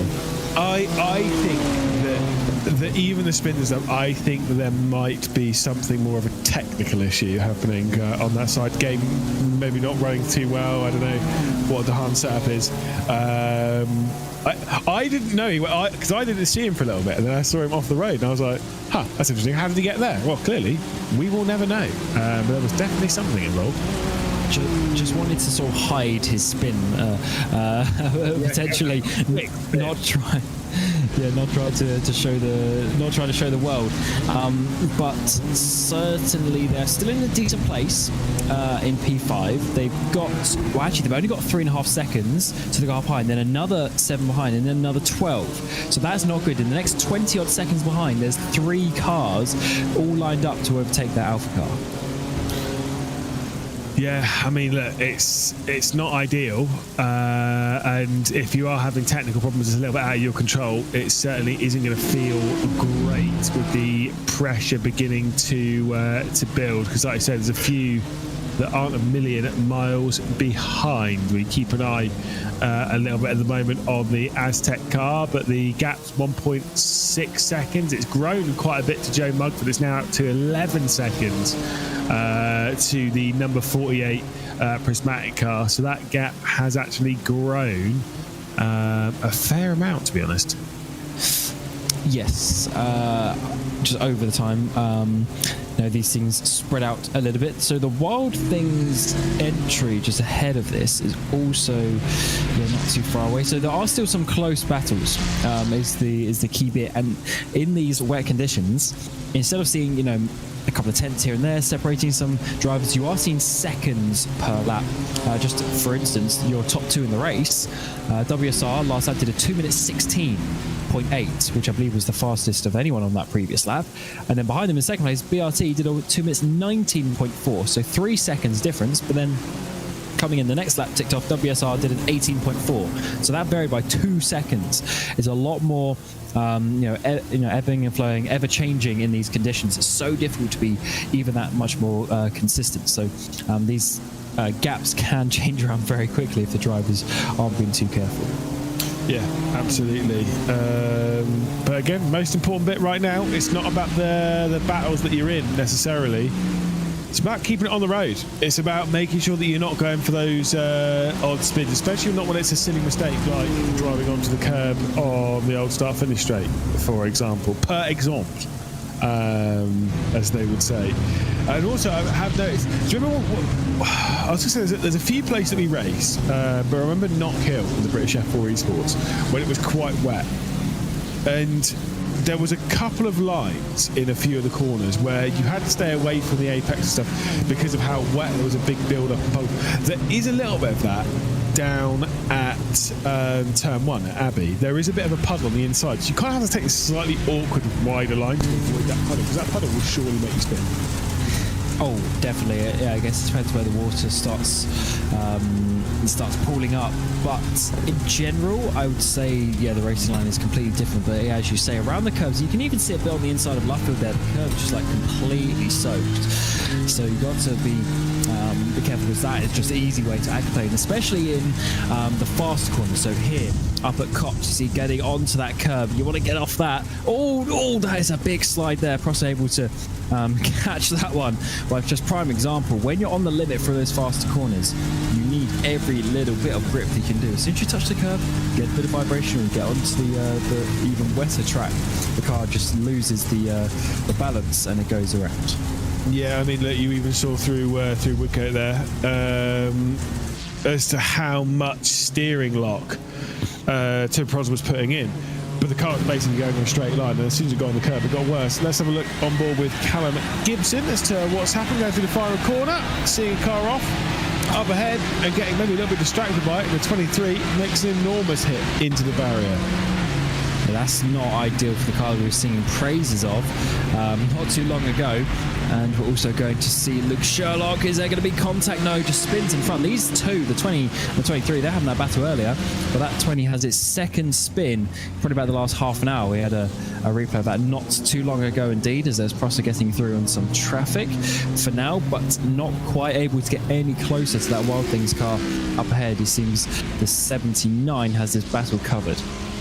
For now, it's 1.8 seconds, 1.6 seconds now, though, as they've dropped back a little bit, courtesy of a little bit of traffic down at T1 in the form of Michael Gravel, of course, who is piloting the number 46 car at the moment. That is the gravel track racing car at the moment, and Wild Things being slowed down. He said it was quite comfortable for a second. Now the gap is 1.3 seconds, so it's really being closed down, courtesy of Ferrari. Just not jumping out of the way immediately, and there goes the bit of a slide of the circuit as Gregory Kinshabo will work his way through. The gap was just around under a second, with a bit of a slower exit going out onto the Wellington straight from Turbo Prosser. Means that it's not going to be under a second when they get onto the brakes and float away through. And now he's got to try and navigate the traffic himself. Yeah, just been looking at the lap times again. It started raining again, a bit harder, I guess. The sort of slight dry line is gone, and all of a sudden, within the space of a couple of laps, that's the real good country will cut. The lap times have just gone up by another 2 seconds on average for everyone. So that's why it's difficult to be consistent. Every lap you're coming, and it's ever so slightly different, and you have to obviously just try and work it out on the fly. The 101 coming through Cops, I think that is a little bit of a wiggle. Saves it once, can't save it the second time, goes around, and that's a very awkward rejoin in a very fast part of the track, but it looks like they should just about be okay. The 89 Harrison is also going to have potentially a little issue there behind the number 20 machines. They're going to be contacting behind. I think there was actually, I think that's potentially the Phoenix Lamborghini spinning them around. Yeah, indeed. I will say there is Doyle. This was the Nomad Academy car, and I was about to touch on this one. Was running in 6th position, was closing in on Alpha Esports. That moment drops them right the way back down, as we see now. James Harrison, the 89 car, going for a big spin. That just absolutely snapped around. Oh, so far. Harrison basically 2 bits of contact in the space of about half a lap or so, and that was that the 390 that we were actually looking on board with for quite a long time. So Toby Prosser making some contact there. Ryan Abbott's for yet another time in this stint. Very difficult stint for him. He's been around about 5 or 6 times now, but he is continuing on down towards the back of the pack. They're now only 75 laps off gaining a position. You say only 75 laps. Well, it was 90 something. That's true. That is true. Gaining 50 laps is pretty helpful. That is a long way in the wet conditions here. 3 hours, 40 minutes left to go. Still plenty of time. I will say the iRacing weather system is telling me that the circuit is very wet. So it's uncomfortable out there. Certainly. You've got a lot of drivers on screen at the moment. They're bunched up at this midpoint of the track coming through the S's. And this, of course, is your race leader, the 41 machine. Over a lap, they've got to BRT. They put that lap. They had the penalty. They went just shy of a lap in the lead. They managed to get that lap back, and now they are doing quite a good job. Tom's actually been in the car for a little while now, so I wonder if they will end up swapping at the next stint. They've done 22 laps. Some other drivers up towards 25 laps on this stint, so I wouldn't be surprised if we get some pit stops. But they are going to go well past the 3.5 hour mark and get very, very close to just having 2 stints remaining with these longer stints. I'm very interested to see if someone's going to try that and if they're going to try and make it work. But it all depends if this rain stays out. Yeah, I mean, again, we always talk about it, but there is the point of the race where you start running your strategy backwards. And the thing is it's been a little bit harder in this one. And what I mean by that is obviously you want to work out when your last pit stop is. We talk about this every single time we do 24-hour races. The most important bit after a certain period is to work out when your last pit stop is going to be, to make sure you don't have to splash and dash, right? Because then you work backwards to it, so you can spread that across the stint. So you don't have to come into the pit lane for an extra time unnecessarily, right? Pretty simple maths. The thing is, because of how late this rain hit in this race, you can't really do your strategy backwards until the rain started, because you need to know when it started, and you can't even really do it properly until the rain's ended. So it's kind of a bit awkward with this, but it just means that you've got to give yourself the most amount of options possible, and by doing that, it's going as long as you possibly can.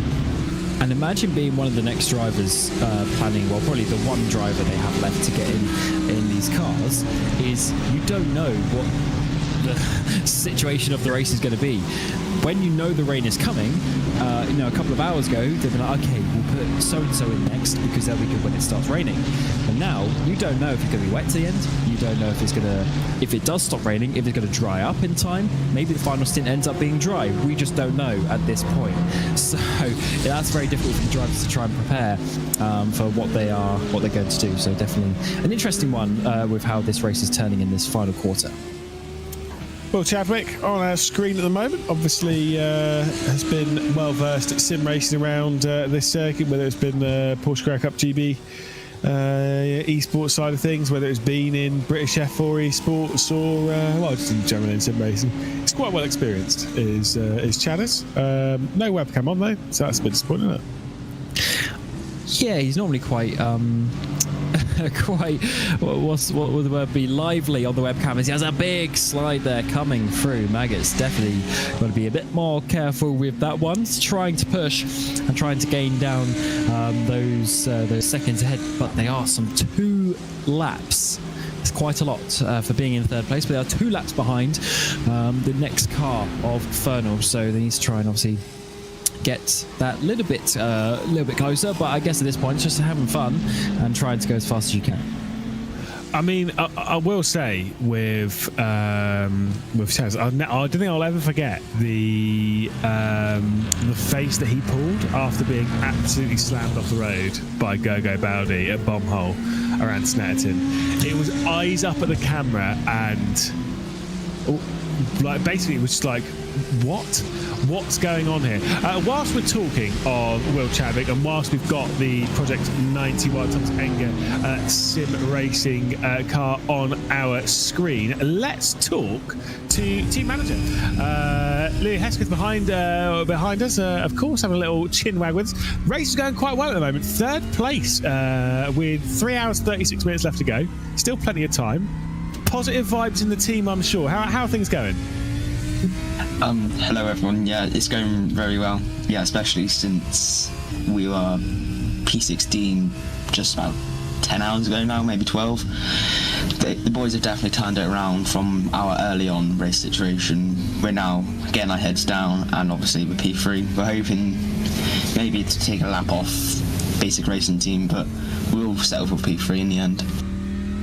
For the track to be in out there, and a lot to kind of deal with right now. What's it been like?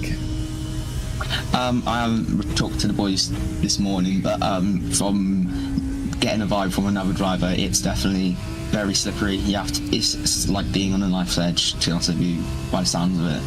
It does not sound very nice at all. And obviously being team manager, co-owner of the team, how involved are you on a lap to lap basis? Do you kind of like let them do their own thing? You said that you haven't spoken to them this morning. Do you just kind of like let them do their own thing, or do you kind of like sit there, have a little chat with them, see what's going on, assist where you can? I tend to do both. Obviously these drivers are very experienced, especially William Chadwick, so I let their experience show. But obviously, if they do need help, I'm there just in case. And so, I mean, you say there about like what you're kind of expecting for the final bits of the race. Do you think gaining any positions is really possible, or is it more just about gaining that lap on BRT and kind of hoping for the best, or is it just keep your nose clean, get to the end of the race, and like say, happily take third place? I doubt we'd be able to get the basic racing team unless they have a major incident. So right now it's just getting our heads down, opening a gap to Team Medex to finish the race, hopefully in P3, if not better. Well, Louis, we'll let you jump back over to the squad and actually have a chat with them this morning before things get, well, potentially drier for that final stint of the race where things could get very, very interesting. Yeah, thank you. There we go, Louis Hesketh there, of course, from the Project 91 Thomas Enger sim racing team. Cameron, always good to catch up, not only with our drivers, but also team managers as well. It's always interesting to hear. Yeah, they have a slightly different viewpoint of the race. Maybe a little bit more caution in. Someone's just absolutely missed that corner at Brooklands. It looks like they gathered it up very nicely indeed. But yes, as a team manager myself back in the day, it's not always the nicest feeling, actually, when you're in a good position. Because you can be just a little bit anxious that your driver's going to bin it, especially in these conditions. Name and shame. Who was the hardest driver to manage? Was it me? You were fine actually. Well, we won the championship, don't matter. I was fine until Zandvoort having a couple of exactly. Not particularly happy about it. Hardest driver. I mean, everyone always has a different different things that you have to work out. I guess in general, just the general the mix of drivers that you select is as important as like one standout driver. To be honest, you've got to have the right atmosphere in the team. I respect the fence you're sitting on, because I also would I had a lot of drivers at one point. Like 2018, we had like 15, 20 drivers. Oh, big crash, just ahead of, I think it was. Yeah, you're absolutely right. Ayrton Williams, we're riding aboard with race leader in the GT4s, as I say, Abbott having more of a problem than hitting the barrier. No, I distinctly remember managing quite a lot of drivers, especially back in like 2013, 2014, when I was working along with Mike Bell. We did have quite a few drivers under our remit. That is a big hit into the barrier once again for Ryan Abbott's. Yes, huge chunk on that front end, and they're getting there towards the end of the race, but it's been a tough stint in that car for Pete Abbott's. But Ryan Abbott's. But as you were mentioning earlier, a big shout out to that team to keep on going. I mean, these are not fun conditions, to be honest, and they are still going through the motions, getting the race done. 3.5 hours remaining. Got a few drivers down pit road. As it stands, we've got Will Chadwick for Project 91, like we just said. Concoli is in the car now for the Prismatic number 48 entry as well after pit stop. So definitely that point in the race. Will didn't actually go as far as I thought. He pit after 29 laps. I thought we'd be seeing the fuel mileage go a bit better than that, but maybe I'm wrong. Who knows? But maybe that's because we want to get onto fresh tyres, because again we know it's going to dry up in around an hour, so wants to go on some fresh wets to then roll through the rest of the wet weather stint. I don't know. I don't know. I am not a race strategist, and I always assume that they understand a lot more as to what's going on than I do, because we're not smart up here in the commentary booth, so we can question it. Go on, what were you going to say? I was going to say, sometimes, especially, in sim racing, we do have professional teams, but there's a lot of amateurs as well. I reckon half these guys are just winging it, to be fair. Yeah, to be fair, I've done a little bit of race engineering. I distinctly remember some wet weather conditions in your neck of the woods, guiding Lars Brugman to 2 podiums. In Bahrain and Turkey. Was it Turkey? Was it Bahrain in Turkey? I think it was Bahrain in Spain. Oh, Spain, yeah. I think it might have been Barcelona, because they were both wet, because Bahrain was wet. I believe Mohammed Patel won both of those races. Well, he won like 6 of the first 7. Yeah, so I wouldn't be surprised. But I believe, he won all 3 of those races. Yeah. No, I distinctly remember a guide. That was before your reign of terror, wasn't it?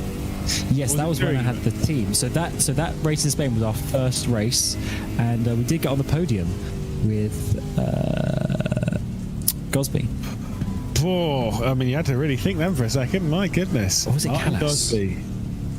I'm trying to think. Maybe it was Callas. Surely it would have. Well, Santa Callas was all right, but surely it would have been Gaza. Oh, mate, this was 2017. This is a long time ago now. Yeah, but Gosby was still in sim racing for like 4 or 5 years by that point, so it's fine. I'm doing well. He was a goat in my team. Goat. Yeah. He's not a world champ, was he though? Sadly not. It was close, but no cigar.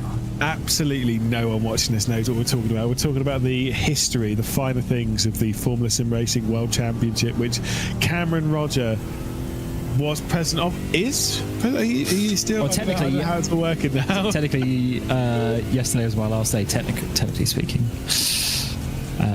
You're not. Yeah. Well, that's one. We're not going to dwell on this broadcast. Year ends 30th of November, but no, it's all good. It's all good. The chapter in the sim racing journey, but certainly, great memories looking back. All the stuff that we've spoken about, over the stint already. The history now is coming there with sim racing. We're talking about things that happened basically 10 years ago now. It's pretty crazy. Yeah, I've been in sim racing now for my first ever race in sim racing was July the 2nd, 2013. That was the first race I ever drove in sim racing, and it was around here. And I overtook Jack Nicholls on the last lap. Have it, son. Jack Nicholls, pre-Formula E. 3 Formula E technicals, yeah. Did him around the outside right here on the last lap for 14th place and 2 points on an Xbox 360 controller. Great times. Great times. But yeah, no, it's always very exciting, as we'll see. We'll hop off the waffle train for a second, because we've got a little bit of lap traffic. Is this lap traffic to do with it? Because Alpha Esports we've seen in the foreground, isn't it? Yes, so this is the number 94 machine. Yeah, that is at 4 position. Oh, another driver on the curb, and that is some big contact. Wow, what a move that was to avoid that. But then, we didn't quite see that, unfortunately. There's further moves there at the same time as a terrible rejoin. We've also seen Shelton go for another spin, just 1 corner later than what we had a little bit earlier. We have seen a move, so eData, I think they may have gone off Dan Kell. They've just lost a thing. Oh, that is a horrible place. Mark Shelton avoiding that one nicely and saving it, as we've seen a few drivers down pit lane as well. The leader's been in, Project 91, not Project 91, Team Red X have been in as well, so all happening on track right now. Yeah, indeed. You could say that car was lucky not to end up in the gravel. Get it? Because it was gravel. It was fine. There's a team called Gravel. Gravel.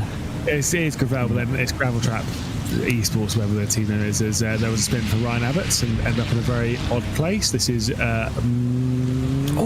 that's a big one. That is going to end up in the Gravel Trap. That was a send over the anti-cut.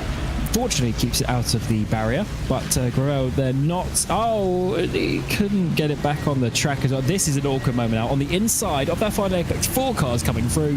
He's managed to just gather that one up and rejoin at a good point, but going about 20 miles an hour for a 100-mile-an-hour corner is not a nice place to be, but he's got away with that one. Did you say the eDatum car might have had a problem? Yes, I saw they lost a place. Oh, they have lost a place, yeah, to Gurgly Kinshabo. I have never been more desperate on a broadcast to see an incident. What's Dan Kell done? Yeah, exactly. I just want to say I've known Dan I've been teammates with him for like 6 years. You're absolutely right, by the way, in your point of like sim racing. As sim racing's grown, we've got so much history to look back on. It's lovely. I mean, even this event's been around for a few years now, and it's obviously great. We've got lots of history around it, which is some good fun. History kind of brings weight. The more history you have on something, the more kind of intriguing it is to see where it's going to go and what it's going to do, because that's where legacy is created. That's why like the iRacing Daytona 24 Hour is such a prestigious race, because it's been around for a long time, right? Absolutely. And it's the first one of the year. I mean, even iRacing, I'm trying to think, when did iRacing actually come? Was it like 2008 or something like that? It's around that time, It was a long time. I mean, if that is true, we're talking 16 years ago now. 16 years. That is absolutely crazy. A lot of things have happened since then. Championships, some come and go, but the racing continues on. And every year there's all these new ventures, and it's absolutely incredible. I mean, you were talking about earlier about FSR, one of the teams that races in there on Eric's. I believe they were founded in 1998. Which is the same year that I was born, and that's still a sim racing team as such. Obviously racing in a slightly different capacity back then, but still it's still racing and it's still competitive. How does it feel, probably knowing that we're crossing over the point where the highest percentage of sim racers have a birth date where the year starts with 20? I mean, even being in 98, as soon as you hear someone say 2, it's a bit scary. Yeah, that's fine. It is. I mean, it is what it is. I just assume that anyone born past the year 2000 they don't exist. They're still at school. You know what I mean? Yeah, exactly. They have to. It's 2000, and then you realise he's like someone who was born in 2000. I mean, I can't remember what year Dan Kell was born in. I don't know how old Dan Kell is. I know his birthday's. Is he still at uni? No, he works for high tech. Yeah, so he's probably like 23. So 2001, let's say. I think it was around 2001. Yeah. It's back around then. That's going to be a big hit for the number 17. I thought he was going to save up like we saw some other people, but Yanaman Pris could not do that. And did he actually touch the grass in the end on the left-hand side? Yeah, he did, or just the curb even, just caught the curb, goes backwards, and that is a big hit actually into the wall. Rear bumper gone, rear wing gone, and that's going to be some big work for the crew, unless they've got a fast repair remaining. Yeah, that's not pretty, is it? And like I said, it's a pretty heavy hit into the barrier, but sometimes it is what it is. Gravel track racing. Is this one going to be a spin? It's such an awkward spin. Just touch the curb inside. That is, I don't mean that it's necessarily for Michael's driving, but almost rejoins into the car there. That is one of the most pathetic spins I've ever seen. He was doing 10 miles an hour and he hit a curb. That is, I mean, this is a race car, but that just shows you how on the limit they are even at that speed. That was absolutely horrible and super unnecessary. And true. That's fine. It's just how it is, unfortunately, in these conditions. As soon as you bobble the car at all, it just has no grip. You've got to keep it planted. It's a really tough, a tough point of the race for these drivers. Oh, here's Shelton. Oh no, is he going to do it again?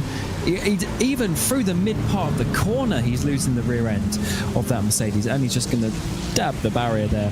Fortunately, that should be okay. But oh my god, he's facing completely the wrong way on the exit of Woodcote. That is a terrible place to try and rejoin. Hopefully, he's looking at the relative board and can get off the track and seems to be okay. Yeah, I've just seen also an issue for the number 15, Jan Hilden, behind the wheel of the Team Red X Silverstone car. That's also been off the road. Fancy rejoining the track. Probably was turning, actually. There's the instant for Jan Hilden. Whoa! And absolutely clobbered that GT. How did that GT4 not spin?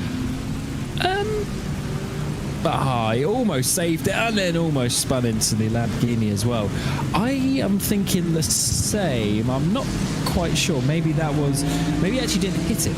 I don't know, because surely with these conditions, we've seen the slightest problem spin some cars, but somehow that one didn't. I think it was the number 17 who we just seen on screen there, able to keep on going. Yeah, I mean, in these conditions, you should be able to spin a car relatively easy with a light bit of contact. So to see someone get absolutely clobbered and not go for a spin is wild. But that is absolutely fine. We don't have long left to go of our stint cam. We've only got 18 more minutes before we hand things over for the final stint of the race. A few drivers entering the pit lane, including Jan Hilden, who I was alluding to a little bit earlier on. And I believe one of the Mercs, I think it's Nadazinski, also into the pit lane. So a few drivers coming in, maybe for a pit stop, maybe even for a damage repair, maybe even for a drive-through penalty for exceeding instant points. It's exactly what Jan Hilden's done. Gone straight to the exit pit lane. Easily done. At this point in the race, of course, we're almost at 21 hours completed. A long race, and just over 3 hours to go.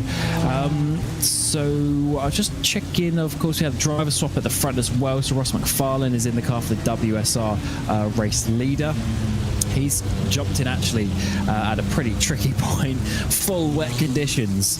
So hopefully he's able to get up to speed with that one of those. Lap times so far are not looking too bad. But almost a lap 600 as well, at least for the leader. They've only got one car on the lead lap, which is the BRT car, but the BRT car will be coming down pit road in the next lap or two. Yeah, I mean, I will say Ross McFarlane's quality peddler. We've seen him at very, very high levels of sim racing, battling for victories in some mega races. So don't mind the wheel right now. As much as you would say, yeah, switching in the conditions now, it's kind of tricky. Drivers at that level, I'd say less so. I'd be less concerned at that point, just because, yeah, again, the quality of driver is quite high. And that's kind of where this race is a bit more interesting than the typical esports race that we kind of commentate on, where it's a bit more like at the highest level, you should be able to switch drivers at any point and be absolutely fine, generally speaking, within reason. Whereas in this race, because there's a more, so it's more of a club vibe, you still have some very strong drivers, but then you've got, drivers that we'd be racing against if we just did official racing. It kind of leaves the door open a little bit more to be, well, I guess less predictable in a sense in this kind of conditions where you could switch, you might not be able to switch, so who knows? It definitely adds a little bit of extra jeopardy to those drivers, or those teams, I should say, who maybe don't have some, let's call them professional or semi-professional drivers in the vehicle, but that just always makes it a little bit more, fun and interesting. You've got to be, well, basically just enjoying the race as it comes, and hopefully you keep it on the track. It's been a tough day for certain drivers. You know, when we get these replays, as Dahan is in the pit lane from 5th place once again. We've definitely been down there a few times in our stint. But yeah, we've seen a few replays, and there's been a number of drivers who've come up multiple times, subject to it being so easy to have these issues. As it looks like Shelton and the GT4 car is just losing that place to Sean Cooper, that we are on board with the 28. Yes, indeed. We'll say the wet weather is expected to stop within the next half an hour. The rain is expected to stop.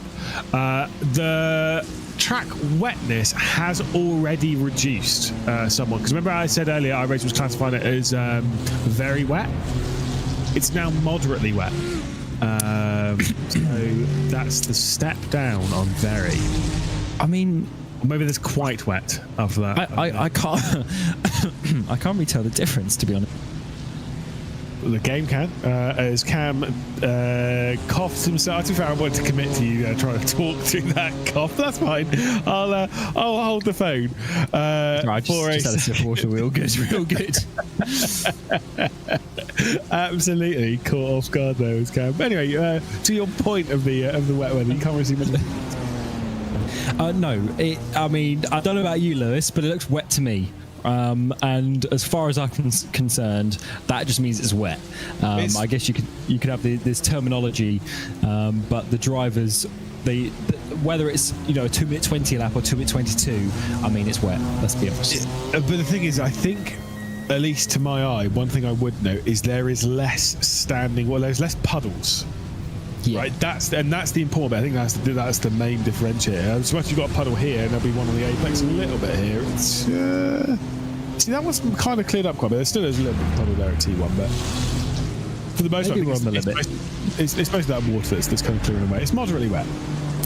Yeah, we'll go with that for now. As BRT from 2nd place in the pit lane, so they will go back to a lap behind the lead, and still 2 laps ahead though with the Project One Thomas Agi Sim Racing, because Will Chadwick is not fast enough to catch 2 laps on pure pace, which is basically what's that, about 4.5 minutes around this track. So lots of time in between those 2 cars. So BRT working their way nicely towards a 2nd place finish, and I think Fernell seems to have stayed in that car as well. He's been in there for a little bit now, but makes sense to keep him in. There might just be one final driver swap though to the end for these teams. Also, I did see in chat, Toby Prosser, someone who were right on board with and seeing a little bit battered earlier on, says there's no better way to spend a birthday weekend than Britcar in the pouring rain. For one, happy birthday. For two, really? I mean, I've done ironically around Silverstone as well. Back in 2019, I did a race and we won. So I wasn't overly happy about having to do a race on my birthday, but it's got to be done sometimes.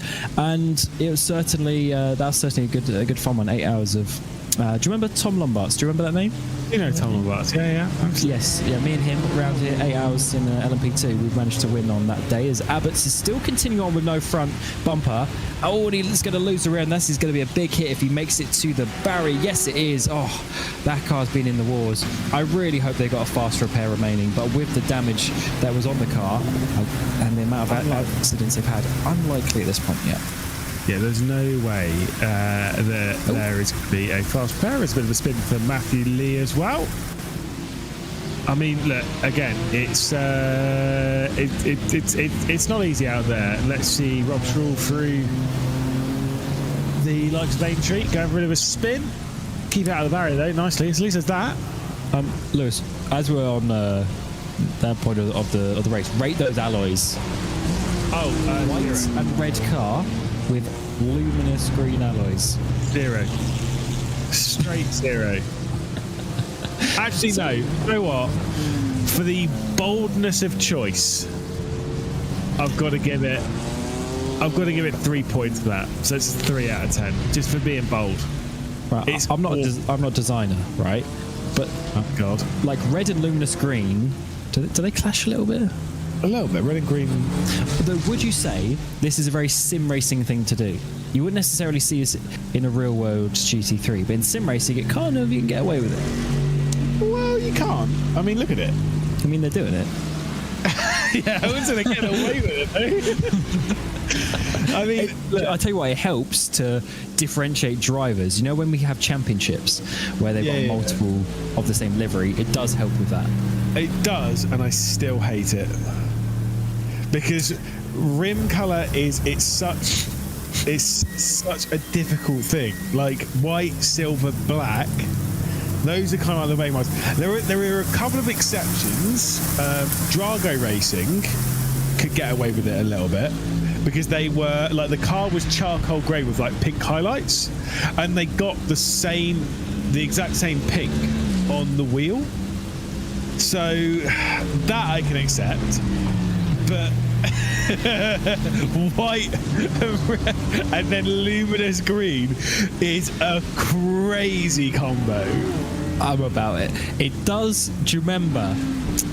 Was it LMVS with red mirrors? Was the only way to differentiate? Was it Alpine? That was. That was quite a difficult one. There was I can't remember. I just remember going into 24 Hour Le Mans Virtual 2022 with 4 teams on my naughty list. Well, maybe 23 probably then. 4 teams were on my naughty list because there was your lot, sort of. Yeah, basically, we're different sponsors, but basically the same thing. Yeah. What was the team name? Oh God, what was it? Varmal Burst. Varmal, thank you, Varmal Burst. Yeah, so Varmal Burst, all your cars, like both your cars had the same liveries. R8G, both the cars had the same liveries. I think it was Redline, both the cars might have the same livery as Leo together. Whoa! That was concerning. There was another one as well. I can't work out this camera angle if he's okay or not. Okay, yes. Trigurtha is, but that's in the middle of the straight, so actually probably wasn't really okay. That's why you had a couple of cars going past us. This is actually what we're now looking at live as well. So that battle, that has turned into a battle on our screen. Yes, indeed. Although you can't really see much of it through the fog and the spray. That is quite hard to see. But you know when you know they're moving quite quickly, but because you're zoomed in and stuff and it's all foggy around, you can see nothing around, so there's no reference to see how fast they are moving. Actually makes me feel a little bit sick as into the pit lane comes the lead Merc in that battle. It actually reminds me of one time I was skiing, and I was skiing in it was snowing quite hard. It was quite foggy. And I just remember there was a point where I genuinely couldn't tell if I was moving and in what direction, because I could see nothing, and genuinely I was like, I hate this. And there's a little bit of that in the spray. Yeah, that's quite a dangerous situation. Is all that is going to be a tough one for the 390. Does he keep out the barrier? I don't think so. Huge hit for 390. We've been looking at this car. We've got Corey Price there now. That's the Aztec 390, currently in 23rd place. But we've seen them battle all afternoon. But unfortunately, that is going to be a big load of damage for them to continue on with. Yeah, indeed. And like I say, the odd little slide, the odd little scrape, the odd little scary moment for quite a few of these teams. None of those are quite hitting our race leader with 3 hours and 9 minutes left to go. Ross McFarlane continuing behind the wheel of the WSR eSports Buttkicker car ahead of the base race team, the BRT car, which at the moment currently runs a 1 lap back. It's a lap lead in the GT3s, and it is just under a lap lead in the GT4. Satellite Sim Racing on the start-finish straight now. Altitude eSports going out onto the Wellington straight at the moment. So Satellite continuing to lead at the moment in GT4s, and I tell you, at the moment, as if like that's going to change, they've nearly got a full lap lead. It's a dominant performance in both the categories, but with the wet weather conditions, when it starts to dry up, that's where you can make a bold gamble and maybe switch a little bit earlier and try and take advantage. Indeed. So I'm just having a look. Yeah, obviously everyone is sort of in their point of the sim where we're kind of in the middle again. So all the pit stops happened, and they are now just working their way through. Of course, we're looking at this battle in the GT3s with the Clarkson James Racing entry. They're just a second behind the Sim Dynamics Sunoco, then just another 2 seconds back is that Ferrari of the red Ferrari, Dan Kell. So three-way battle at the back end of the top 10 in your GT3s, and that is closing up rather nicely. Indeed, it's not always this point in the race you get a immediate battle on the track, but now we've got a three-way one. Yeah, indeed. And Sean Cooper behind the wheel of the Sim Dynamics Sunoco Race Fuels car. That's a 1.7 KI rated driver.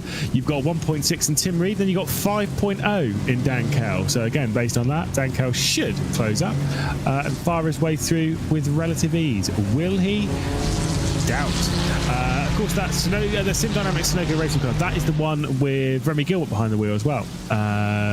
Not driving at the moment, but like he's in that team. So they do have a couple of quality drivers in that car as Dan Kell gets right out of the spray. Certainly does. Look at the previous lap times. Kell was a second and a half quicker than the pair of these. I wonder though if the Clarkson James car could go a little bit faster if he had a completely clear track up ahead, because the issue is when you get this close, of course you have the spray that kind of blocks your vision a little bit coming into some corners. Definitely a lot slower there for Cooper through the final chicane, and that is going to allow Kell to just get even closer in the background. He's right there now. Was a second and a half that gap, but he's already caught up very fast indeed, and is looking to go even faster, as on that previous lap he was 3 seconds quicker. He really is starting to close in now. Yeah, I mean, there's a thing I was about to say. I literally was about to say there's a big dive coming in from Dan Kell right on the inside of Tim Reed. We'll see a replay of Tom Stanley work his way through Stowe and go for a bit of a spin. Seen that quite a few times. Dan Kell to the outside as they work their way through Aintree. Big move coming in from Kell, trying to squeeze his way past Reed, but Reed's able to hang on. Bit of a lap traffic in the form of the number 31 Mercedes GT4 car. Charlie Max behind the wheel at the moment as they head their way down the end of the Wellington Straight into Brooklands. And Tim Reed did a good job to hang on there. That was a big dive from Kell. He's going to do it again into Luffield. Actually, what that's going to do, though, is it's going to put him wide and then potentially get the better exit, but I'm not sure about that. Actually, a little bit of a wiggles helped, but obviously Ferrari on Ferrari, exactly the same power drag and everything. And look at the spray once you get in there. How brave does he want to be on the brakes in towards Cop's corner? He has to back out of that one, but he's made the apex, so unfortunately that's a little bit wide from Tim Reed, and it's going to be side by side up towards Magus and Beckett's. Should be a relatively easy move to complete for Dan Kell. I think Tim Reed's going to back out, but he's not even going to be alongside when they get into the first part of the left kink going into Magus, Beckers and Chapel. And now Sean Cooper's just got ahead of Televsky at the moment, who's directly ahead. That's in the another one of the GT4s, the 376 at the moment in that GT4 category. That's going to just hold up Sean Cooper a little bit. The gap's 1.2 seconds. Could see Dan Kell move the E-Datum car up inside the top 10 in the very near future. Yes, certainly could. There needs to be obviously just focusing forward, and judging by the pace of Cooper, at least in the last couple of laps, you'd expect Kell to be there on this next lap coming as well. Up the inside, that is going to be for Reed on the traffic, but he's definitely not in with this battle too much, unfortunately, as he's just dropped off the back. So it's now just going to be a short time for that red Ferrari of Kell to catch up to Cooper on this previous lap. He was only 0.3 faster, but of course he was overtaking Tim Reed. Yeah, not too long ago, by the way, past 600 laps complete. WSR eSports Buttkicker on lap 6:05 at the moment. So a lot of laps, complete here in the Buttkicker Britcar 24 hours of Silverstone. And we're still 3 hours left to go. There's plenty of time for these drivers to kind of work their way up a few extras. We're having a chat with a couple of team managers. Listen, a lot of it is just keep your nose clean, really, at this point, isn't it? Oh yeah, don't do anything silly. You've gone far enough. You're kind of committed at this point, and that would be such a big waste, especially if you run out of fast repairs. It'd be such a big waste just to send it off the road, and then just waste all that effort for the weekend. And especially on whose birthday was it again? Was it Prosser? It was. You're saying, don't want to ruin Toby's birthday. No, exactly. It's kind of something. If you're racing on your birthday, I don't want to be that guy. But sometimes you got to sit there and be like, there's some potential disappointment on the horizon. You never know. Racing on your birthday is dangerous. I distinctly remember my mate of mine, Scott Barber. We always used to start the GPVWC season in February, which is obviously the rival Felvus in racing. You enemy. And we always start in February, and Scott Beresford, good mate of mine, his birthday was in February, and the amount of times we'd always race around like his birthday and stuff like that. And one time we did race actually on his birthday. The first race was an absolute disappointment. The second race he finished, he won, if I remember correctly. And he was like, great, now I finished that and now I'm on a high and blah blah blah blah. But I was like, oh, sometimes it's very risky as Dan Kell will try and go for a move on short kick. Sometimes it could just be a disappointing day. Oh, it could be as he's going to do the up and under here. No, he doesn't get the car to the inside. Of course, the big puddle on the apex there. So definitely a tough one, but we are closing in on that 3 hours to go mark, and he's going to use that as his opportunity to dive it down the inside towards turn 1, but doesn't choose to do so. Although turn 3, this is where he did the big send. Not too long ago, he's going to have the confidence this time around. No, he's not. So Cooper's putting his car in all the right places, but maybe at turn 4. Yeah, indeed. Like I say, you got 70 seconds of us, Cam. We've had a lot of fun in our little stint. Our podcast o'clock as Dan Kell will squeeze his way past the BMW there. So the Sim Dynamics Sunoco Race Yours car is now behind the Datum car. Some of our little stint, I mean, we've had a bit of fun. We've had weather's hit us for the first time in this race, so we are dealing with quite a lot of rain, and there is a Aston Martin in the middle of the road with a lot of damage. Oh, right in front of the leader, the 41 as well. That's a bit awkward. But yeah, certainly it's been an interesting 3 hours in the booth. The rain has come down about halfway through. It's caused some absolute carnage. We've seen some big incidents, but hopefully we can get some nice battles to the end. WSR, they're looking very, very strong in your GT3 championship. Yeah, like I say, WSR eSports Buttkicker leading comfortably in the GT3. Satellite Racing leading comfortably in the GT4s as well here in the Buttkicker Britcar 24-hour of Silverstone. Got just 3 hours left to go in the race, and the rain is looking like it is going to stop. Myself, Liz McGlade, Karen Roger about to jump out of the comedy booth. Connery Maddock and Lorenzo Bonda ready to take you all the way to the checkered flag.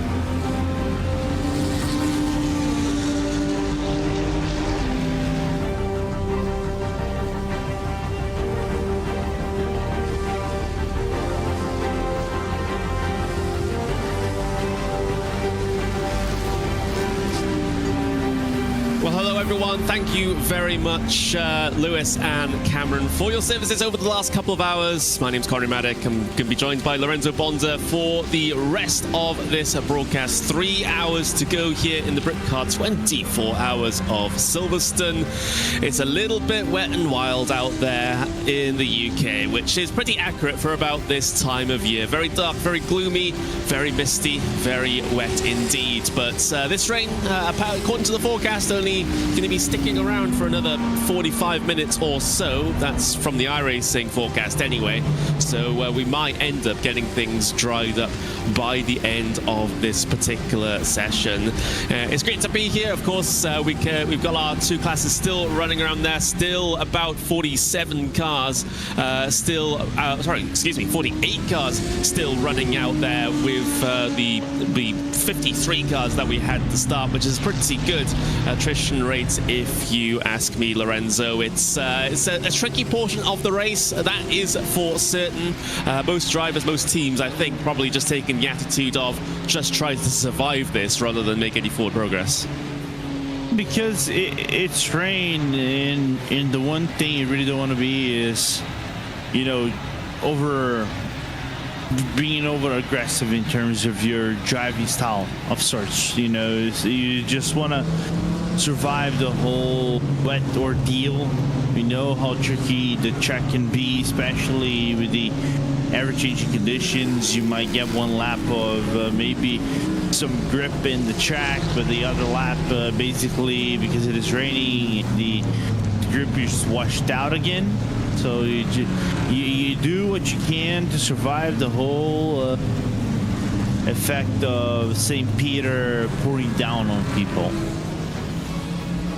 Absolutely, it's definitely something that can shake up races such as this one. Yes, there are quite significant gaps between drivers at this point in the race. That's kind of natural when we have a 24-hour race that does not utilize any of the full course yellows to try and bring people back together. But either way, we still got some relatively close situations going on out there. That's a bit of a lapping procedure going on between those two GT machines here at the moment. That's not a battle for position out there. The closest actual battle for position is the 28 and the 98, the Sim Dynamics and Clark St. James Racing car. Those are the ones that are very, very close out there at the moment. And the Clark St. James Racing car, the 18 is the 98, excuse me, is the one that was dealing with the Team Red X number 15 trying to come through on them just in that last moment. Of course, Team Red X, they are currently fourth in class in that top GT3 division. So they are looking very, very good at the moment indeed. They are about a lap behind their closest competitor, but they're also a lap ahead of the one behind. So they're in a bit of they're on a lap all on their lonesome, at least in terms of position in class. You can call it a lap conundrum, a lap gap conundrum. So at least you find yourself in a position that you can battle it out, or do something of the nature, overtake some people. It's always welcome. As you can see, P. Forge and Jan Hilden overtaking, overlapping Sean Cooper in that sense, and the Sunoco car.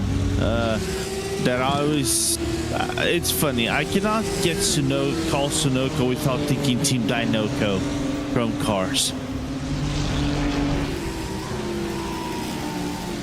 Indeed, as we have obviously all this situation going on in GT3 with the closest battles out there, but these things really push and pull a huge amount because of the weather conditions, because different drivers will be comfortable in different conditions, and you know, they've sort of been dropped into this around about 2 hours ago, so there's potentially still some changes to be made in terms of positions out there, but they were able to, most teams were able to get a decent buffer over their closest competitors before the rain came down. So it's any time that they're losing is potentially just eating up into that more than anything else. But having a look at the sort of lap times across the board, I know it's difficult to talk lap times here in these sorts of conditions, but the fastest GT3s are in the 2:15s. That's where the race leader is, the WSR eSports Buttkicker at the moment.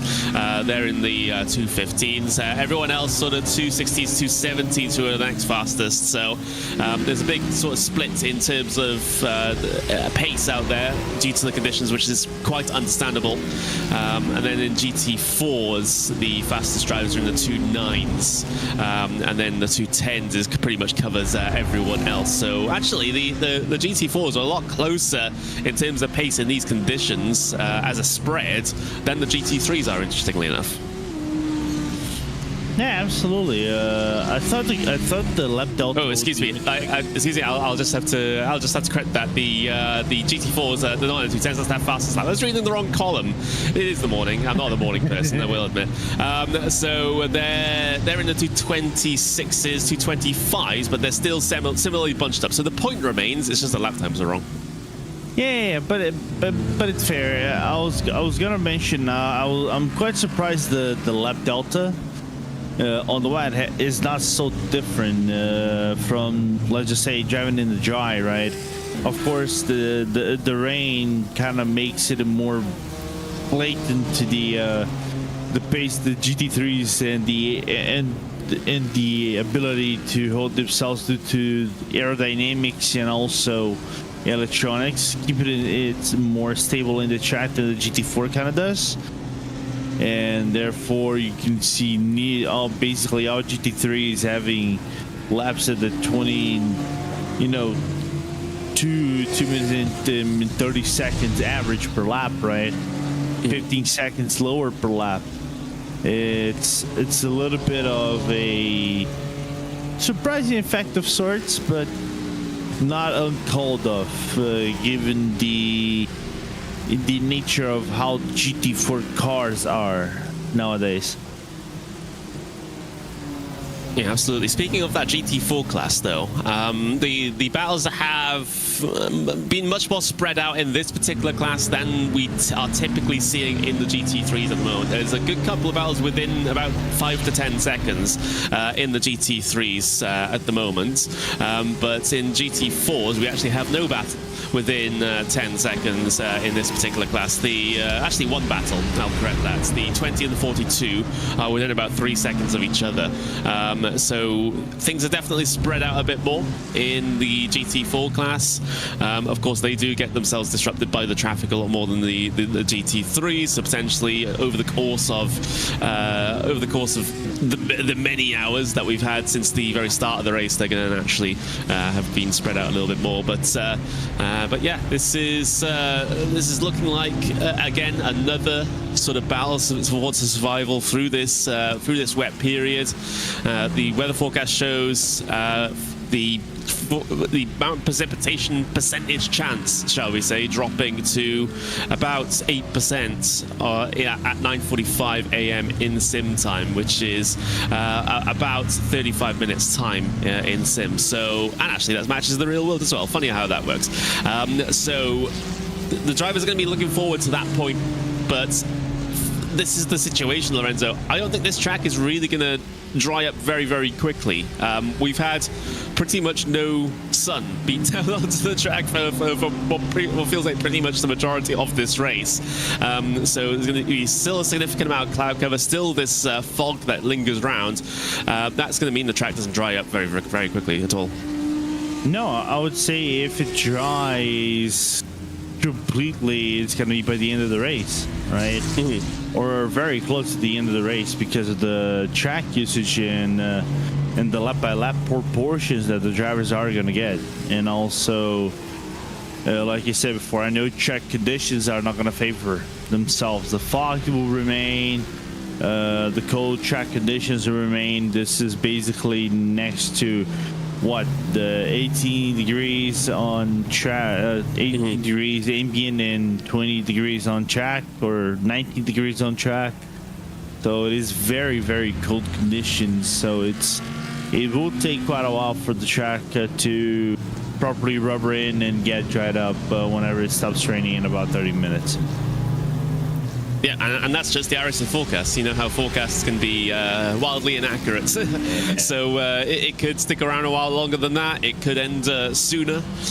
We will just have to wait and see. But that's the current prediction. They'll have to deal with this for around about another 45 minutes. That means, once that clock in the top left reaches around about 2 hours, 2 hours 5, then we may see the rain start to dwindle and start to stop past that point. So then we have about potentially 2 hours of track drying all the way to the end of this race, unless there's another shower or two that wants to come in to throw a little bit of a curveball at us in the latter portions of this race. But all things considered, Lorenzo, the drivers have been dealing rather well with the current conditions. It's yes, we've seen a couple of spins, yes, we've seen a couple of incidents, but at least from my experience with rain races on iRacing, a lot of people definitely find it very, very tricky. And I'm not saying it's not tricky, but they find it so tricky that they find the wall, they find the tire barriers, they find the grass of Silverstone. But for the moment, we've seen the vast majority of people actually take a very reasonable approach to this. I think it's potentially a combination of the fact that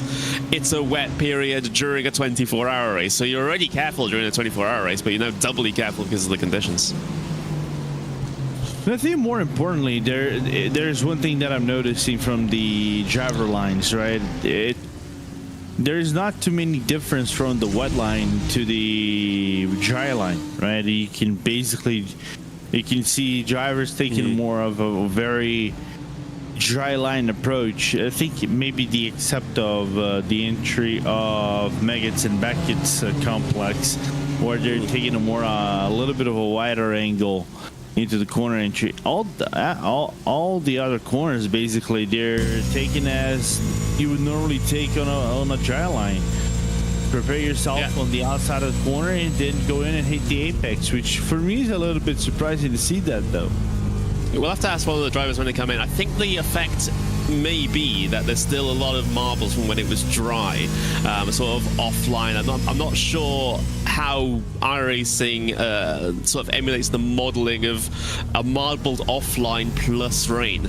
That sounds like a particularly tricky thing to try and implement. So I think the drivers are sort of being cautious for that reason and just sticking to, for the vast majority of the time, the normal dry line coming through these corners. A couple of drivers have sort of been half straddling it. That's what I've seen. They've sort of put the car maybe slightly wider or slightly tighter than they would have the normal dry line. But yeah, for the most part, it looks pretty normal out there as far as lines are concerned. So yeah, that's going to be an interesting thing. Again, we'll ask one of the drivers as they come back in to try and get any clarification on that situation. But yeah, it's certainly a very interesting one, and certainly nice to see the iRacing sort of track dynamic weather system in play with this one. We're riding on board with the number 42 car. This is the DCW Racing blue car. They're currently about 4 seconds behind their closest competitor, the closest runner out there. That's the Onid Racing Britcar, number 20, the Aston Martin further down the road. But DCW Racing blue, they're trying their best to make some good progress. They actually gained over 1.5 seconds over that last lap. So definitely making forward progress. They just need to catch up another 5 seconds so that they can potentially challenge and not have this gap fluctuate too much.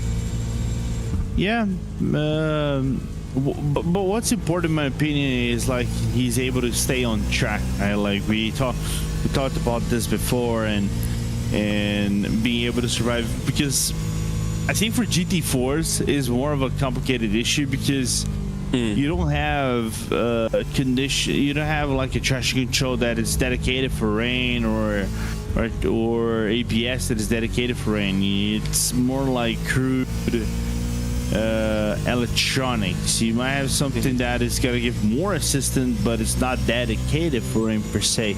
Even the stability management as well comes into question right here too. That's why I think the drivers or some of the drivers might be using Max 8 for everything and for staying on track, and that's why not only we're seeing the times go up, but being able to remain on track better than let's just say some GT4s are.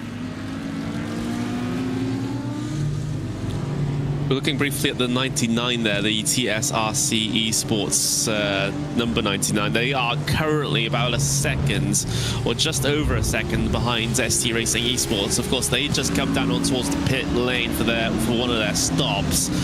So that's why they've been dropped back into this situation by a couple of cars as well, not just ones for position.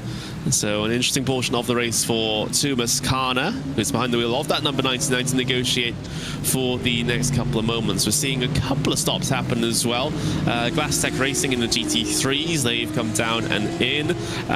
We saw DCW Racing Orange hit the pit lane as well. So they're on a new stint on their tyres and a full tank of fuel, presumably. So yeah, this is sort of kind of entering another little pit stop phase here for some of our drivers.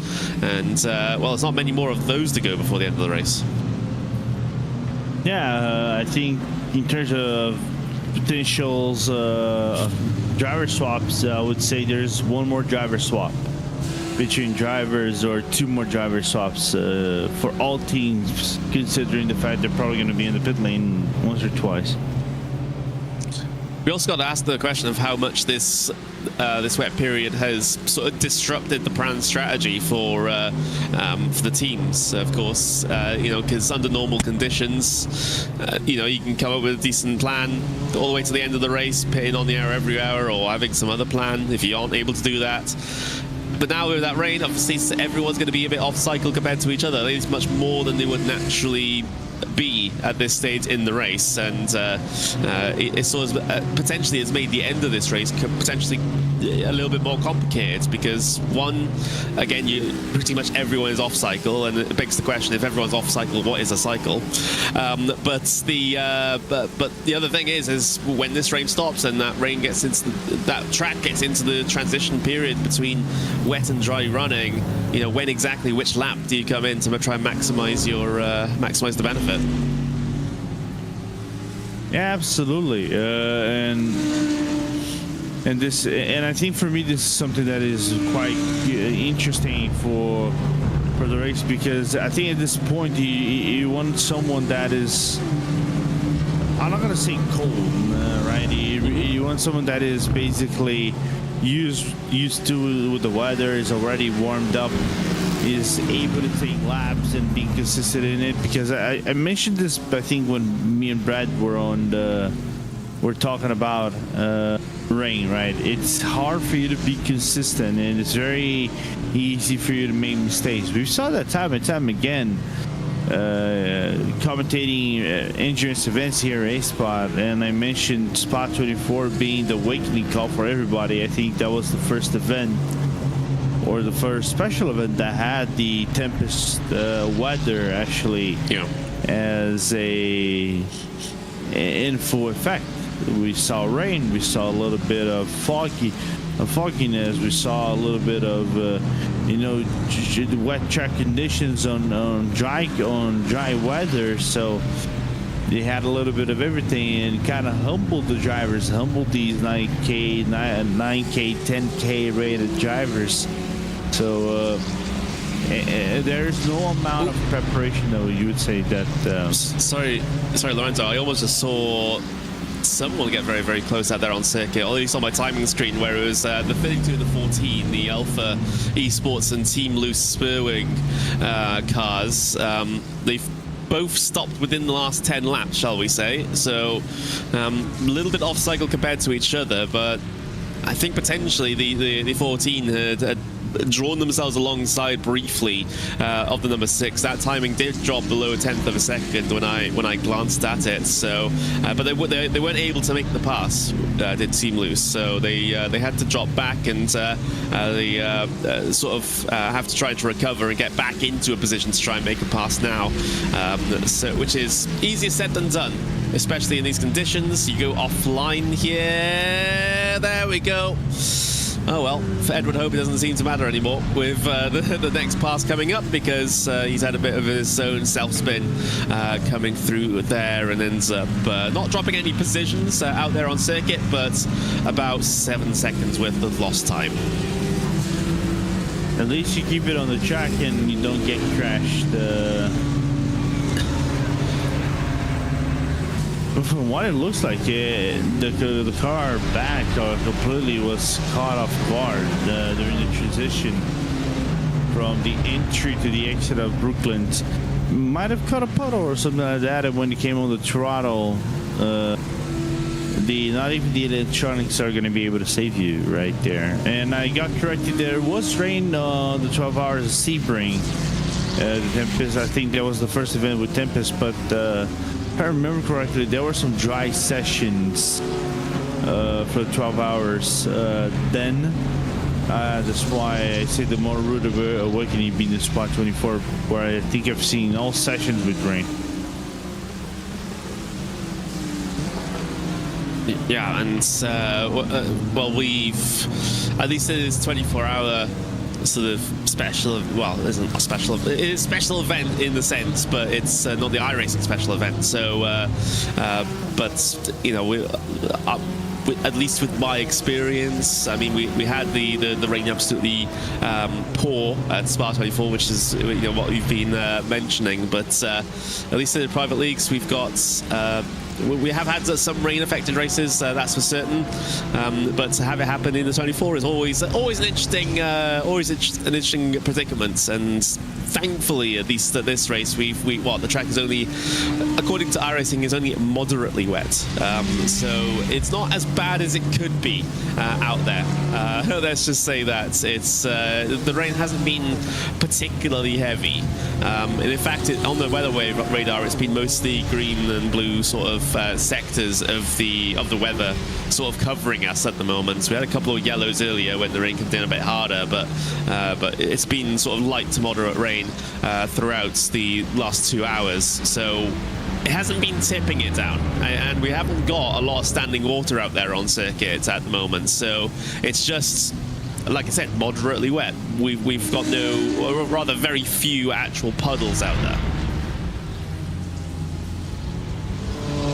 Yeah, no complaints whatsoever.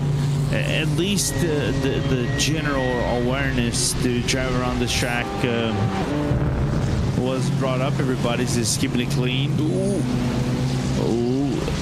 Careful with the Triple A. Yeah. The exact reason for that? Curb. Yeah. Stay away. Curb is not your best friend. Yeah, absolutely.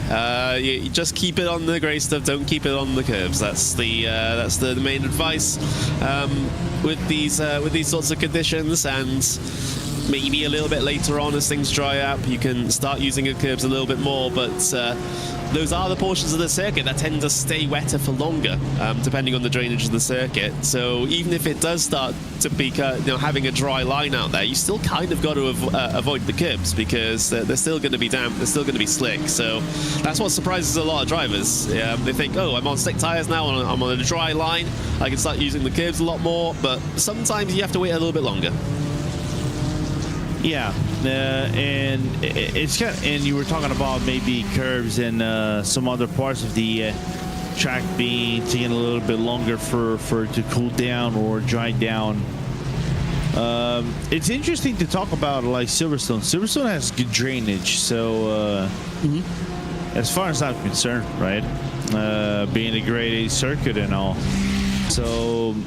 Whenever this actually dries up in about 20 minutes or so, it's gonna take a while, of course, for these off parts of the asphalt to dry up, but it's not gonna be overly dangerous. I think this is gonna be running with the wet tires and stuff.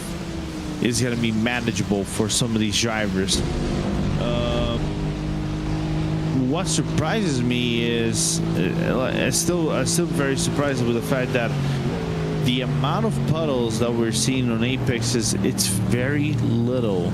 It's kind of like the Apexes, despite being this relatively flat track of sorts, it's not that much.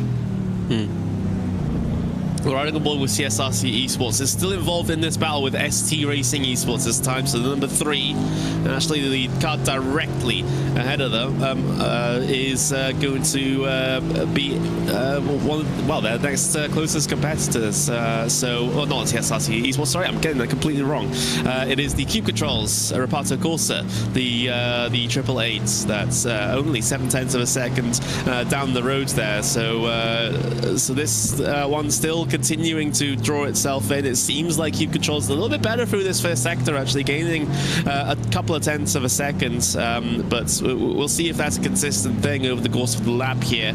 Of course, these gaps can be fluctuating a little bit more wildly in these sorts of conditions than they would normally under dry running, but you can see the Cube Controls car just sort of pulling itself away down the Wellington Straight and leaving TSRC in their dust a little bit, gap up to 0.9 of a second as they head their way right down into there. And of course, there's also the element of not only the different drivers being better in these conditions, but maybe some of the different cars handling a little bit better in these challenging conditions as well. That's always a factor that you have to consider too. Yeah, and you can see, I think Tuma's trying to have a little bit of a wider angle line and to try to avoid the back ends getting off right. There were some spotty moments right there as he was making the transition on Luffield with his Aston Martin Vintage GT4 that you would think, okay, the car is going to step out on its rear, but not quite. He actually was able to keep it together and just cruise on. But it shows how hard it is for the GT4 cars to remain not just in contact with any other car on track, but most importantly, be in the track with the lack of proper electronic tools, I would say, in my opinion, to handle these pouring wet conditions. TSRC having to make the line on the inside because of the Prismatic Motorsports maneuver car. The 128 deciding to head their way through. Amy Grime behind the wheel of that machine, and another bit of traffic trying to get through as well. That's the Aztec Racing Michael Cheverton deciding that now is a pretty good time to get past on the GT4 traffic there. So that's a little bit frustrating if you're TSRC. You started to gain a bit of time towards the back end of the lap on the 888, and then you have two GT3s decide that they want to get through, and yeah, that's just multi-class endurance racing in a nutshell. You make some good progress, and then all of a sudden lap traffic comes and makes the passes on you. Yeah, but you eventually you're gonna see that gap go down as Prismatic just trying to move around the outside against the cube controls, as Aztec is gonna be able to make the move. And you can see the closing speed from the 99 gets a little bit closer on the Prismatic M4. Interesting to see that kind of happen of sorts, but eventually both M4s are going to clear off the Porsche Cayman at the entry of Brooklands. Yep, there we go. Just about getting through on the GT4s. Still riding on board with the number 99, Tumas Kana. Still about a second off adrift of Q Controls Reparto Corsa at the moment. Salvatore Cozzo is the one behind the wheel of that 888. He's got 7/8 tenths of a second now. It is our closest battle on circuit. There are other relatively close battles out there. There's the 98 and the 29 up in GT3s, the Clark St. James Racing and Class Tech Racing, and there's also the Truck Boys versus the Ram Ranch Motorsports car. That's the 18 and the 69 in GT3s, so about the 17th and 18th there. But this is by far the closest one out there. It's fantastic to see these guys find their own little pairings, their own little battle packs, despite what's going on. Speaking of, though, we are expecting, or at least the forecast is expecting, the rain to stop inside the next 15 minutes. So it will fully stop. There might be some showers behind that, depending, at least on the weather radar. So it might be dry for a good while, then we might get a sputtering of rain, and then it might be dry after that. But the drivers will be given a break from this in a couple of moments' time, at least inside of this stint. If drivers have come down in or towards the pit lane recently, they will have to have made a plan for the track conditions to change significantly inside of this tire stint. So that's going to be an interesting thing for the teams to try to at least try to work around with their strategy. You know, what happens if the track gets dry enough for slicks during potentially the very end of this tire stint? Do you have to come down in early? Do you commit to the full laps that you were trying to achieve? Those are both big questions, and it all depends on how quickly the track dries out. Yeah, but I think also comes with the question of, let's just say, hypothetically speaking, this is actually dry by the end of the race, like I was mentioning. Oh, contact!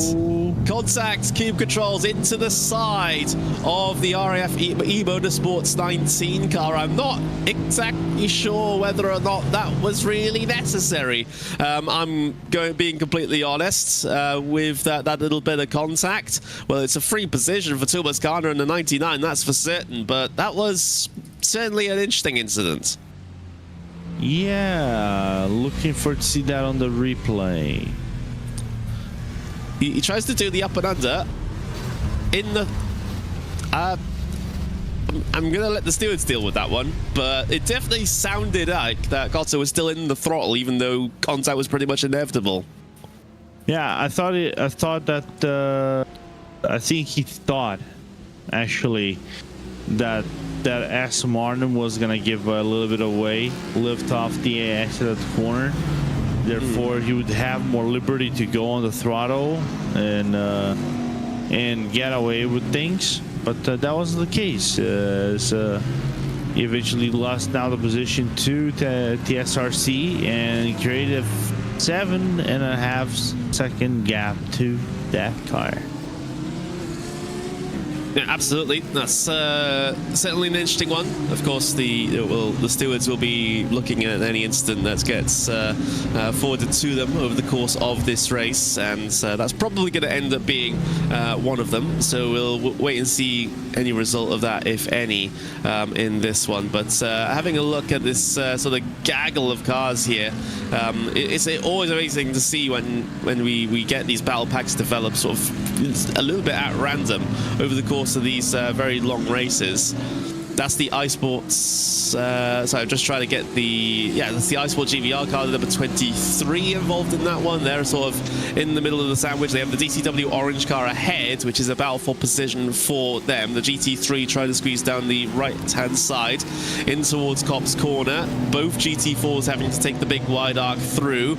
There's another GT3, Ramrance Motorsport, trying to get themselves through. They're involved with the battle with the Truck Boys, so that's a GT3 battle heading their way through on a GT4 fight as well. So they haven't disrupted each other too much. Callum Gibson behind the wheel of the eSport GBR car.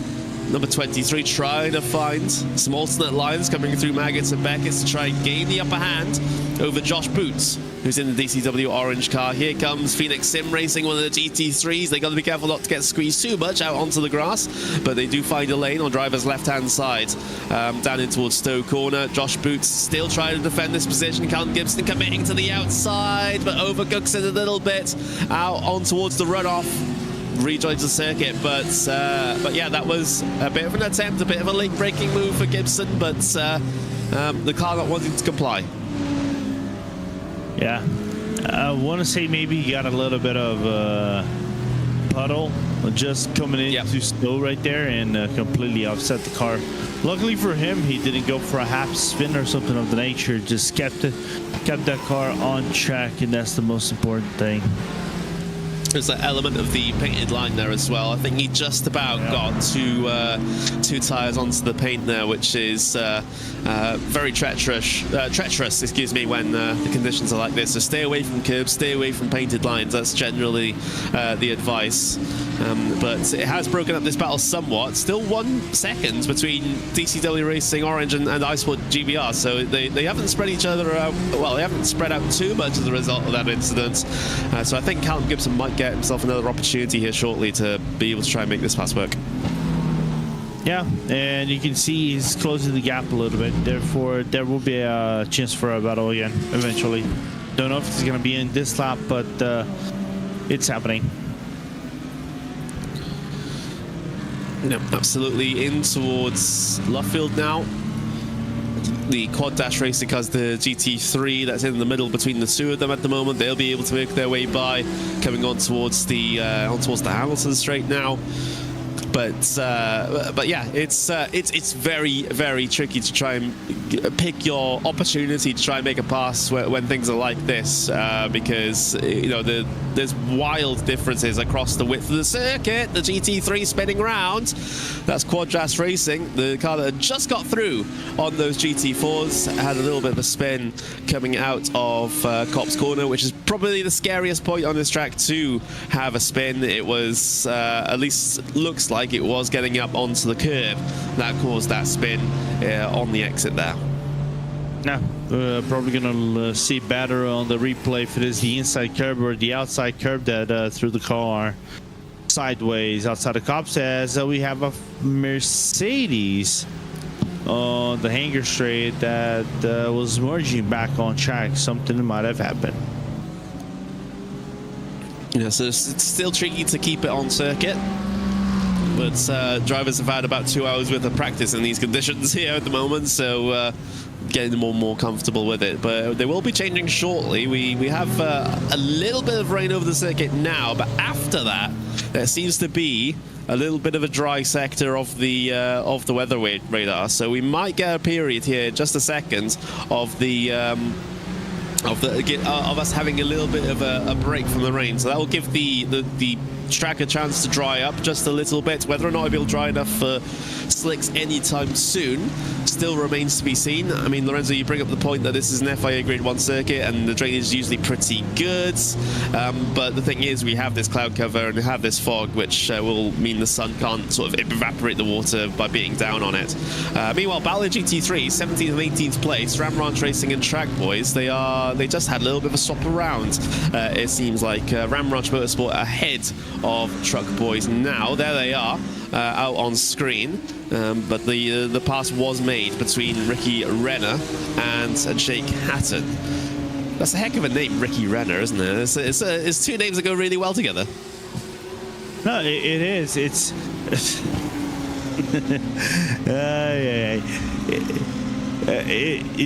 this is kind of fun, and Hugo might know this because I'm gonna bring Brazilian music references into this.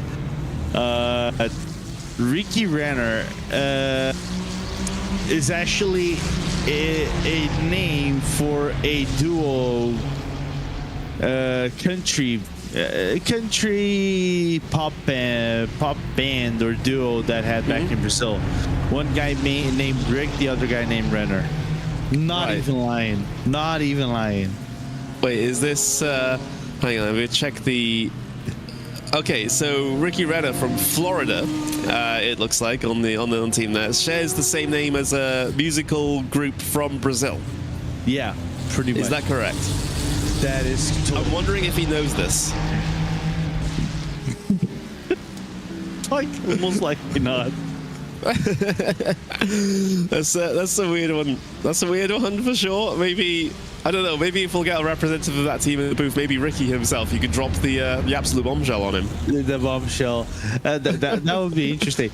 But then again, it's kind of like me. I was looking why there is this, because I know Ram Ranch is a reference for something, right? It has to be a reference for a song. I thought it was something related to Zelda because of the wrench that you have back in Hyrule. Luca. Not a proud moment that Lewis McGlade or Kim Roger can be proud of right there. Yeah, absolutely not. Big spin, but hopefully no harm done to the car. Didn't make contact with any other cars or any barriers, so was able to get himself back going. We're watching the number 29 and the 98 here at the moment, so there are a good couple of battles going on the circuit. Like, it's kind of surprising, you know, after we've had so many hours of this race done, you know, over 19 hours, and we still have battles out there, and actually not only, you know, one battle, but multiple battles. It's great to see.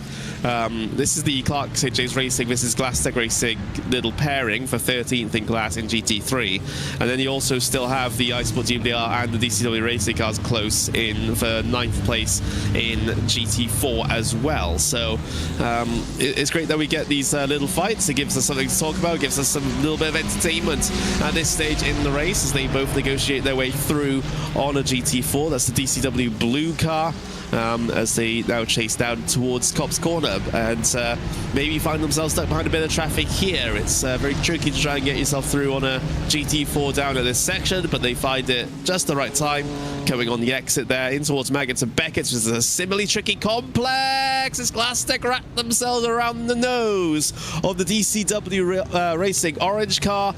Thankfully, don't find any barrier, and it was only the little initial contact which may have caused a little damage, but for Matt Hoyland, that would have been a very high-speed spin and a very scary moment. Yeah, luckily for him, I think he was approaching a braking zone, and there was just some minor miscalculation, I think, between the GT4 and GT3. The GT4 swung straight, swung about, quite a significant amount back to the right across the track. I don't think that 29 was expecting it. It's a little bit of, coming in hot around the A corner that if it is tricky already on dry conditions for you to do an overlap, I imagine that doing that on a wet condition it's 10 times worse, right?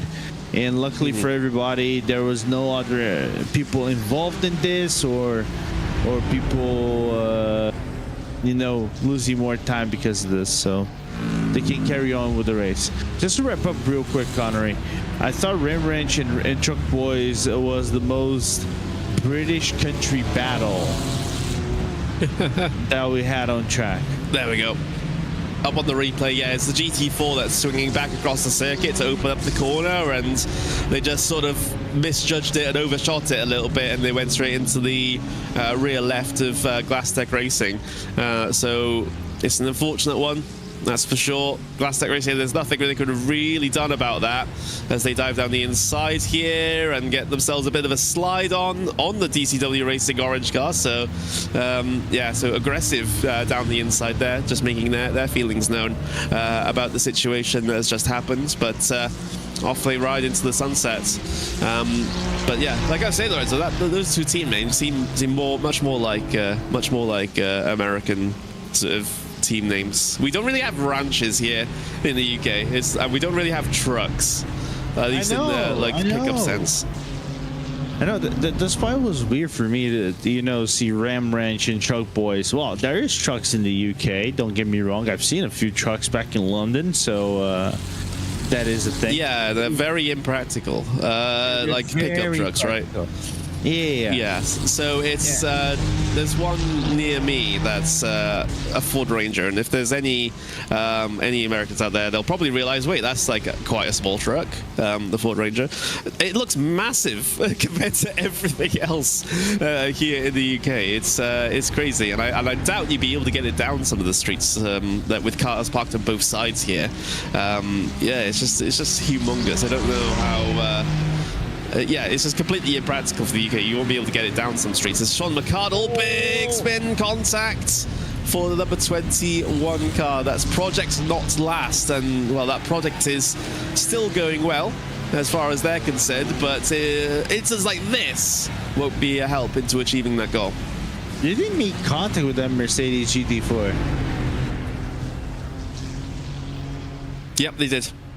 Okay. Unfortunate to see that happen, but at least I don't think they picked up any more damage out of the car in the Mercedes as well.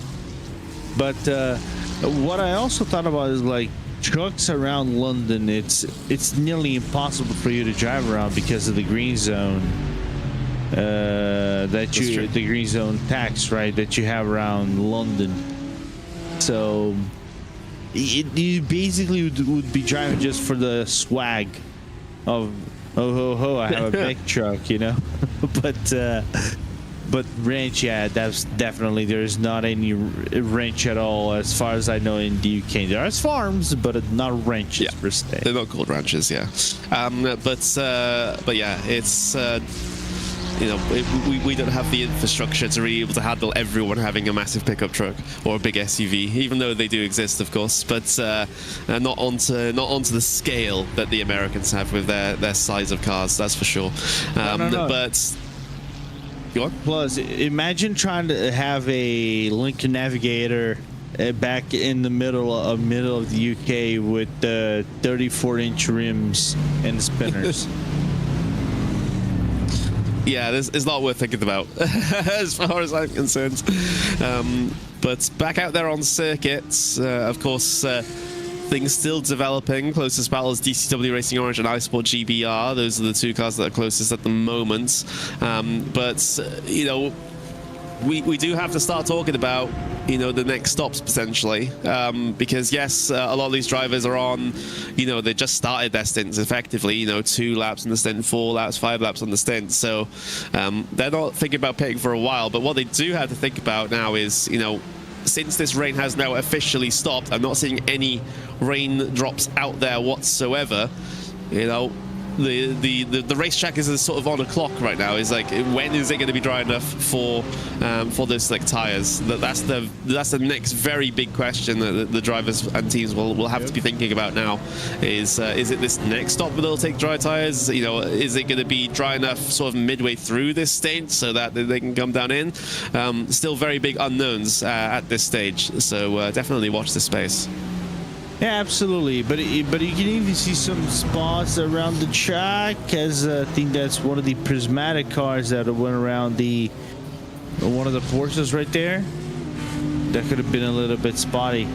But you can see already from looking from our outside camera angles that there's some I'm not gonna say the dry line, but basically the racing line is starting to dry up a little bit, just because of the track usage, right? Absolutely, there's nothing falling from the sky at the moment, so every moment that track is going to get drier and drier. There is a tiny little patch of rain on the weather radar that may hit us, although we might shoot the gap between two showers here in a second on the radar. But that's the only sort of little variable that's potentially might affect this next period of the race. But yeah, for the moment, you know, it's a lot of anticipation out there, and the track getting faster and faster over the next 10 to 15 laps. Yeah, something like it. Ooh, out onto the curb. Ooh, that's a sketchy place to be. Kept it on the track, though. That's the most important thing. Absolutely. But the battles that we had been watching have pretty much all spread out at this stage. We've got the E-Datum car deciding that now is a pretty good time to pit for them, so they've come out to the pit lane and back onto the racing circuit. Look at this gaggle of cars on the way down the straights. A couple of lapping procedures underway in amongst all of these as they negotiate their way through Stowe Corner, and sort of, you know, we're sort of racing to wait at the moment to see if something may happen with the track drying. Who's going to be the first one to get themselves into slick tires? It's definitely not the conditions for it at the moment, but maybe in 10-15 minutes time we can start to think about this dry line's becoming much drier, and then you may still not be at the stage of making that decision, but at least you know you're getting to that point. And again, it's all dependent on how fast this track dries out where that decision will fall. Yeah, I still maintain that this track is going to be dry enough for you to go with dry tires. I would say about 20 minutes left into this race. Yeah, potentially, as it is still quite cold out there, so it might not be a fast process. Let's just say that. But we do, even with a couple of minutes under no precipitation, that dry line is certainly becoming more and more obvious. Even with a couple of laps under this sort of no rain scenario. Yeah, absolutely.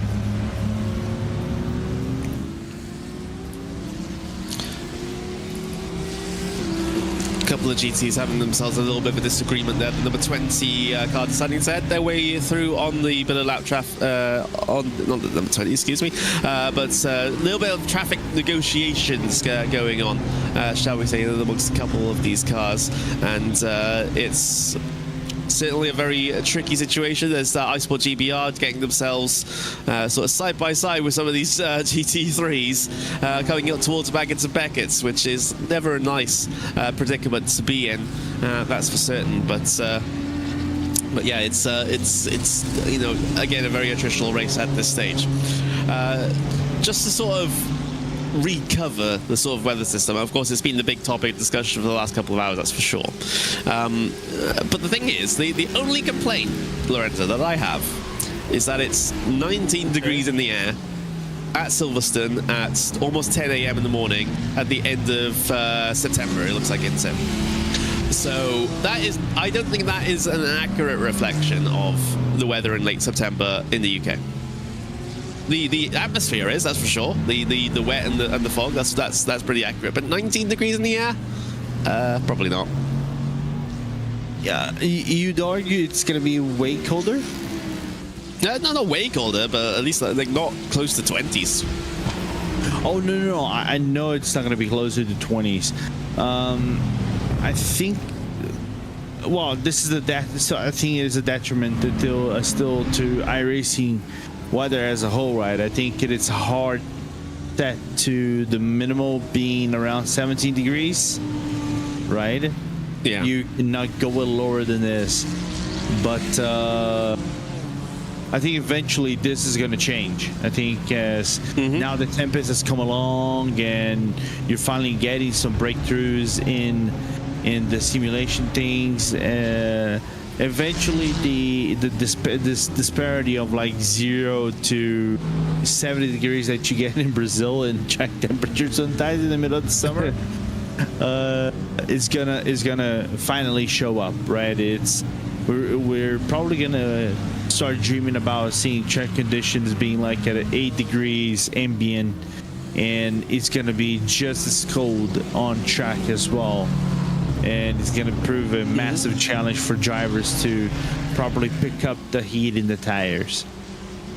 Yeah, that would be interesting. That's for sure. Certain. I'm not expecting them to be able to do like minus temperatures with ice being modeled and things like that. The vast majority of times in normal racing, and that happens, and it's the race is called off and red flag, right? But it's maybe have a minimum of 0 or a minimum of a couple of degrees above freezing, and then just let the system work itself out from there. But yeah, I think.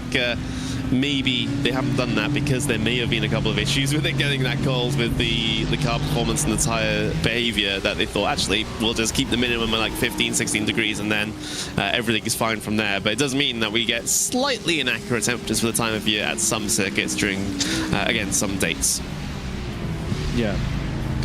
But at least we can maybe in the future start dreaming about seeing tracks that are slightly flaky with snow, because I know in the UK you guys do get that sometimes, don't you? I mean, snow's not common here, but it's not completely rare. Yeah, it's not. That's what I was trying to get at. It's not a common thing like you would get around Norway if you were to drive around Rudskogen, for example, right? But when it happens, it kind of like happens, It is not like a 5-minute or 10-minute temporary thing. It usually sticks out for one day and then it just wings away, and basically can affect the track look of sorts.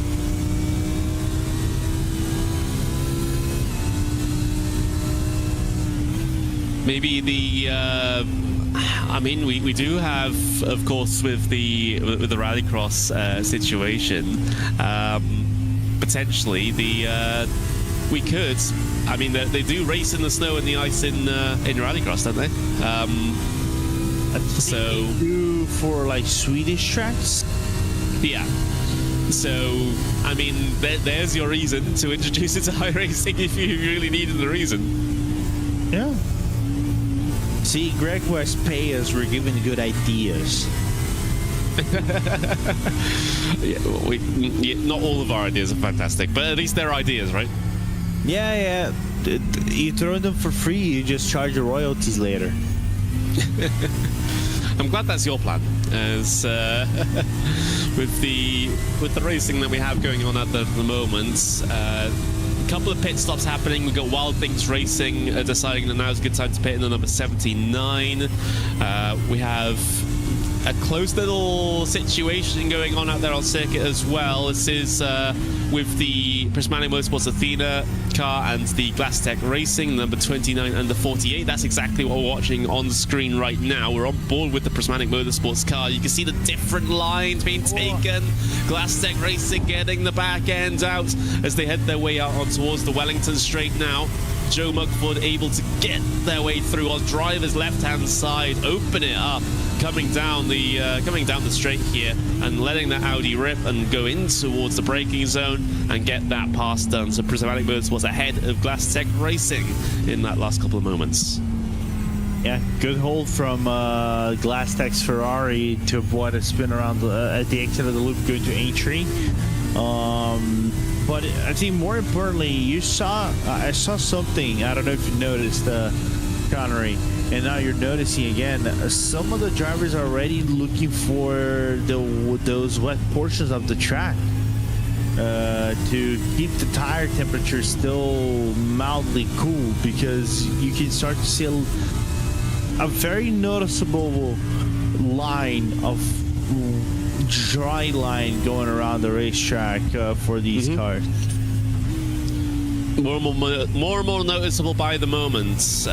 According to the weather radar, we are in a bit of a break. There is a band of rain sort of going to hit within the next sort of 5 minutes or so. That it really depends on where in that band we're actually going to hit, because there are a good couple of gaps. We might be going for one about them in a moment, so it might be sort of a little bit of drizzle, but certainly not the significant rain that we've had over the past couple of hours. So it just might just delay this drying procedure for another couple of moments. Yeah, I think should delay for about like 10 to 30 minutes if it ever comes out on track. I don't know. We don't know how heavy the rain is going to be though for the track kit if it actually comes in about like 5-10 minutes. But every tiny bit of rain that you're going to get on track actually washes out the building grip on the track, despite the dry line right now not having the most grip at all. I was wondering now, Connery, because you did voice for iRacing of sorts, right? How would one go and pronounce the track is wet for drivers if you are a PA announcer? I don't know. I just got lines given to me by iRacing and I said them. I didn't think of any up. Ay, man, it's something now, because we have like you had the PA lines to say, you know, the cars on track and other on track activities of sorts. It's just like now with rain and things like that, how a PA announcer would announce that. Bit damp, innit? That's how they'd announce it. Yeah. Especially here in mildly the UK. moist. Mildly moist. Yeah, I saw that in chat. Thank you, Roland. The track is mildly moist. Yeah, so it actually, on a serious note, it has changed the track condition in iRacing. So it said moderately wet. Now it's lightly wet. So definitely a change there. So we may be starting to see the first signs of things changing significantly, shall we say. I realised we've gotten to this point in the broadcast. I don't know if the previous commentary team did this or not, but we've gotten to this point in the broadcast on the morning of a 24-hour, and we haven't talked about breakfast yet. Oh, if Lewis and Cam haven't talked about it, we can't. Yeah, I don't know. I'm going to have to rely on the chat for this because I was asleep during most of their commentary stints. I don't know if they actually covered breakfast or not. It's a tradition here on here in 24-hour races to have that chat when at an appropriate time. I actually haven't had mine yet. No, same. I was basically sleeping, and when I woke up, I was kind of like half watching the major while watching this. Yeah, I stayed up way too late. I had a bit of a sleep, woke up, realized, wait, it's 30 minutes until I'm meant to be on the commentary, so I have to jump into the comments booth and try and desperately read up try and desperately read up on everything that has happened previously in this race. But yeah, it's been a fun time. Roland says it's positively dripping. Yeah. Well, it's not anymore. It's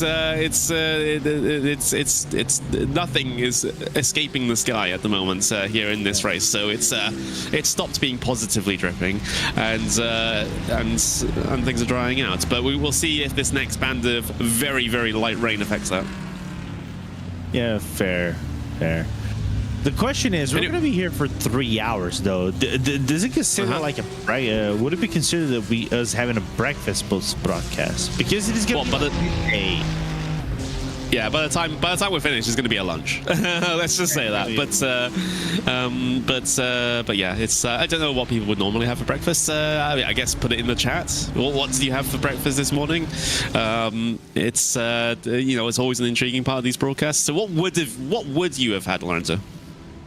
All right, if I'm trying to think of myself, all right, I need to stay fulfilled right now. In the early morning, I go from Wesley with some yogurt.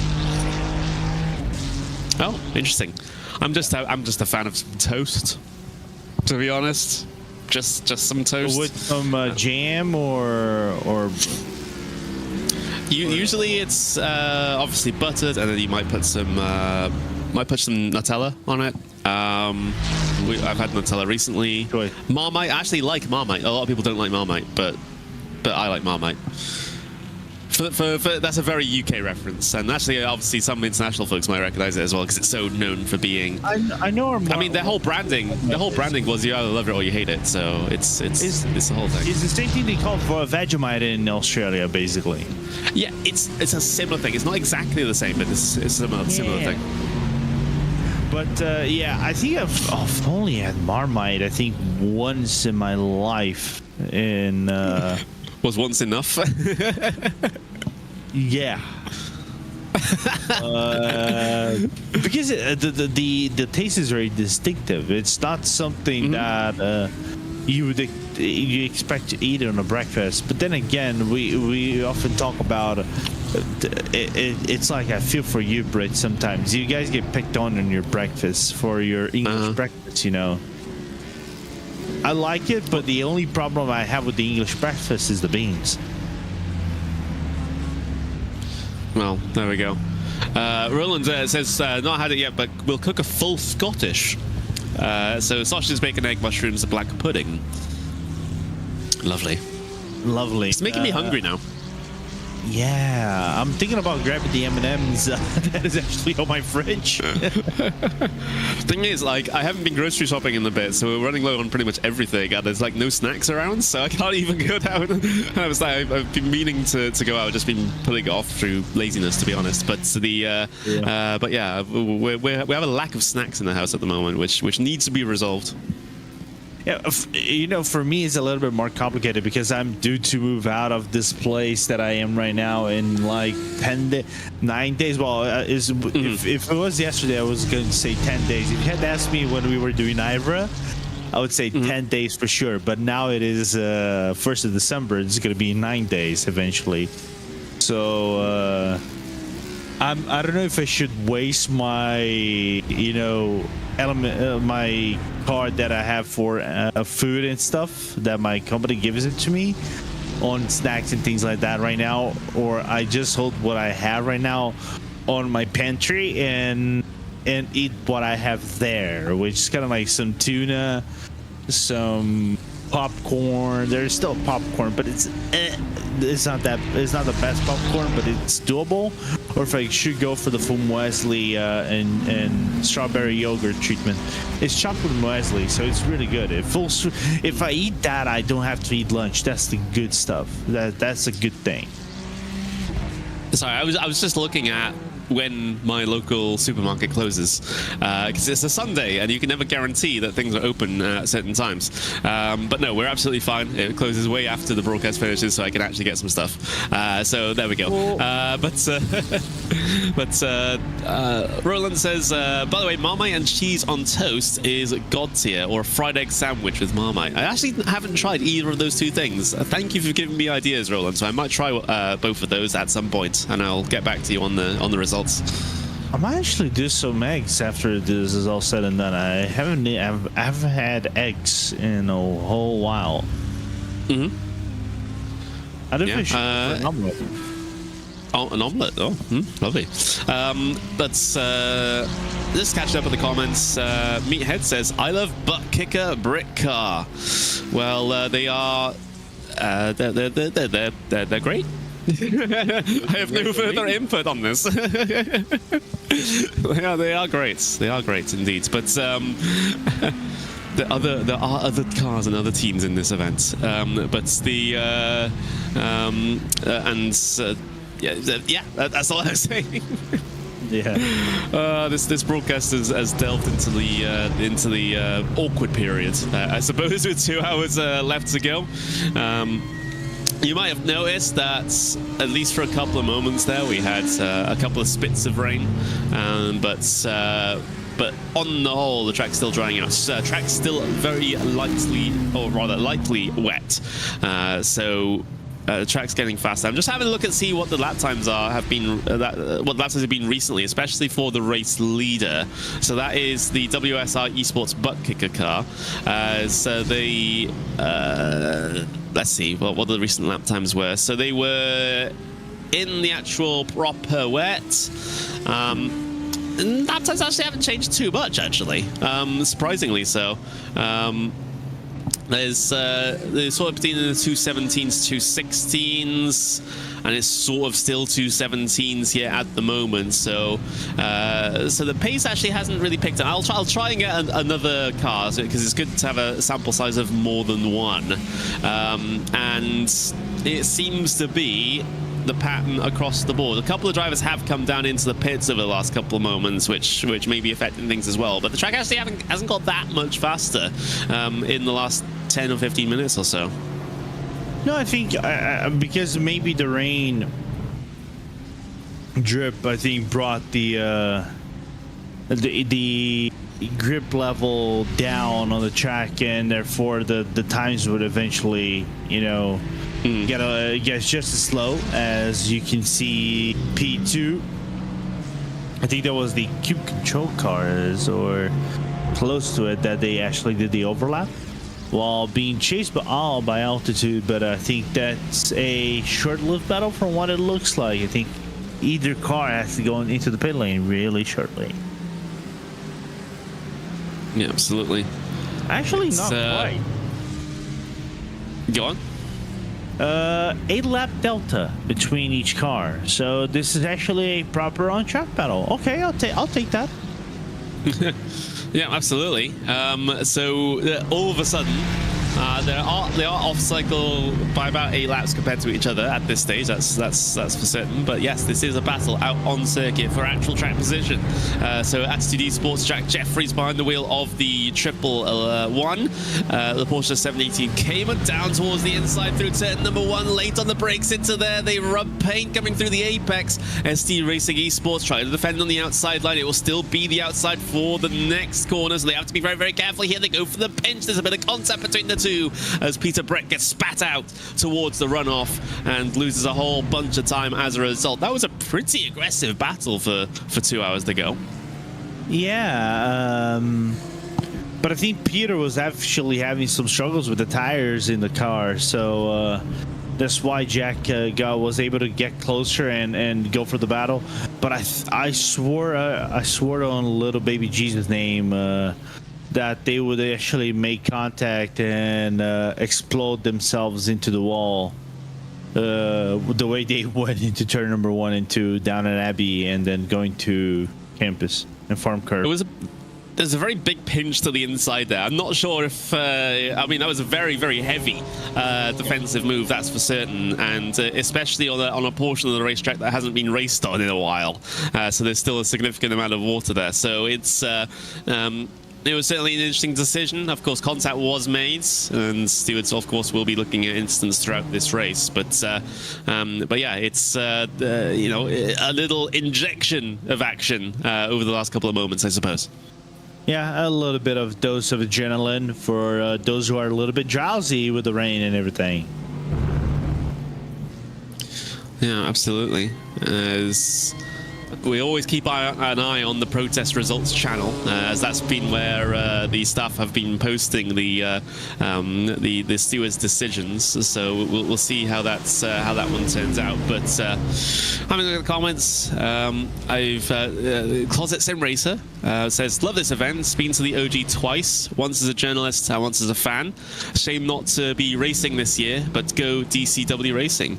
Oh yeah, that's absolutely, that's fantastic. It's it's great to see these sorts of events replicated in the sim racing side of things. It's certainly essentially what is a new discipline of racing, right? Because I mean, especially during sim racing has existed for a long time, especially in the esports format. But obviously during 2020, where we couldn't have any real life racing, the rest of motorsports sort of embraced esports, and it's sort of become its own discipline now, which is fantastic. It's got that recognition, I think, from a lot of the big players in the real world of motorsports, and it's positive to see, because it is essentially the same thing as these guys are doing in real life. It's just that, you know, it's in a simulated environment and maybe the risk is a bit lower, but yeah, it's still got many of the same skill sets utilized, and it's being recognized for that, which is great. Yeah, and that's quite interesting for us to talk about how does the shape of the championship kind of like took shape of sorts, because back in the old days, some would call Britcar a little bit of a mix of grassroots with modern, right? Because you had the GT3s, you had the GT4s, some of the challenge cars like the Ferrari Challenge or the Ginetta cars. So, and nowadays you're starting to have a little bit of a transition to be more GT. Yep, sorry, we just saw the 390 Jake Pitt, excuse me, have a little bit of a slide there as they are continuing to apply the pressure to the back of the car ahead. That is the Quartermaster Motorsports car that they're currently trying to harass, and getting very, very big in the mirrors of. A little bit of a moment there for Ryan Blackwell across the right, and it seems like Aztec Racing have now the opportunity down towards the inside to try and make this one work. A little bit of bumping and parting with doors on their way through this first sector. Jake Pitt trying to find a line on the inside to try and make this one work. No overlap just yet, although Ryan Blackwell does give the space. Now in towards the loop as Blackwell on the inside there again is able to try and best Jake Pitt coming off the corner now, but they are so close coming through the exit here on towards the Wellington Straight. They're trying to carry as much speed as possible through there, but there was a definite angle going on there with the number 63, and but they're able to keep themselves ahead in towards the braking zone. There's the big lunge from Jake Pitt down the inside. Aztec Racing 390 with a big move, and they're able to get it slowed up. Fantastic stuff. They get the pass done. They got to be careful through Luffield though. They're taking this as a bit of a double apex this time around, and they're through. Yeah, good battle between guys, and a lot of respect given to between them as they went around the corners. I thought that was going to be a very scary moment. There could still be a very scary moment. Yeah, lapping procedures going on through Cops Corner is always sketchy. Yeah, it's completely sketchy. Even if it is GT3 and GT4s on wet. But a good battle between them. They gave a lot of respect to each other, gave a lot of room to each other. Of course, turn one going around Abbey and Farm is a little bit more dicey than you guys imagined it to be, but they managed to make it stick. But also, more importantly, good delivery from the Quartermaster guys. A shout out to them as they managed to keep it a really good battle and entertaining for us. Absolutely, it's great to see. We're watching the number 3. That is the ST Racing eSports car. They are currently right up behind Attitude Esports, the 111 by with Jack Jeffries behind the wheel at the moment as well. So these battles continuing to come in with an hour and 45 minutes left to go. Absolutely, and thinking about and talking about Peter, right? Whenever he actually got overtaken, he had the contact with the Altitude Racing. We would have thought, okay, this was a little bit out of reach, but not quite. I think Peter just managed to find his groove with the car back, and is now on a charge over here down Hanger Straight, and is going to have the opportunity to go side by side at Stowe. to the inside through Stowe and getting that pass complete. That is a very comfortable move, although there might be an opportunity back here on the outs, coming off the corner for Attitude Esports, although eDatum in one of the GT3s is going to disrupt this battle by heading down the inside at the first part of the Vale and splits the difference between the two cars there. They're being chased currently by Prismatic Motorsports Athena, the number 48, who's been making good progress, and eDatum getting choked up behind these GT4s has certainly not helped their situation. Let's see if the same thing happens to Prismatic Motorsports. They get disposed of one through the first corner, and then potentially they might be able to get the next one in towards Village as they do go down towards the inside and go for the move on the lap traffic there. You just got to be so careful though, because the difference between being offline and being online is quite different at the moment with the track drying out. Yeah, and you can see there was a little bit of struggle going on turn number 2 and 3 coming into the loop that made the altitude car get closer again. So Jack Jeffrey's going to have an opportunity to make that overtake. Meanwhile, official information from Owen Carroll that the Gusto's racing team is out of this race from what it looks like. The sadness of the PS competition driver and his brother as well. Yeah, absolutely. There's been a handful of retirements. Effect Simulations 909, the Shunt Bros, the 24, the BPP Esports, the 487, and there's the WMG 44 car. They are all out of this event. But we still got, these 48 cars still running. So it's still the vast majority of cars still running. I would have thought we'd have more retirements by this point, especially with the weather. But to have 48 cars still running and 53 at an hour and 42 to go, that's very good going. Yeah, I enjoyed that. Like I said before, of course, some of the gaps look like to be inhuman for you to conquer back, like 1 lap. For example, Alex Purdy, Josh Benson is 1 lap. Josh to Will is 1 lap.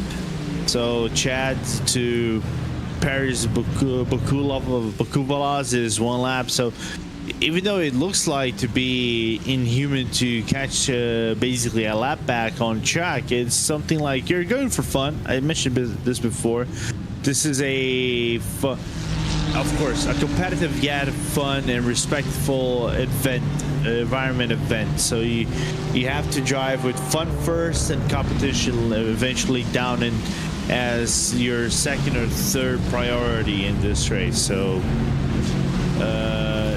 the important thing is finishing up and taking part about this great event that we're having year by year basis. Attitude Esports had a great run on ST Racing there, but weren't able to capitalize on it. They have the GT3 dive down the inside here as well, which may open up an opportunity for Jeffries to get through, although the GT3 is going to struggle for traction on the outside of the corner. They didn't quite get going as fast as the ST Racing car expected. That is a big cause of instance here. Look at the run that Jack Jeffries have. It looks like they clipped 2 tires in towards the grass there. Is there going to be an opening down on the inside here? Well, we've seen that move happen and to some success, but Jeffries does not go for it this time around. No, and I think he had to lift off the gas a little bit when he came back into the track so he doesn't get into contact with Peter. So it's not like they already had contacts and Peter was the one on the off end of on the wrong side of the stick, right? And therefore had to basically yield about a second or so. But this time around, they kept it clean. It's just what impresses me is this is the struggle of the GT3s coming out of the first part of the loop. So the GT4 seemed to be faster on the power on that corner, despite the GT3s being faster overall. Yep, it is. It's. I mean, most of the GT3s are having to pass offline at the moment, which means they perhaps don't apply the power as as effectively as they would otherwise do. It just it seems like the performance has been equalized somewhat in these corners between the GT3s and the GT4s. Of course, straight line speed, that's not really affected so much. It's just in the corners that they're much more equal than they would be in the dry, and it's causing a couple of issues with some of these lapping procedures. Yeah, absolutely. But because it is the wet, right? On normal circumstances, when we were watching dry racing, basically the lapping, despite sometimes being sketchy because you're overtaking on spots that normally you wouldn't try to risk. For example, at a very late dive around Maggots and Beckett's, you still make it work. That's the important thing. But I think the wetness is just brings a misjudgment level from the drivers that is you're not gonna say it's unwarranted, but I think it's unprepared for everybody.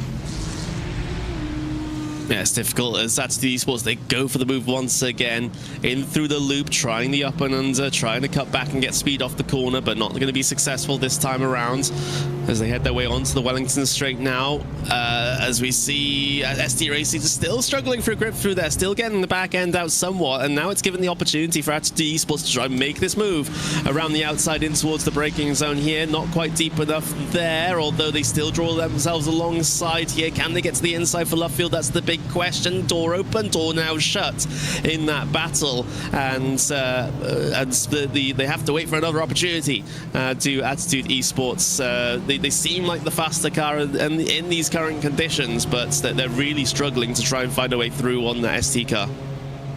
Yeah, because that ST car looks like whenever they get a run, it kind of stops in the middle of the apex and basically kills the entire momentum of Jack Jeffrey's run. So yeah, I think it's kind of like you got to give some spacing and then attempt an overtake, maybe down to the hangar straight. And let's see if this is going to be the way, even though there is a GT3 M4 right behind them. That's P28, the Prismatic Minerva car driven by Maria Krujikova.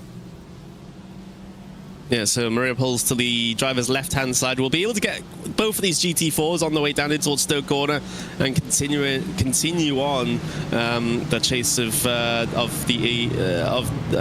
cars. Well, at least try to extend the gap, over E-Date, and they were able to get themselves through on them in the last couple of moments there. So improving positions and now getting themselves stacked up behind another group of GT4s here, which is not exactly ideal. This is also still a battle as well, by the way. The 43 and the 258, 6th and 7th in GT4s. So both GT4 battles within the same TV shot. There we go. Yeah, absolutely. Good stuff. Of course, they're separated by not much on circuit, but by a lot on the timing screen. Let's just say that for these two battles. Yeah. You can say they're separated by a whole eternity on the timing screen. Yeah, absolutely. As again, this is such a sketchy situation with the GT3s coming through, and now both GT4 battles having the potential to affect each other as well. An interesting portion of the race for these guys, as we will just hang around with these guys for a while. We'll bring in Edward Hope as we are Ed. It's nice to see you in the commentary box, and it's fantastic. We've got the iRacing weather system in effect, which is certainly throwing a spanner into the works. Will is currently behind the wheel of the car for the Team Lucerne Spearwing efforts. How are you finding it out there at the moment, Ed? Because for some drivers it's been pretty tricky, some have been pretty solid. What's your opinion with the 14 at the moment? Oh, it's been quite a morning. Good morning, both. Yeah, we woke up in third, and we're feeling great and on the pace, and then we just had a series of unfortunate events. I mean, we had a hardware failure, like full wheelbase shutdown. Stewards towed us, like we thought we could get going, and we were in the barrier at Stowe, so we were trying everything to get back up and running, but then we were towed. We'd only just come out of the pits, so it put us off strategy. Then the rain started. And we thought, right, let's stay on the slicks. Let's try and try and turn the odds in our favour a little bit. That didn't go our way, naturally. So then we were a mid stint stop for wets, and it's just kind of got worse from there, to be honest. So we find ourselves in 7th. It is mega soupy out there, I can say, having just jumped out of the car. Like offline, the combination of marbles and water, it is like a chunky vegetable soup. It's hideous. It's absolutely hideous. So yeah, tell the coroner not to clock off, because there'll be much more for the next couple of hours.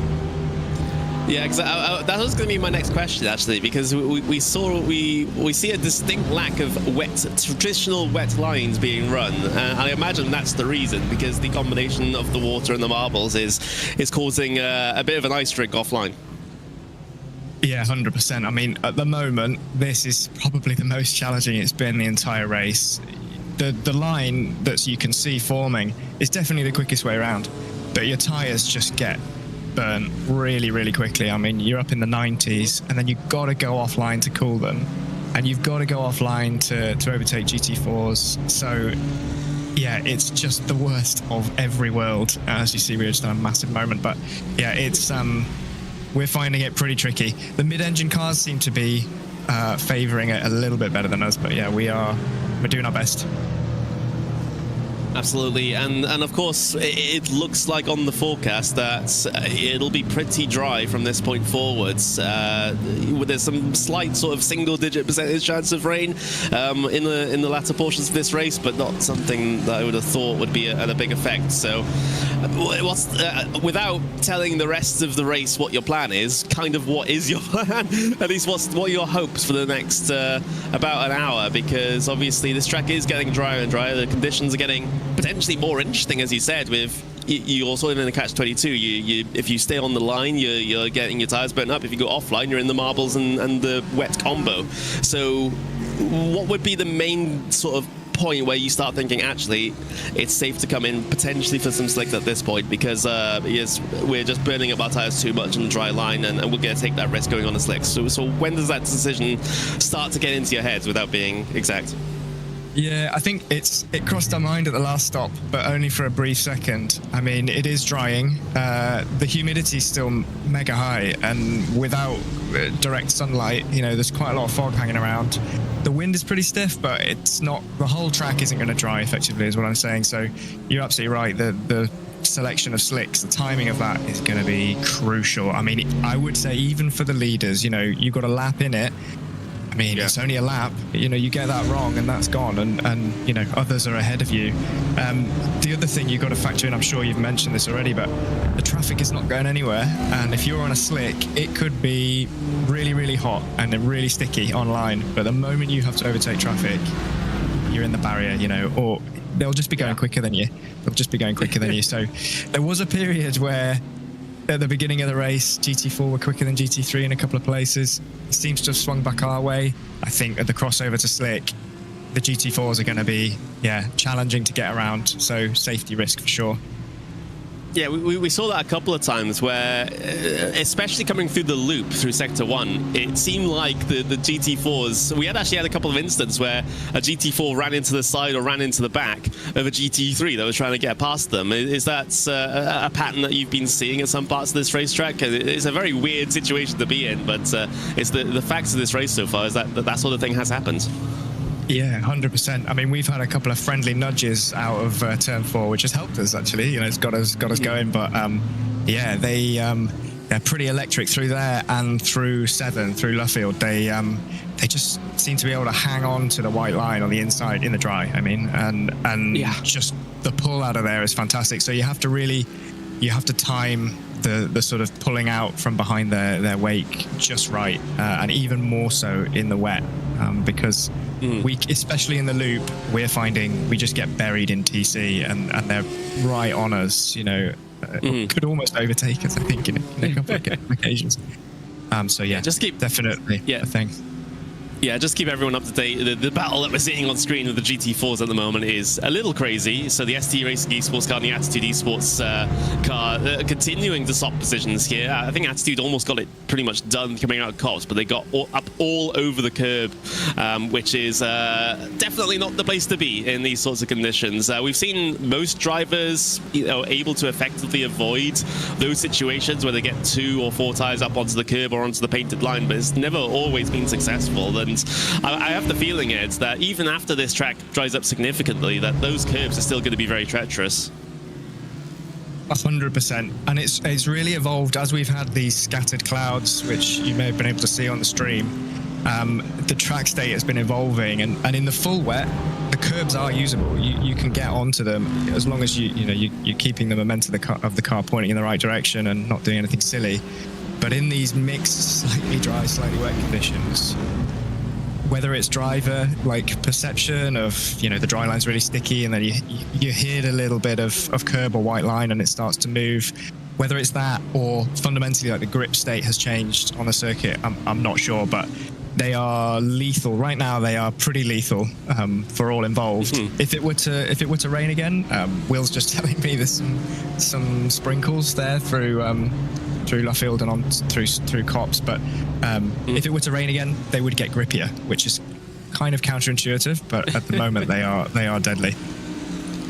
Yeah, absolutely. And last question, what are your hopes for the rest of this race now? Do you have any target position that you're going to end up being in? I mean, you've got a couple of people on your lap here at the moment. I'm not sure if that's a thing that will work out in a strategy at all, but are you going to be happy with the 7th place, or are you going to hope to gain at least one more by the end of this race?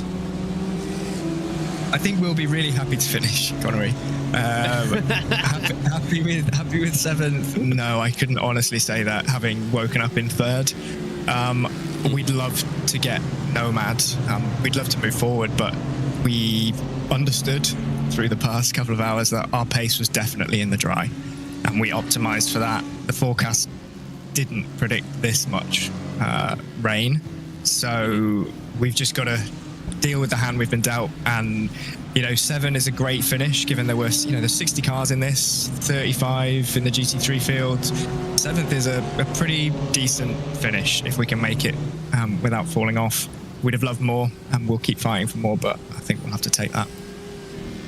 All right. Thank you very much for joining us, Ed. It's an absolute pleasure to speak to you. Good luck for the rest of the hour and a half of this race that we've left to run, and hopefully you're able to get that 14 car to the checker flag. Thanks, Connery. Thanks, Lorenzo. And thanks to Motorsport UK as well for organising and RaceSpot, guys. Cheers. Not a problem whatsoever. It's always great to get the sort of inside view from the drivers as to how the conditions are out there. It was an interesting point about the curbs. Of course, they're more treacherous in the changeable conditions than they are in the full wet conditions, interestingly enough. That's my big takeaway from that, Lorenzo. Yeah, basically said you're on the wet, the curves are your best friend. Well, maybe not your best friend, but they're less lethal than they are in changeable conditions. I mean, of course, if we're comparing to mildly wet conditions, as we are, sorry, it's not mildly wet, it's mildly moist. I gotta remember. Mildly moist, yes. Mildly moist, yes. Conditions, the curves are lethal, so it's weird for me to think about this as curbs are lethal and mildly moist, and on full wet you can basically use it like you would normally use it on a normal line. If it is if it is pointed straight, of course. I've got to point out that this battle between ST and Attitude Esports is absolutely monstrous at the moment. It was ongoing through pretty much the entirety of the interview that we had with Ed Hope there, and it sort of continued on, because every time that Altitude Esports get themselves a chance or get themselves through for a couple of moments, they have a big slide, and then all of a sudden ST are back through, and then get out onto the marbles and out onto the wet stuff. It's really difficult out there. You can't run a normal wet line here. It's just impossible. And also you got the drying line to factor in as well. So I don't know if you were here for it, Lorenzo, but Ed Hope was talking about how they're kind of not really entirely comfortable with any portion of the circuit at the moment, because you stay on the dry stuff with the wet tires, or the drier stuff with the wet tires, you're seeing really high tire temps. But then as soon as you go offline into the corners, or then you get out into the marbles and the rain and the wet combo, and that is very treacherous as well. So you kind of like pick your poison. Yeah, and we saw that happen on a few occasions already, right, Connery? Of some of these GT3 cars being slower than GT4s coming out of the corner, right? Especially around the loop, we saw those cars being so much sluggish coming out of the corner, whereas GT4s were basically nearly touching their back bumpers and causing some issues. So it's someone just said it's so hard to overtake. The offline is really slippy with the marble still. So I agree 100%. I think these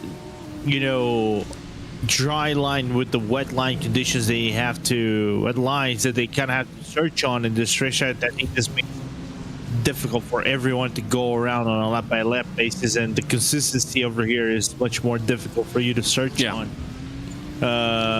Because of the ever-changing conditions that we're having right now.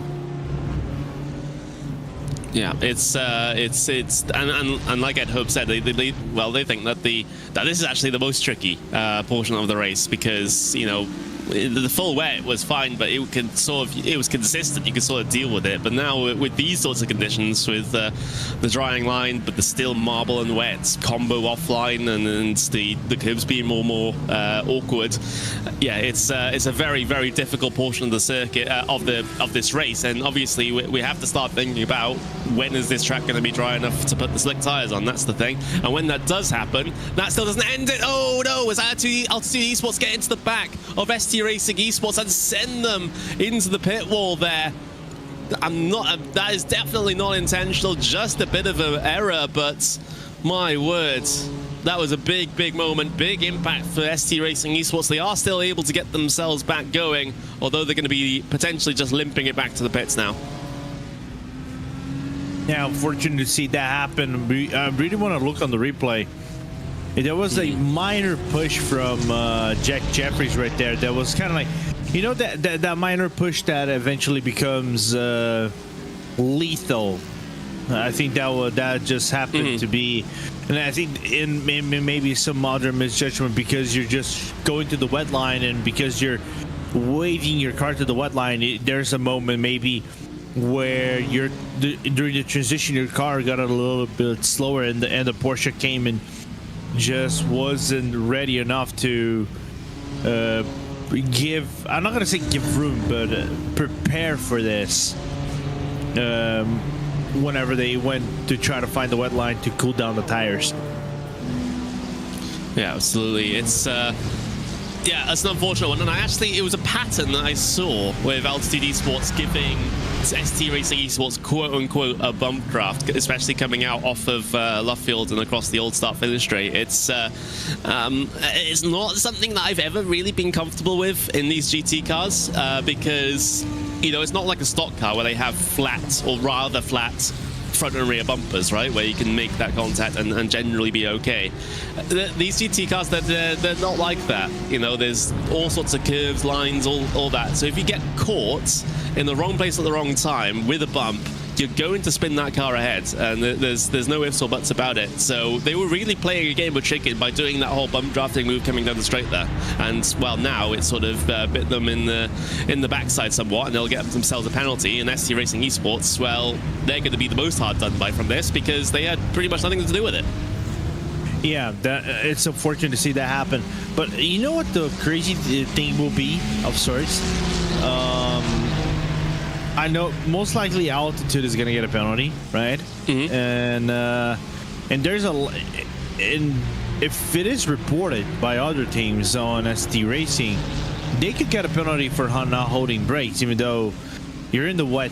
The likelihood of being able to hold brakes and keep the car stopped, it's low. It's really low, but you can make that argument and go for the report if you want to. I mean, it wasn't the greatest rejoin. Let's just say that, but yeah, we'll have to see if any action gets taken from that as well. But yeah, it's unfortunate because that battle was looking really fantastic. It was looking very aggressive, very fair between the both of them, really up until that point, and it was battle for significant position in the GT4 as well. It's unfortunate, but you know, for battle for podium positions, excuse me. So I do expect to see that Altitude eSports car having to come down into server penalty at some point. We'll keep a close eye on the protest results, but yeah, it will be very strange if they don't get one. Yeah, absolutely. I think just a matter of when this is going to get reported to them.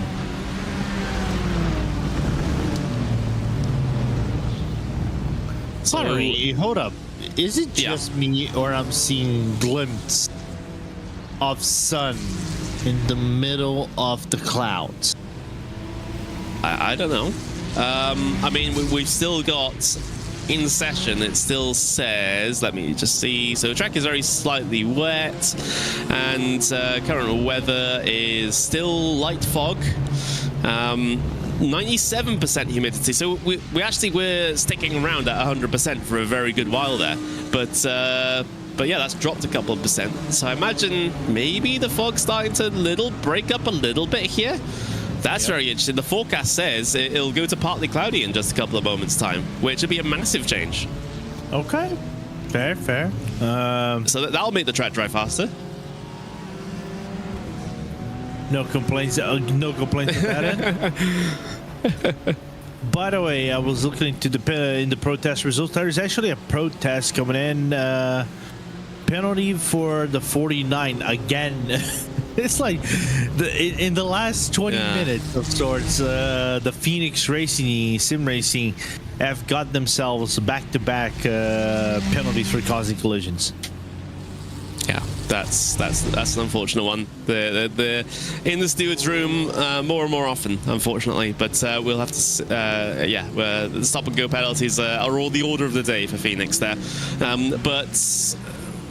Okay, so with this potential big change in the atmospheric conditions and the cloud cover, that will mean that the track dries out much faster. Some drivers are already deciding to, down these straights to dip their tires into the wet stuff to keep them cool, because as we heard in the interview with Ed Hope earlier on, they're in a catch-22. They stay on the dry line, they burn up their tires. If they go offline, then they get out into the wet and marbles, and that's a very treacherous place to be. So, they got to be thinking now, is it going to be, when is this crossover point going to be in full swing? I'm having a look at the lap time. So for the race leader, so Alexander Bird in WSR eSports Buttkicker, he's doing 2:13s at the moment. Under the full sort of wet conditions, we saw 2:17s, 2:18s, maybe even up into the 2:20s sometimes. So the track is much faster than it has previously been. It's just, is it fast enough now, or is the dry line clear enough for those slick tires? There's still some trails of spray coming out the back of that car, so maybe not just quite yet, but soon, very soon. Yeah, I would say give it about 20 to 30 more minutes, I think, of driving in these changing wet to dry conditions. That is changing right now. So maybe we're going to be starting to see some of these drivers looking for the slicks to cap off their race over here in this 24-hour event. That has been good to cover. Meanwhile, William J. Chadwick going for his pit stop.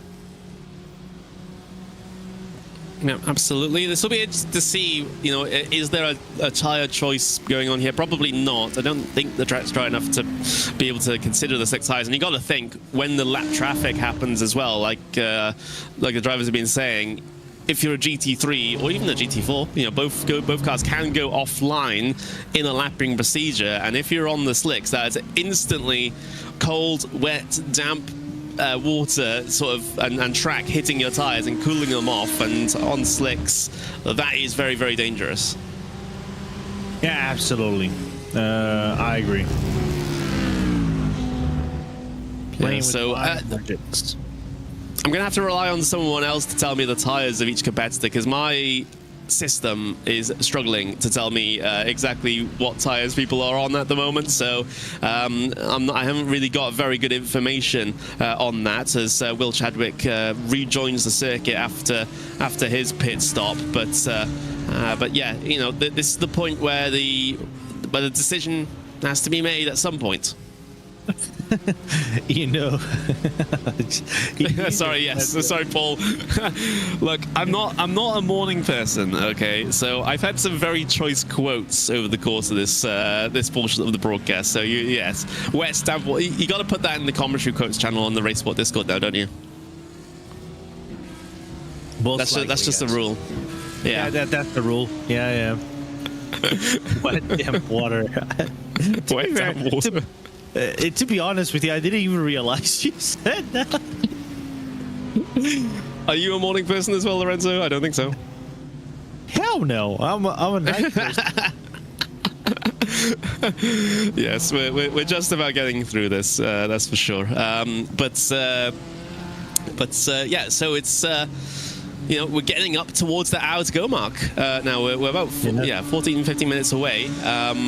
Of you know, away from ending this 24-hour race, which is absolutely incredible. Well done to all of the drivers and teams that have been able to get themselves to this point. Our attrition rate has been very good, considering a 24-hour event. You know, we had 53 cars start this race. We have 48 cars still running. So yeah, everyone with 100% commitment, full commitment to getting to the checkered flag, no matter what has happened to each team over the course of this race. They've stuck to it, they've kept going, and that's the spirit of endurance racing in a nutshell. Absolutely.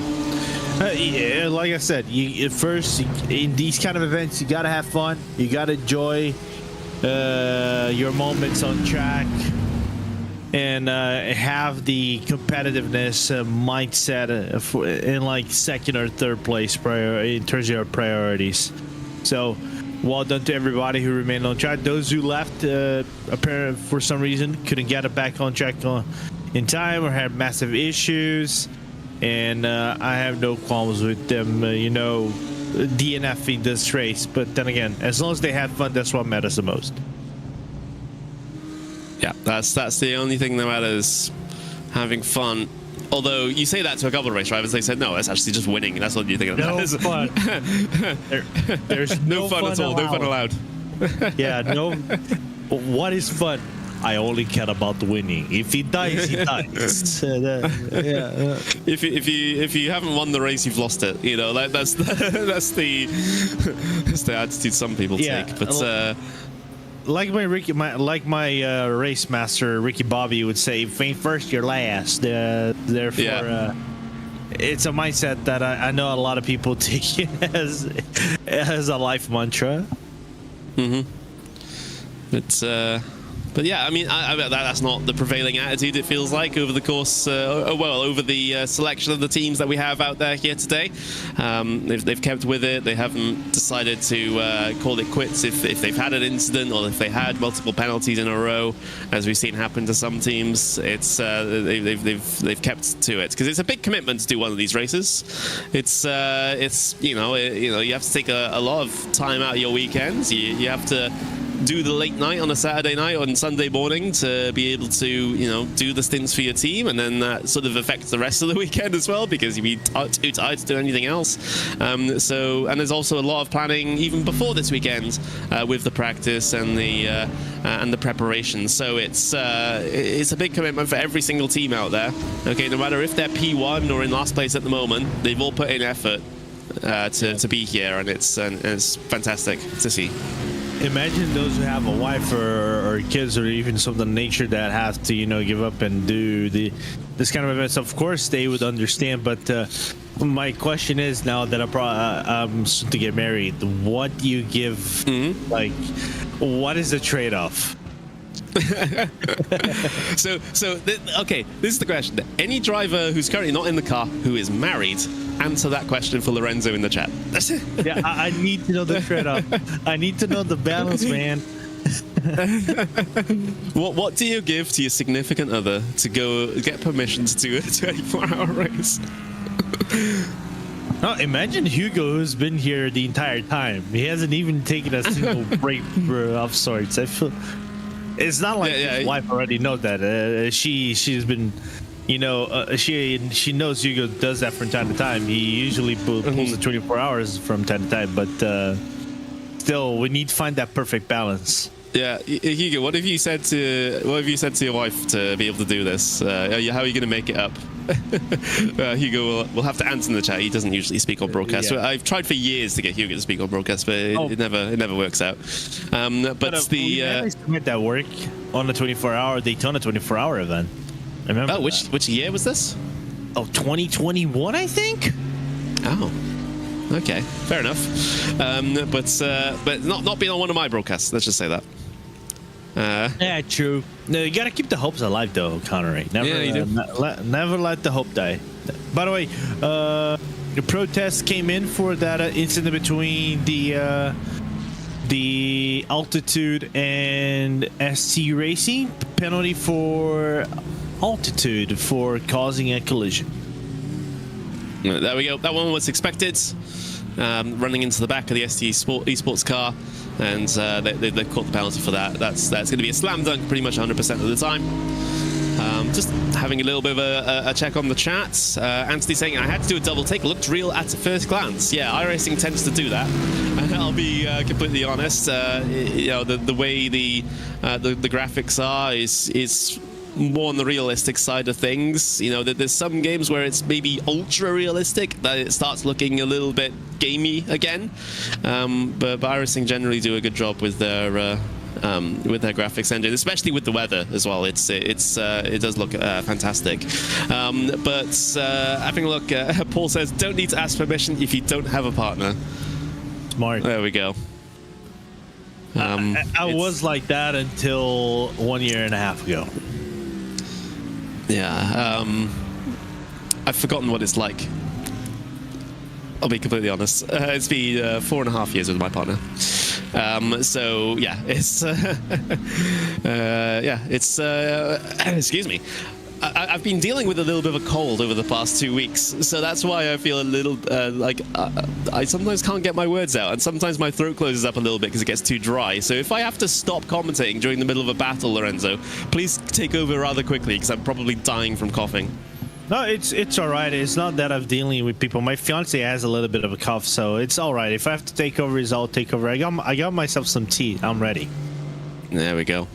But yeah, so I mean, there might be a chance for some interesting battles coming inside this final hour. That's for certain. As all the strategies tighten up, and as the track dries out as well, we're not expecting any rain for the end of this race, or at least any more rain for the end of this race. So of course the track is still going to take a while to dry. The humidity is still quite high. The track temperature is still relatively low. The only thing that's helping it is the sort of moderate winds that we've got going on, which helps the evaporation process. But yeah, you got multiple factors still working against you there, and you can see that the dry line is certainly very obvious at this stage. And in fact, at some portions of the circuit, the cars are not throwing up any spray at all. So that may be a little bit of a hint as to what's to come, at least within the next stops. Yeah, absolutely. I think we can maybe analyze the WSR eSport Buttkicker final pit stop whenever they come in about like 2 to 3 laps, maybe, to see if they're going to put their dries. Yeah. Absolutely, that might have to be the decision that is made. I'm having a look to see. I think, correct me if I'm wrong here, but their lap time delta compared to everyone else is so obviously different. I think Project 91 and Thomas End Sim Racing car, the number 91, I think they may be on the slicks already, because they are lapping rapidly at the moment. They're 2:06.6 was the last lap time, compared to the race leader, which is a 2:13.8. So they've been on the slick tires for potentially a couple of laps there, and they are absolutely flying. Yeah, fair. I think you can make an argument that Will Chadwick's found the fountain of youth to try to get back onto this race, but of course he's locked down on BRT. Therefore, he won't make a single difference if he goes like 5 seconds faster per lap at the time being. Yeah, I mean, taking some decent chunks out of his competitors, that's for certain. So if it's, a good couple of seconds every lap, that really does add up. But yeah, going along very, very well at the moment. Not entirely. I mean, that's the only explanation for how obvious of a difference of the lap times that they've had at the moment. That's just the situation there. That's the only explanation. So maybe that's a bit of a hint to some of the other teams that, okay, it looks like the 91's doing pretty well on the slick tires, so therefore we should probably consider changing within the next couple of laps as well, right? Yeah, absolutely. And also there's not too many spots of wet portions in the track that you can pull off your tires. Oh, sorry. Oh, a bit of a curse, as I saw 91 lose a lot of time on the timing screen there. I got very worried for them for a second to see that timing drop down, but I think they may have had a bit of an issue. And I don't know whether it's wet tire or rather dry tire related or not. It might be, but if it is, that's the treacherous thing about going onto slicks at this point. If you get yourself even a single tire out into the wet stuff, it's going to be a big issue. Luckily, they managed to keep it alive on the track. That's good stuff. Yeah, they continue on out there. In fact, they can afford to still have a big moment because they're lapping 4 seconds faster than everyone else. So even if they lose 2 seconds in a slide, it's still a net benefit. And you can call swag as well. If you're just having a little bit of a slide around the corner, just call it swag content. Final hour of the race, you need some media for your socials. Do a slide. So Attitude Esports by SimStickers, they're coming in. So the 111 deciding to come down in, and they will have to serve their penalty at this stage as well. So they're coming in for their stop go, or rather they're serving their penalty. They're up on the jacks here. I'm just going to double check the protest results. Oh, sorry, they did get a stop go penalty for causing a collision. Although, actually, there's a weird thing. So were there 2 separate incidents between the 3 and 111? Because I see incident involving 3 and 111 and incident involving 3 and 111, both within a couple of minutes, saying one for penalty for 111 causing collision, and the other one there's no evidence of moving under braking. So they protested each other. Right. They protested each other at a few points when they were battling, because from what it looks like, the Mercedes was when I think, especially coming out of farm corner going into the loop, it seemed like the Mercedes was moving into the braking zone, right? But it's kind of like it was so tough because the hot tires, the evidence, the clear-cut evidence that they moved under braking is so hard for you to find. So that explains that situation. We've got the WSR Esports Buttkicker coming down in. There are overall race leaders, and they're sort of chilling in their pit box. They went for a driver change as well. So Alexander Bird gives way to Ethan Critch, now coming off the pit lane, and they may have swapped onto dry tires. We don't have the full information. Unfortunately, that's a little buggy for me at the moment with my timing screen. But if they have switched onto dry tires, that may end up being a good decision, because we saw how quick the number 91 is on the dry tires. They dip into the 206s, they get the 207s versus the 212s that the people on wet tires have been running on. So I think this might be a dry tire call for WSR Esports Buttkicker, but we'll have to wait and see the evidence of that over the next lap or so. Yeah, let me see if I can catch with my naked eye. Yeah, it's hard to see. Our feed is not the most sharp. Let me put it on for... Oh, no, they are on dry tires. Yep. I'm watching on the broadcast on YouTube. Oh, right, yeah. On 1080p. You're watching with that delay. Yeah. I'm watching with that delay. Therefore, I got like the VAR. Say that they are on slicks. Oh, you can see they get into trouble with it immediately. Out into the runoff through Cop's Corner, having a little bit of a slide, a little bit of a snap. Thankfully, they're able to keep themselves going in the right direction. But that's the treacherous thing about being on slicks at this stage. Yes, there is a very obvious dry line, but as soon as you step yourself out of line, you're in a world of hurt. So that's going to make lapping procedures very interesting and very sketchy, Lorenzo.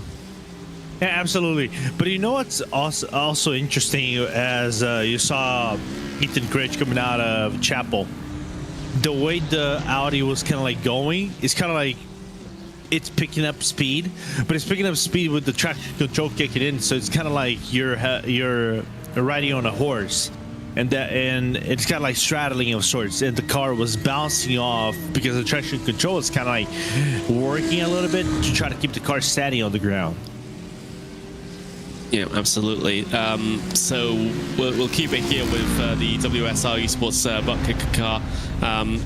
Fantastic efforts over the course of this race to be able to get themselves into the position that they're in. They had a clear one-lap advantage over the next closest car. They still maintain that one-lap advantage over BRT here at the moment. It's been an epic drive from everyone involved in that number 41 car, but we are now officially inside the final hour of this Buttkicker Britcar 24 hours of Silverstone here on iRacing.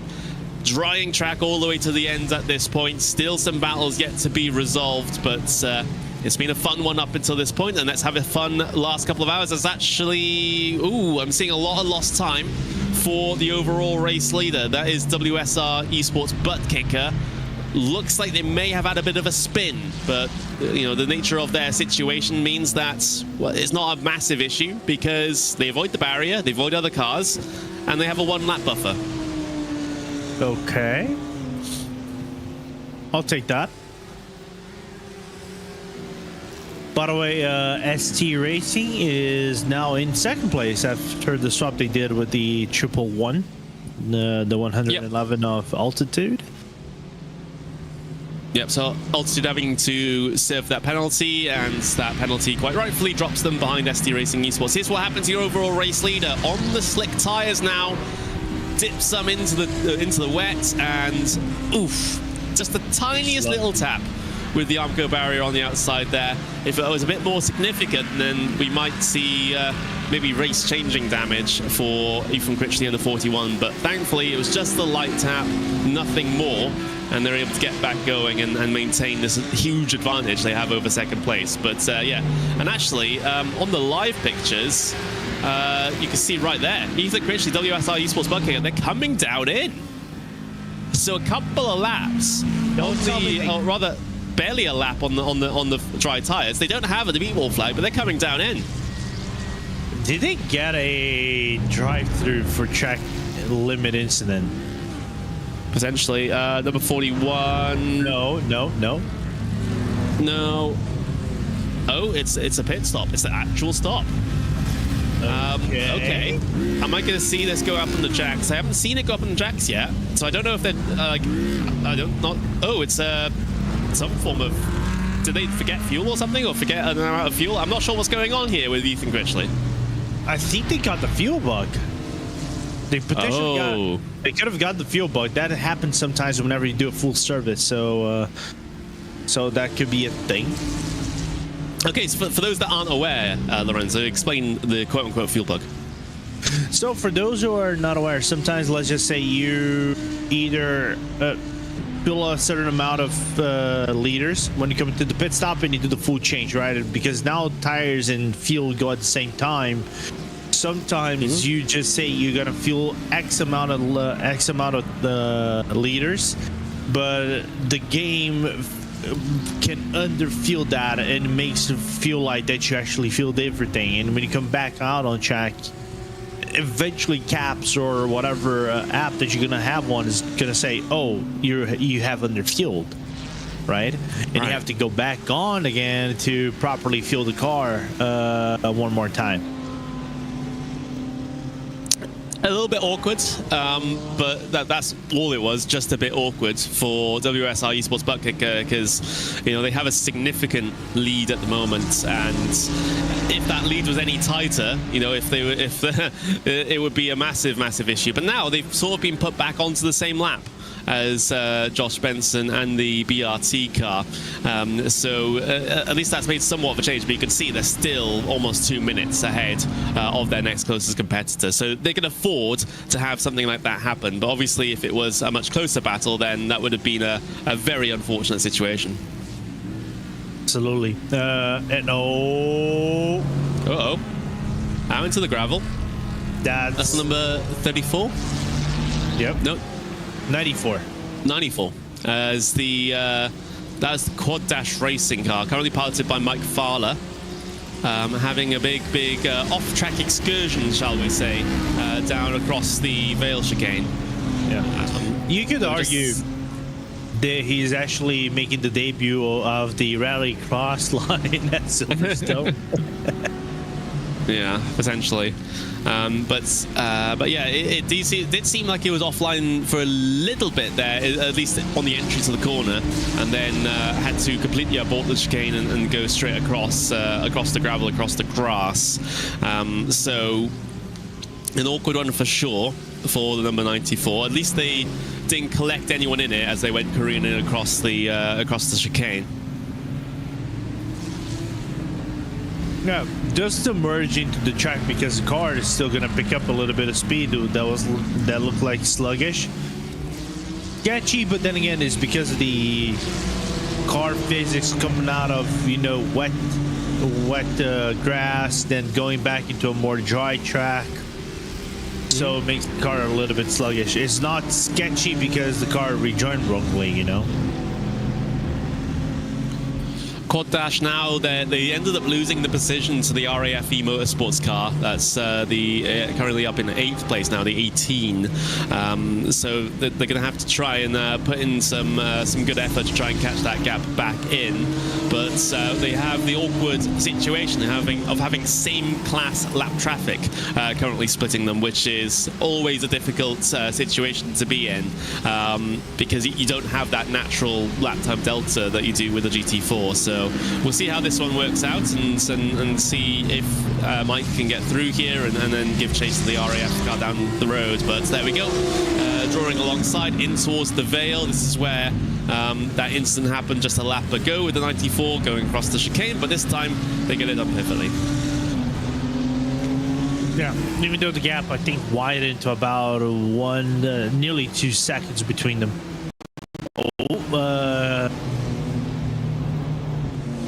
The battle re-engaged between the M4s, from what it looks like. Motormass and Aztec. Yep, so 22nd in this GT3 class here. They've found each other on circuit once again after their previous pit stop phases. It looks like everyone is pretty much saying, yep, the dry tyres are absolutely fine to use at this stage, but it still comes with a tricky little condition of don't go offline, because you will slide and you will skid off the circuit, and it will be a massive problem. And if you have that happen in the wrong place, you might end up finding a tyre barrier or an Armco. So thankfully, over the last couple of moments and the last 10 laps or so, that dry line has really quite widened out quite a significant amount. So there's more room for error now than there was probably about 5 or 10 laps ago. Yeah. Because the differentiation between the wet portions and the dry lines.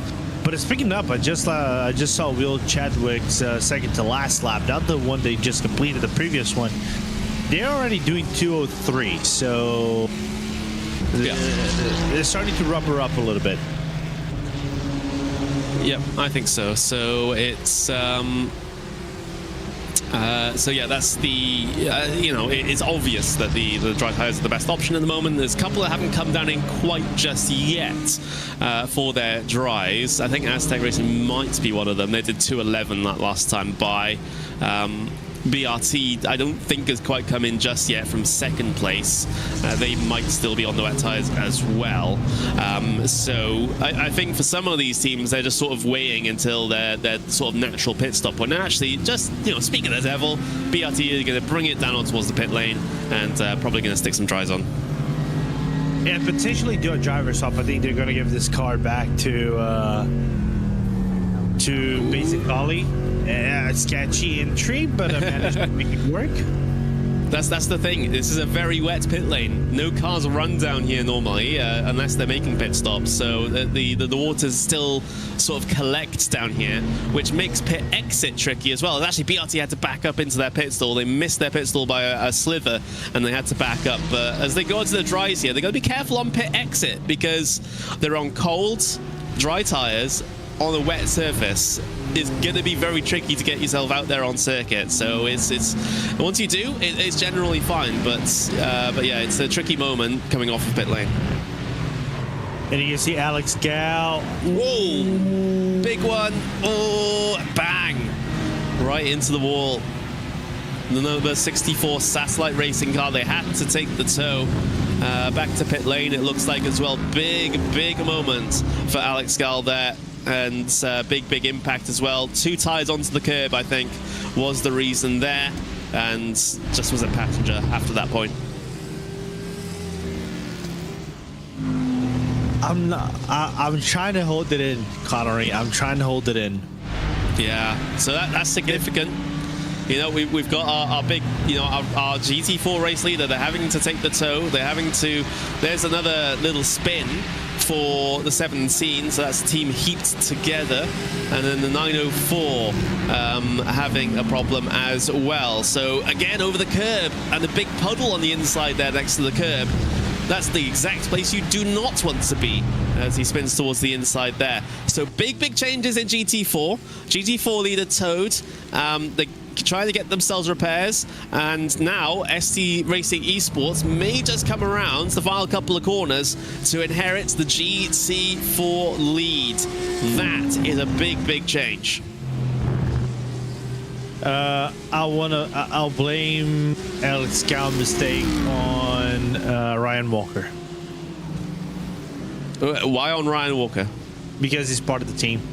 Right. Okay. So there we go. It's official. ST Racing Esports, new race leader in GT4, and Satellite Racing GT4. They just continue to slip further and further down the order as they wait for that tow to be complete and any repairs necessary to that Aston Martin to be completed as well. But yeah, big change, and it does mean that, get this, Lorenzo, battle for the race leader GT4 now stands at 7.7 seconds. And there's a good likelihood of this actually happening. Yeah. Because I mean, Jack's fast, so there's a chance. Yeah, there is a chance. An outside chance, yes, but a chance that we might get a bit of a grandstand finish for the race lead in GT4, given the right set of circumstances. Yes, it's going to be tough to catch up about 8 seconds in about 47 minutes, but it's not impossible, especially with a couple of the issues that the drivers have had over the course of this last portion of the race, with the going onto dry tires, but then accidentally getting themselves up onto curbs or into the wet portions. So yeah, don't count them out there, although I just saw that Altitude Esports just lost a lot of time in the last couple of moments, making it a little bit less possible for them, as actually they made contact with someone. They made contact with Phoenix, I believe. Oof. Big contact too. So hopefully we're able to get a replay of that one, because that came straight out of left field. Yeah. Brett Dalton, I think you are sleeping or playing Farm Simulator. This is the perfect example to say why commentators' curse doesn't exist. This is not on us. Yeah. Well, it is on us, because I started talking about Altitude Esports potentially catching up at the end of the race, and then something like this happens. As they had a little bit of a fight coming down into the final corner, and it was Phoenix Sim Racing just... I don't know what the logic was, going to the inside there, out onto the curb and onto the wet, and then clearing out 2 cars on the outside. That's a big error of judgment to be making. Wait. Am I going crazy, or satellite is now only 3 seconds back? Test. Yeah. So this is sometimes the awkward thing about towing and getting the repairs completed. Sometimes it would show you on a lap that you sort of not on. Yeah, the fake lead lap. So it's so actually this is still. This is still interesting for GT4 Race Lead, because Satellite Racing, the system has sort of spat them out back onto the leading lap at least, and now 4.4 seconds behind the GT4 Race Leader. So it's still possible for Satellite Racing to get themselves back stuck into this and to get them Critchley, a big moment again. This is your race leader in GT3s. Oh, big slide. Just about somehow able to avoid the barriers, but it just goes to show how tricky things are out there at the moment, where both race leaders have had massive moments. One worse than the other, of course, with Satellite Racing hitting the wall, but that could have easily been a race-changing incident for WSR eSports Buttkicker as well. Have you seen have you made a heart rate checkup lately, Connor? I mean, I always wear my smartwatch, so I always have my mine is heart rate being monitored. Mine is being recharged right now. Oh, right. Mine's sitting at 85 at the moment, which is fine. But okay. I'll let you know if that gets any higher if we get some action going. But but yeah, this has changed the complexion of the race somewhat, especially in GT4s, because now ST Racing Esports, they have to hold on to a potentially hard-charging, trying to recover Alex Gall in Satellite Racing GT4. And of course, these drivers do have themselves a good amount of fast repairs to use. They have 4 fast repairs to use throughout these 24 hours, and Satellite Racing still had one spare. So they were able to get the fast repair done. They've got a brand new car out there, and they got a brand new car to chase this final 43 minutes. Yeah. Apparently this was not on my bingo card. Yeah, well, it's not mine either. I didn't have a bingo card, but it still wasn't on it. So yeah, this is a sketchy moment potentially. Valentin Goplet behind the wheel of the number 3, currently in the race leader GT4s, all of a sudden thrown into a situation where him and his team could potentially win this race. But they've got to defend for 43 minutes up against the driver and the team that has been leading for the vast majority of this latter portion, the Satellite Racing GT4. That is a big ask indeed. But there's a 4.5 second buffer to work with at the moment. Plenty of buffer to work with. But again, we've seen so many drivers get themselves into problems over the last couple of laps. You can't really be certain of anything. Yeah. I don't want to touch and say I'm Nostradamus, but I said the top 3 in GT4 was still kind of undecided of sorts. I didn't say this was going to happen. It was not even in my books, but I'll take it. It's kind of I'll take anything I can get right now.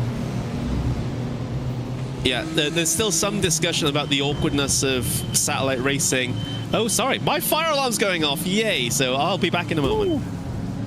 I think Connery Medic has just remember it gets me back to our Juno Cookie Potty's fire alarms sometimes. But Gal is being able to reach the SC Racing. It's bits and margins that Alex Gall is working on right now, but as he's able to catch, I don't know if there will be a battle. If so, how close to the end of the race will be for now. And apparently Ayrton Williams said that they were held by 10 seconds plus in the pit lane when they towed it back to the pits, as Wild Things just having a wild moment, coming back on track after making a mistake just outside Aintree. And they thinking about they had moments back. Don't worry. Don't worry, my house isn't burning down. Oh, good, It's just some lunch being made that was going wrong. Yeah. So that was a moment, wasn't it? It wouldn't be a 24-hour race without at least one commentator having a fire alarm at some point. It's something that has happened before. Yeah, it's not like Arjuna's fire alarm used to go off from time to time on broadcast. Yeah, so yeah, don't worry, I'm completely safe. No, my place isn't burning down. Oh, big spin in behind for the number 7 car. That's the Samsung Kanani eSports car, having a massive moment coming out of Cop's corner. Thankfully, they were able to do a bit of a 360. Oh, this is very well executed, actually. Let's get a replay of number 7, because you're going to have to score this one out of 10. Okay, imagine we're in some form of car freestyle event. Okay, this 360 from Alan Luth, we're going to have to score it. Here we go. Watch this. Put your scores in the chat as well.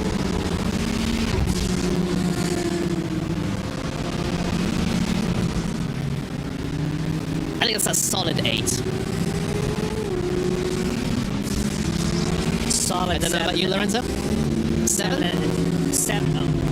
I'm going for the IGN meme and say 7.8, not too much water out of 10. But in reality, I'll give that 7.5 because that was a lane change from the left-hand side going to the right-hand side of the straight, leading outside of Cops. That's like minus 1.5 into my books. There was some loss of speed, which takes a little bit more half points. And the other half, I would say, I'm trying to think. I'll give one reasoning why later on. Yeah, so there was a 7 from Beasts X Tornado, and from Mugford it was good form. Okay, so good form. Not perfect execution, but pretty good form. As we see we did see the swap around between the Quad Dash Racing and the Team Loose and Spurwing car there, just for a moment. Again, there were a couple of people questioning what the situation was with Satellite Racing, because they had that incident. They technically should have been a lap down, but it's sort of it's quite awkward when the leader is a lap ahead and they take the tow. I'm not sure what the calculations are that happen behind the scenes, but sometimes it gets a bit weird from the perspective of how iRacing counts the laps. I've had this happen before, especially when we've had endurance races at the Nürburgring. I was going to say where this sort of thing has happened before, where it gets slightly confusing about what lap is the actual lap, because it's going to take too long to explain. Apparently this is a thing. Satellite Racing now 5 seconds, or rather 4.5 seconds behind the race leader. Don't ask me why. I think they had a touch and go moment right before Maggots and Buckets that was a little bit scary for them, and that 4.5 second gap extended to 5 seconds and a half. But coming back to your topic, I had this once on a Nürburgring 24 race, and eventually that is what kind of kept my team in the GT4 in the battle on Split 4 against like the iRacing devs, and we beat them because one of the iRacing devs actually crashed out on the final hour of the race, and I got like P4. Yep. Yay. But it's awkward because I think what it does is basically it says it goes like a full lap around the racetrack and then brings you back. So basically, yes, yeah. So that counts as a lap. Yeah, that's exactly. Sorry, Roland has got it exactly right there. It's a bit of a quote-unquote. It's not, well, like TP Sim Racing says, it's not really a glitch. It's just the way iRacing works, where it takes the car to the end of the lap that they're on when they're taking a tow. So it looks like they're further ahead when they've had the incident than they actually were. So therefore it sort of glitches. Well, the timing system sort of has a bit of a moment while it tries to sort out what's going on, and then they end up coming out in the right place. As we see BRT around that second place in GT3. BRT having a big moment, and I see exactly what happened here. They went for a big lunge. They went for a big move on Altitude eSports, and then sort of missed their braking point, potentially caught a bit of a puddle, a bit of dampness, and had a big moment coming into the corner.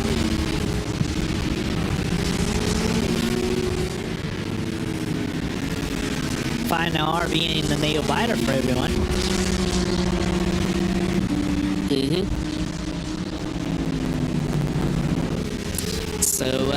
So yeah, it's fantastic that we've still got some close battles here in the final 35 minutes. We've got the one that we're looking at the moment, which is the RAF Motorsports car, the number 18, versus the 94 Quad Dash Racing car. Quad Dash Racing have been involved in a lot over the last couple of moments. It feels like they got through on Team Loose and Spurwing, and now they're on the back of the RAF car as well. So they're making some very good progress in this latter portion of the race. Just 35 minutes left to go in this one, folks. And Mike Fowler trying to make the most of it in the 94, sitting inside the slipstream of the RAF and try and get themselves into Magneto Beckett's and try and thread the needle on that dry line as well. You don't want to be dipping two tires into the damp here with slicks, that's for certain. You want to be, you can tease the curbs a little bit, but you can't really use them as effectively as you would in completely dry conditions here at the moment. Yeah, man, it's apparently what Edward Ho said about, being lethal, it's showing up in its full effect right now in this final hour. Yeah, absolutely.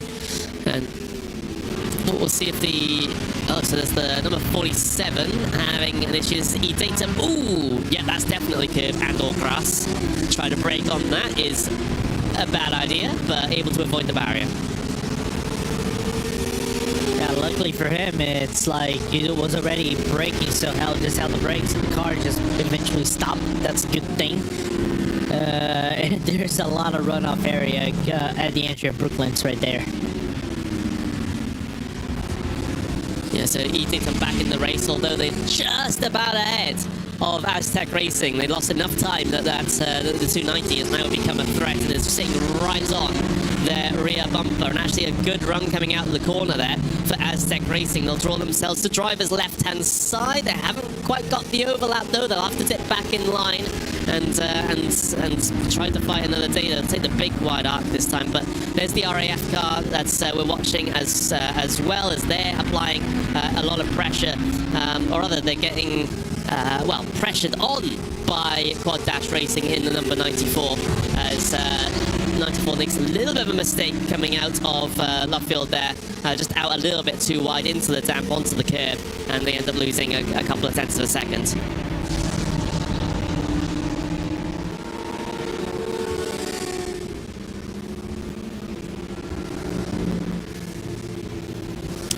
So with this portion of the time to go, of course, we had WSR eSports Buttkicker run into a couple of issues, couple of spins, but they have a one-lap advantage over BRT. BRT have had their own moment in the last couple of portions of this race as well, so everything evens out there. We are waiting, sort of watching that gap like a hawk for GT4 race lead at the moment, because that is potentially where things may change, although Alex Cal hasn't made an amazing amount of progress with that gap whatsoever.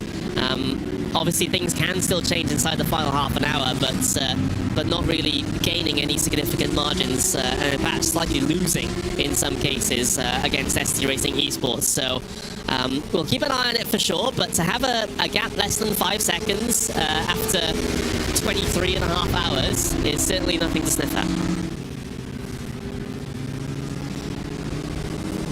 I had a phone call from my mom. What was the topic? You can't ignore a phone call from your mom. That's for sure. Yeah, so I was just going over about how WSR eSports have run into a couple of their spins and a couple of issues, right? But they've got enough of a buffer to work with that. We're keeping an eye on that gap the race lead in GT4s, but that's sort of extending that to 6.3 seconds now. So I think Alex Gall is really struggling with the changeable conditions, and blending Goppelt is being much more consistent there as we're on board with the 94. Yeah, odd to see Gal's performance after... Oh dear! Oh dearie me!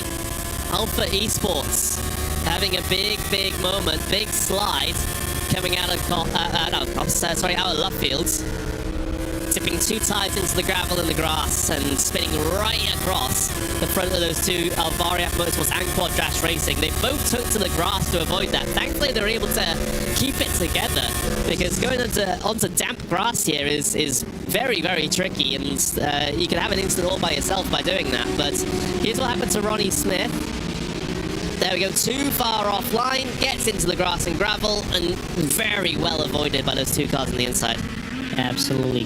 Good awareness from them to deviate from Ronnie Smith, and even though he managed to help brakes and everything, that's good to know. By the way, I made this question to David. I'll ask you, Connery.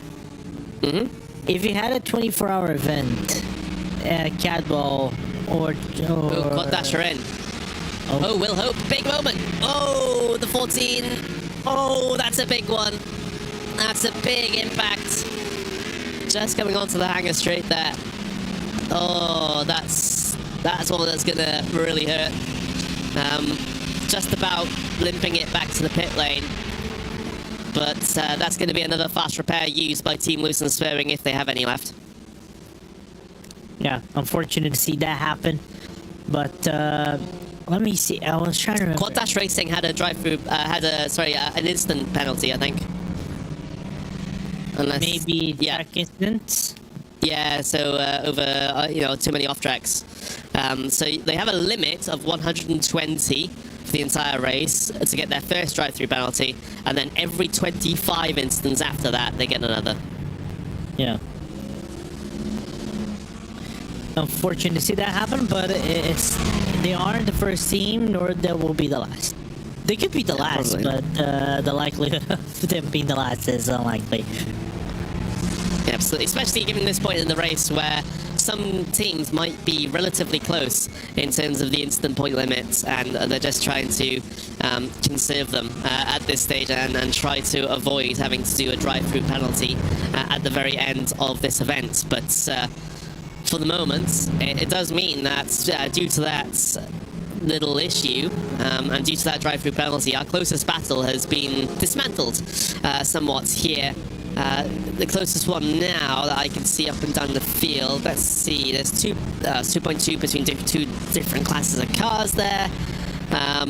So yeah, all the gaps are pretty spread out at this stage. So we'll have to see if anything further develops here inside the final half an hour. But I gotta say, this has been an absolutely fantastic event. It's great to see the full commitment from every single team out there to get themselves out there for this Buttkicker Britcar 24 hours of Silverstone. It's been a race full of little surprises here and there. Of course, at the start of the race, pretty fine conditions, all that. Then it started getting really foggy for the night time, so that made a night portion that was particularly fraught with danger. And then inside the sort of early morning hours of this race, we had the rain come down for a good couple of hours, about 2.5 hours to be exact. And now we're in that sort of changeable conditions, drying back up for the end of this race. And so the drivers have had to deal with every single element of that, and they mostly have come through relatively unscathed. Of course, there may have been some fast repairs used, yes, but we still have the 48 cars still running out there, which is a good achievement. Absolutely. Props for every team to try to do their best until the race end. We know this have been very tough driving conditions. You could argue, I think this hasn't been the most British, as Ethan Critchley has. He's had another moment. Yeah. Oh. Somehow, with every one of these incidents, he's been able to avoid a barrier or another car. He's like a cat. He's using lots of his own lives. I think he used we know he used 3 lives already, especially the one he went on the barrier on the transition to Luffield. And did you realize that every single mistake that he has done was either on Brooklands or Luffield? All 3 of them. So it's kind of like playing with the fine margins. Everyone, as I think Hugo puts in our race bot chat, even with caps. Oh my word! Oh my word! That's a big one. Ram Ranch Motorsport having a massive incident in the Lamborghini, missing the rear end already. And it's involving another car as well. That's a little bit awkward. It was the Team RedX.com car losing control off of line, then instantly spearing back onto circuit and into the path of the Ram Ranch Motorsports car, which had absolutely nothing to do with it. They saw something was happening already. They were going towards the inside, or rather the driver's right-hand side to try to avoid it, but they weren't able to avoid it, and they have a big impact not only with another car, but with ping-ponging into the barrier as well. And if you looked on the replay, that Lamborghini wasn't already looking healthy, Ethan. Again. Yeah, Ethan, I'm not going to say anything, but you got to be careful, mate, because you've had a couple of incidents already, which may have been, under a different set of circumstances, would have been major, potentially race-changing, right? I know you have a lap to work with, that's fine. However, please stop giving us heart attacks. Ay. But, yeah, well, I mean, hopefully he's able to keep it on track for the next 25 minutes. If he doesn't get a penalty or something of the nature after this? Yeah, well, that even if a penalty is in effect, it still won't matter so much because the 1 lap gap, right? Pretty much. Penalty for the number 31, by the way, issued on track for causing a collision with the number 21. Just to confirm over here, I think the 31 was at a Team Red X car. No, actually, it was Connexus. No, the Connexus, yeah. Yeah, making contact with the Project Not Last. Well, at least for Project Not Last, they are still not last. So anything is a success for them. Yeah, no, if they are not last, they're first. Yeah, they take the opposite attitude to what we see there. Yes, so it's great. Not being last, great goal indeed. Update as far as GT4 race lead's concerned, that gap's down to 4 seconds now, so that's come in just a little bit. Here's a bit of a battle going on though. Wild Things Racing versus Aztec Racing. Battle for position, 12th place in class between those two, and that's going to be robbed away from us immediately as Wild Things Racing decides that they want to take a stop. Not like they're. In fact, they've got a drive-through. Ooh, off-track incidents, I think. Yep. You have to trundle down a very wet pit lane and have those slicks cool down. Oh, true. There we go. 22 minutes left remaining in this race as drivers, they start seeing the light at the end of the tunnel at this stage in the race. They know they're probably on, the vast majority are going to be on their very final stints at this point. There's a couple that may need to jump down and in for a splash and dash of fuel towards the end, but for the vast majority, it's this all the way until the end now. And for some of them, they're very welcoming of the end of the race, and some of them, well, I think everyone would be very welcoming, to be honest. I don't think anyone wants to race for another hour or two after this one. Let's just say that, especially with the tricky conditions that we've had. Update for race lead in GT4 though. Satellite Racing are gaining, and significant amount at that as well. 3.2 seconds now between SD Racing eSports and Satellite Racing GT4. Is this really going to happen, Lorenzo? Please make it happen, otherwise I don't want to sign Andrew on my DMs. You don't want Syandra in your DMs. Yes, that would be pretty awkward. But Alascal, I mean, finding a little bit of pace. Yes, there's been a bit of traffic that has affected ST Racing eSports over the last couple of moments, which is not ideal for them. But they are losing this gap, and they might be under pressure for the very end of this race now, which not an ideal situation for them. They would have hoped it was going to be plain sailing with a 5+ second gap all the way to the end, but that's not the case at the moment. Gap is down to 3 seconds between P1 and 2 in GT4. As this track gets drier and drier, the overtaking opportunities become much more obvious once these guys get themselves close together.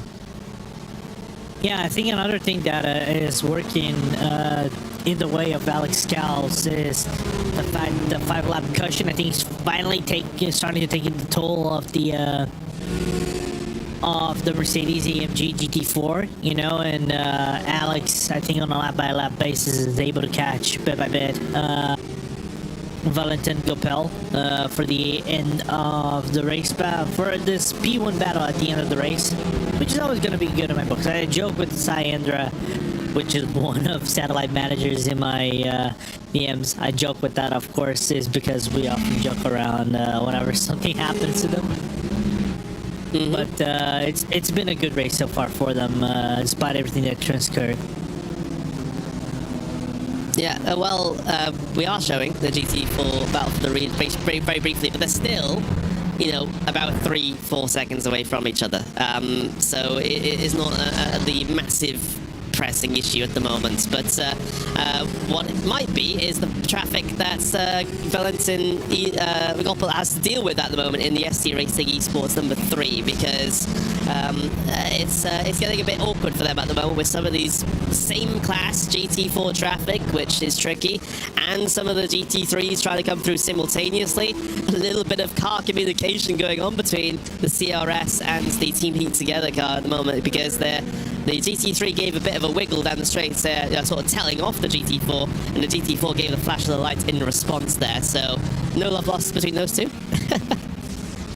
Yeah, just a scary moment for the GT4 to see a Ferrari GT3 have a little bit of wiggle moment again right after the woodcut. So at least the car is still straight. The Ferrari is still going straight. It's just I think trying to brush off some of the wet that came off the tires when they. Nah, I think it was literally a telling off. Sometimes drivers will do that.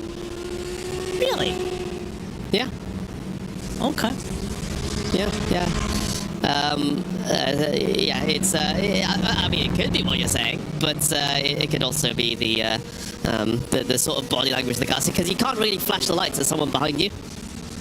No, but what happened is, I say maybe taking some of the wet portion of the tires, because the Ferrari was on a very wet surface coming out of an entry, so. That's why I think he wiggled the car just a little bit, just to see if the traction was in place. It could be, but I'm just giving another option. Again, this gap is coming down for the GT4 race lead. 2.6 now, 2.6 seconds between the 3 and the 64.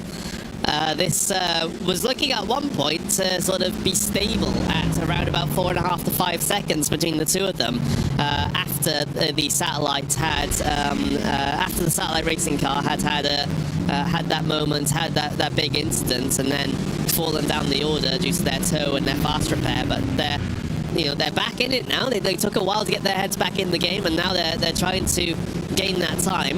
And with 17 minutes left to go, still very, very possible indeed for this to happen. They're in the same portion of the straight now. You can see that on the TV cams there.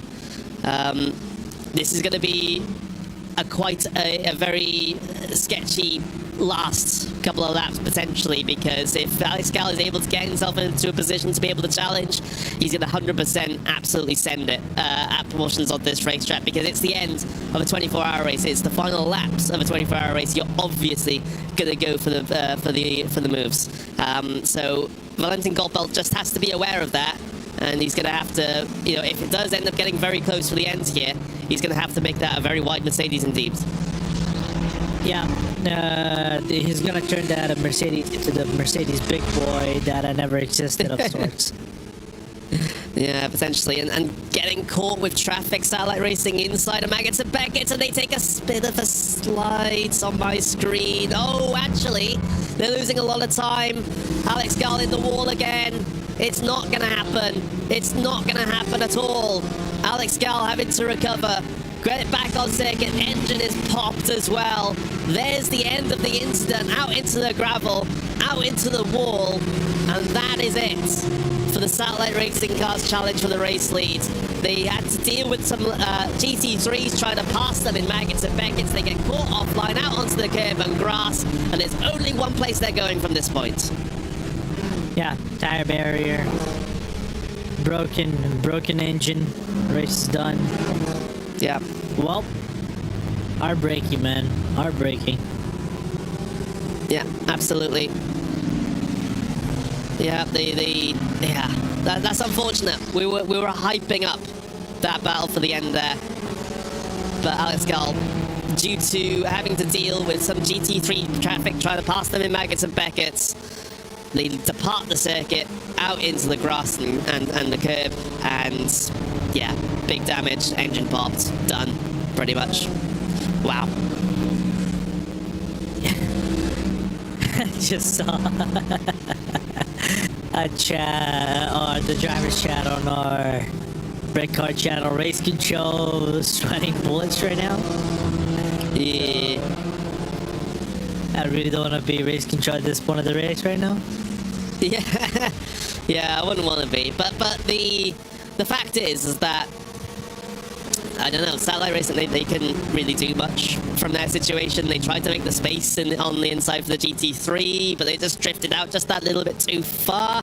It was a bad, a questionable decision, I would say, for the GT3 to pass in such a section. That is for sure. Satellite Racing tried to deal with it the best they could, but getting caught offline at any point of the circuit is a recipe for disaster. Maybe in the dry that would have worked and everyone would have been able to get through unscathed, but not in the wet at all. Yeah, absolutely. It is just really tricky, especially with these dry-esque conditions, right? You still have some wet portions to contend with, and it's so complicated for you to make it two cars go around the entry of Maggots and Beckett's without having an issue, especially with the wet portions that are on the outside part of the track. And I agree with you. I think that was overzealous. I'm not going to say overzealous, but I think there was an overcommitment from the GT3 that, unfortunately, there's nothing in Alex Gall's extreme knowledge of GT cars can do to save that one. In my opinion. Yeah, absolutely. It's just one of those. Unfortunately, there's some element. I know people in the chat are saying that GT3 should have known that this was a battle for the race lead, and GT4 had known the race situation and been a little bit more timid as a result. You can't really enforce that as a rule, because then you're starting to say one rule for one person and another rule for another. But it sort of makes racecraft sense that you would sort of courtesy to not get involved in those sorts of situations. Yeah, absolutely. And plus, for me,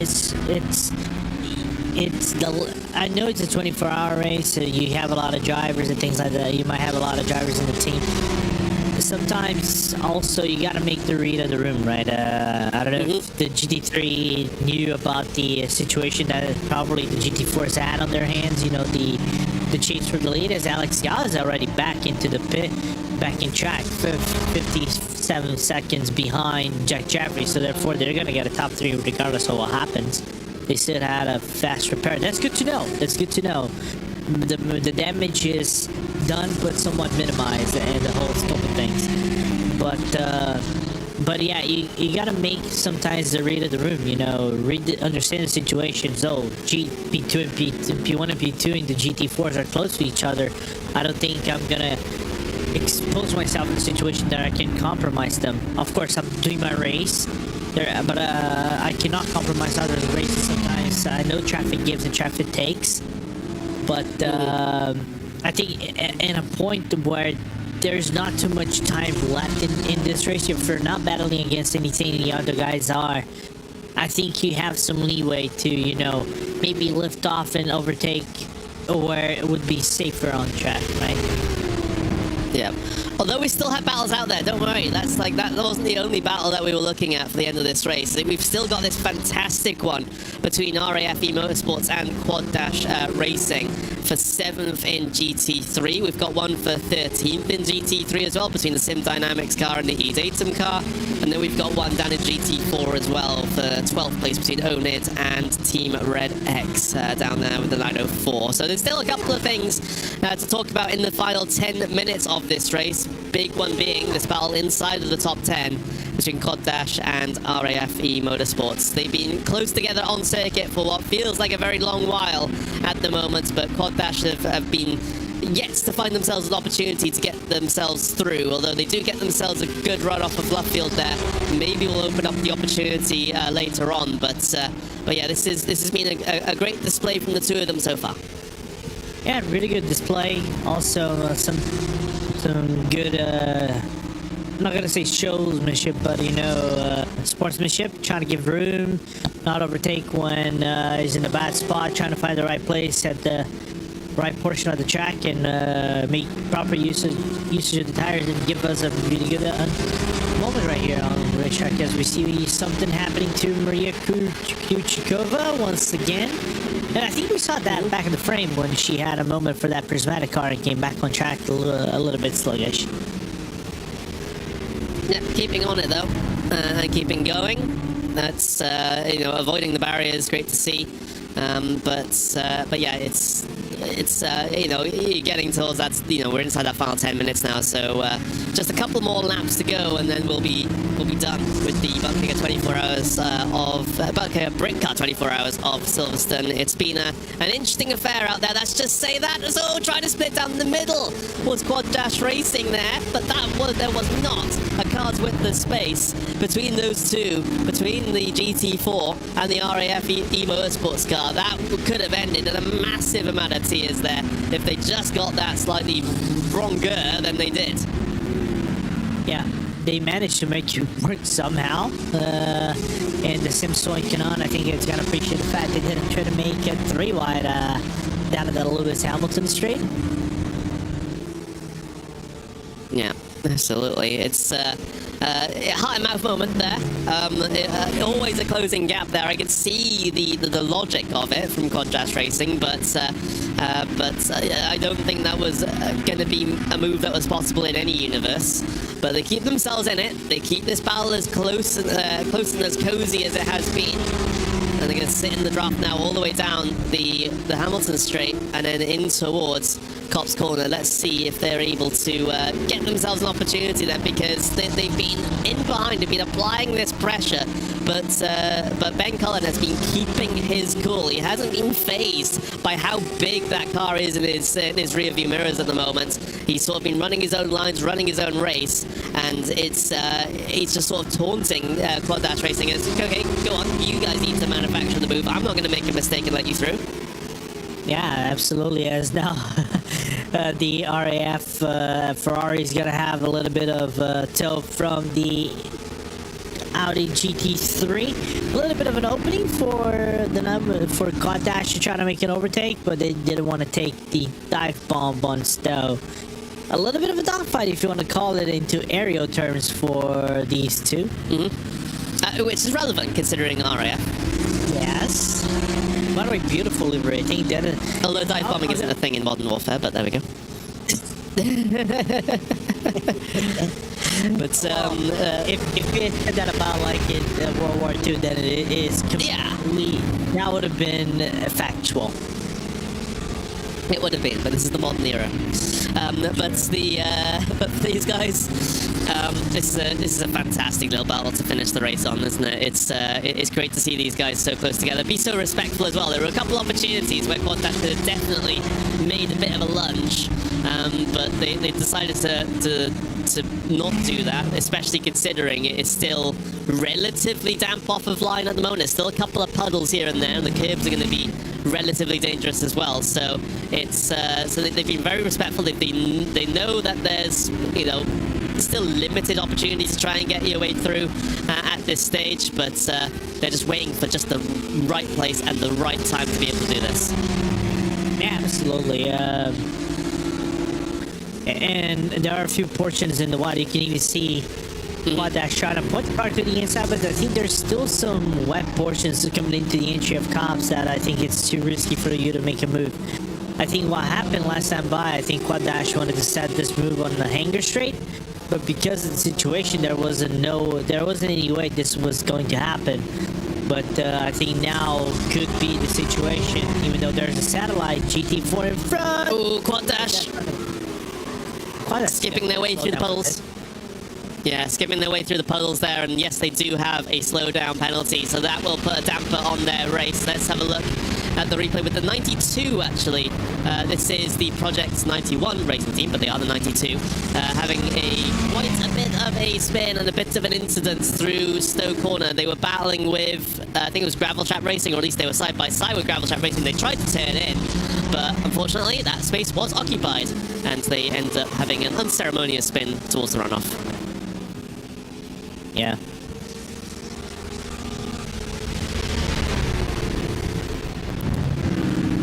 I would say this is still not off, though. This can still happen, in my opinion. Yeah, I think so too, but we are very much limited on time here.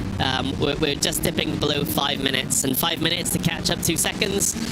Yeah, very possible, but requires it requires a lot of effort, and also in that time you also have to try and make the pass. So it's going to be difficult for sure.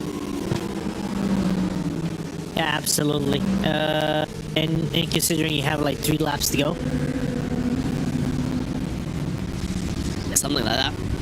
Yeah, so it's one of those, as we see the RAF car head their way out through the exit of left field. Gap down to 1.7 between these two. There is a closer battle further down the field, though. That's for P23 and GT3 between Phoenix and Green Print. But these guys have also been giving us some entertainment over the past while with how close they have been, and that gap continuing to tumble down, actually. yeah, absolutely. But it's not a gap that you should be able to work with for the battle, though. Give it a all takes.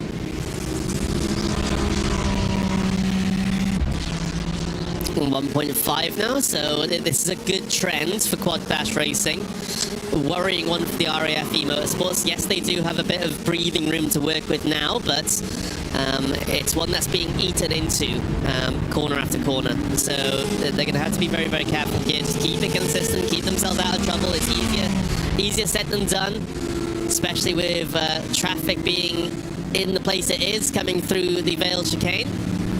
But hopefully Colin can get disposed of that very, very easily. It's the Triple S Racing Britcar 396 that's currently ahead. They dip towards driver's right-hand side coming across the pit straight, and they are on their merry way. But now gap is down below a second between Quad Dash and the RAF eMotorsports car, and Quad Dash find the GT4 in a good place, but they end up having to go wide as well, at least on my screen. So, oh, actually, you can just see in the corner there, them having to slide across the grass.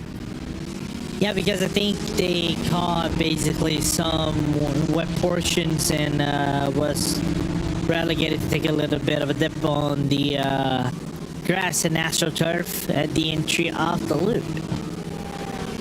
Yeah, they did. So they actually got out into the wet off, or rather the damp offline as well, which sort of just carried them out into the grass. So a bit unfortunate. It does mean that gap that was below a second is now just above a second, as they're both having to deal with traffic.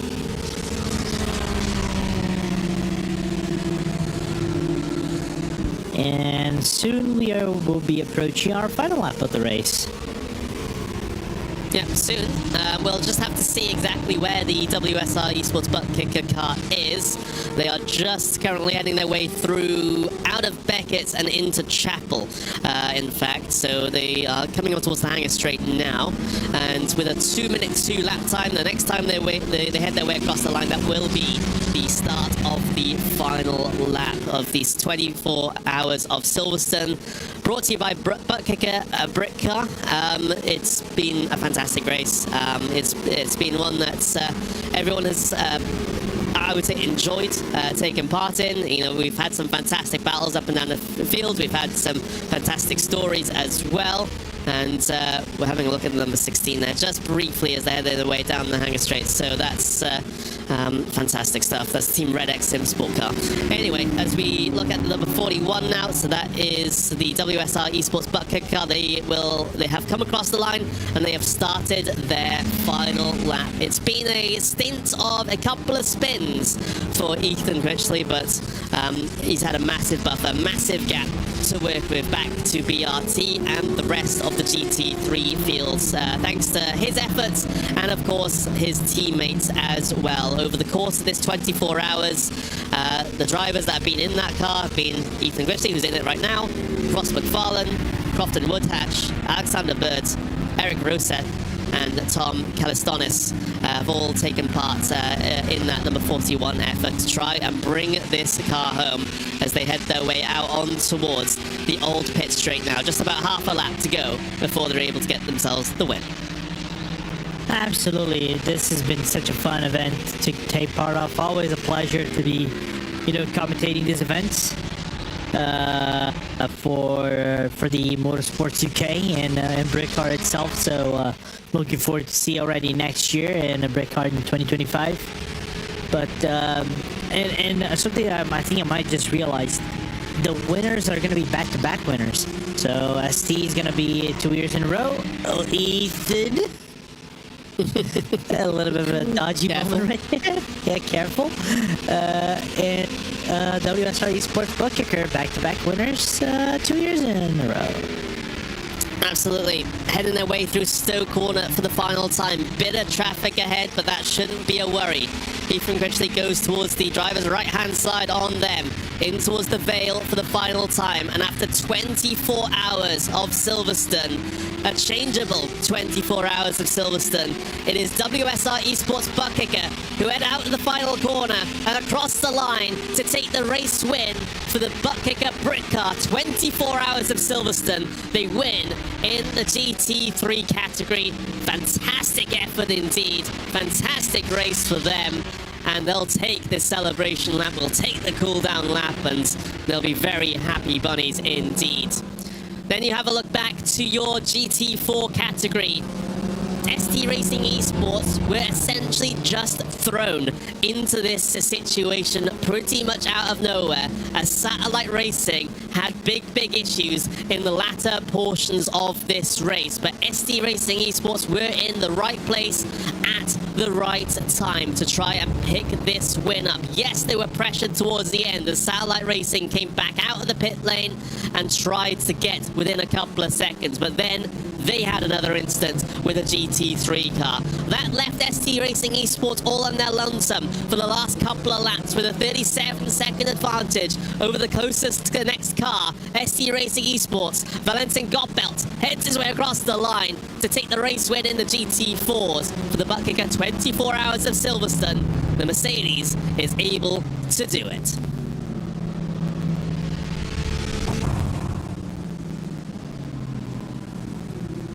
Flashing of the lights in celebration, of course, as the drivers will all take this cool-down lap, and they'll all congratulate each other as well. Flashing of the lights, it's a big effort just to get to the end Of these races. Yes, we've had winners in each class. Yes, we've had podium finishers. But just to get to the checker flag sometimes is a monumental effort, and that's something that every single team still out there should be proud of. Yeah, getting to the end of the race, and especially in the most British weather I think we ever had in Britcar 24 hours of Silverstone history. It's a massive win. So congratulations to everyone. No matter how many off tracks that you guys had or the incidents that you guys had, the persistence and the drive to try to get to the end and have as much fun as possible. That's what matters the most. Yeah, absolutely. We can all take a breather. The drivers can finally relax just a little bit. The burnouts for the WSR eSports Buttkicker fully in swing as he gets joined on the front straight by DCW Racing Orange, just sort of upstaging him a little bit. But fantastic effort from the 41.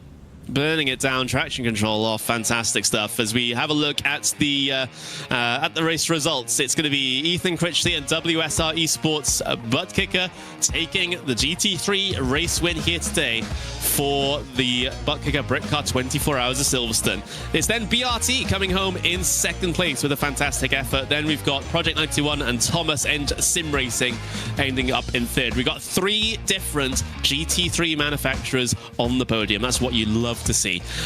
Team Red X in P4 with Alpha Esports in P5. Nomad Academy P6 with RAF Motorsports holding on to P7 after some decent late race pressure from Quad Dash Racing in P8. Then Team Lucent Swimming in P9, and then we've got Prismatic Motorsports Athena rounding out the top 10. Then further down in GT3s, you've got Glasstec Racing in P11 with Aztec Racing P12, Sim Dynamics, Sunoco Racefuels P13. Then you've got eDatum in P14. Then you've got Wild Things Racing, Clark St. James Racing, Truck Boys, Hyro Motorsports, Quartermass Motorsports, and Aztec Racing 390 rounding out the top 20. There's a lot of GT3s here, folks. There's 30 of them. There's Ash Hill in the Project Not Last car, officially not last, so I guess that's mission accomplished for the number 21 in 21st. Then you've got CRS X-Car Esports P22nd, Phoenix Sim Racing 23rd Team, Greenprint P24, United Sim Team P25, Ram Ranch Motorsports, Driving with Stacey, Prismatic Motorsports Maverna, Gravel Trap Racing, and Effect Simulations round out the 30-car finishing results. Or rather, 30, well, go down to P30 as we got more GT3s. We got P31 going to Shunt Bros and WMG going for P32. Then you got your GT4 category where ST Racing Esports wins by almost 40 seconds over Altitude Esports there. Fantastic effort from the season. This same situation here as in the GT3s. We have 3 different manufacturers on the podium. Fantastic. As we have Satellite Racing GT4, the leader for the vast majority, especially the latter portion of the race, unfortunately getting themselves involved in incidents, which mean they finish in 3rd place. Still a podium finish, but I get the feeling that they feel like they could have gotten so much more. TSRC Esports finished in 4th place with Cube Controls in Reparto Corsa in P5. Then you got RD Simsport P6, No Limit Sim Racing Academy P7, DCW Racing Orange in 8th, Samsung Kanani Esports in 9th, and iSport Great Britain in P10. Then you've got Presenter Nomad in P11, their 4, 5, 6 efforts. Then you got Onid Racing Britcar in P12, Team Red X Simsport 904 P13. Then you got DCW Blue in 14th, and then 15th and onwards you got Triple S Racing Racing Britcar, Project 91 Team Orange, Connexus Motorsports, Team Heat Together, RAF Motorsports, and Gasteas Racing Team rounding out the top 20. And then those that had issues very early on in the race, Charlie Stothard in the BPP Esports car in P21, and then THR Sim Sports, the last runner in GT4. So that's the top to the bottom of each of the class results that we have here today in the Britcar 24 Hours of Silverstone. We will also get the opportunity to potentially have a little bit of a chinwag with some of the drivers here today as well. What a race, Lorenzo. It's always bittersweet the end of a 24-hour race, but I imagine that most of the drivers will be at least somewhat happy with the proceedings here today. Absolutely. The organization has been top-notch. The dedication to everybody to try to get to the end has been fantastic. The commitment out of everybody to try to have a little bit of fun in a competitive environment has always been the goal right here, you know, and see everybody seeing the light at the end of the tunnel, or literally the light at the sky at the end of the fogginess and dark. I think that is a good contrast to end this race, and it's been fantastic. Looking forward already for next year whenever if Britcar comes back, and hopefully I think it will come back next year after such a successful event. Yeah, absolutely. We're just waiting for our race winners to come in. We've got a couple of drivers to fall back on just in case they don't, but we do primarily look for the race winners for the interview for the end of the event here. If not, we've got podium runners. But yeah, sort of what are your overall thoughts about that race, Lorenzo? Because